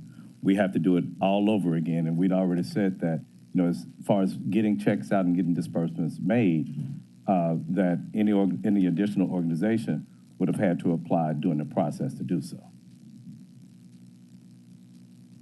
I don't think that'd be a problem, the administration. Well, no. Well. No, I just want to try to help people that help others. No, we all do. Well, I mean, and that's why I think if with my resolution, if the other council members bring something forth, I mean, we need to try to do that also. Because a lot of these people we do not know about, we find out about them. And I think it's very important. Okay. Well, what we'll have to do, Ms. Ford, we've made a motion on your initial one, and we've approved that one. Okay. I would say we'll hold this one for a week, and we bring it back before the body. And if the body wants to open up the process again, we'll take a voice vote. We'll take a vote on that. I think it'll have to be. It's the will of the body. That's always done. But would be okay. We have to do it for everybody. We can try to get them to come in and tell us a little bit about the organization and everything else. That would be fine. We'll do it that way. Okay. No problem. Thank you. Let's see. For our add-ons this afternoon, we'll have 10 add-on items. They will be resolution to amend the council fiscal year 23 grant allocations, all council districts sponsored by Councilwoman Easter Thomas. There's a request for St. Night minutes. There's going to be a similar Item number 32, sponsored by Councilman Covette. Number 33 is going to be the same, sponsored by Councilman Canale. 34, sponsored by Councilman Smiley. 35, sponsored by Councilwoman Dockery. All of these are requests for same night minutes. Number 36, sponsored by Councilman Ford. That's the one we just heard. Also, there's going to be number 37, a resolution being initial resolution authorizing the issuance of not to exceed $150 million general obligation bonds and bond anticipation notes of the City of Memphis, all council districts, requested by the administration. Number 38, resolution authorizing the issuance, sale, and delivery of not to exceed $150 million aggregate principal amount of the City of Memphis General Improvement Series 2022, all council districts. There's also going to be item number 39 will be a resolution requesting Shelby County government to help facilitate an agreement between Regional One Health and the City of Memphis Group Violence Intervention Program. This is sponsored by all councilmen. Request for same night minutes. And then, so that's going to be, and then I would, I have, colleagues, a resolution that is going to make up the difference. We're talking about the general charitable fund. I think that they were about $3,000 short. Total ask was, Ms. Covette, 63,000? 63,000. I know I've got 50, Ford's got 5. 5. And so mine being number 40 would be the difference, would be the totals to get us to the 63,000. Okay. So you'll have it. If you don't have it right now, it'll be downstairs before you. So that's going to be added to the agenda if there's no objection for same night minutes in the amount to get us to that allowable amount for that organization. So,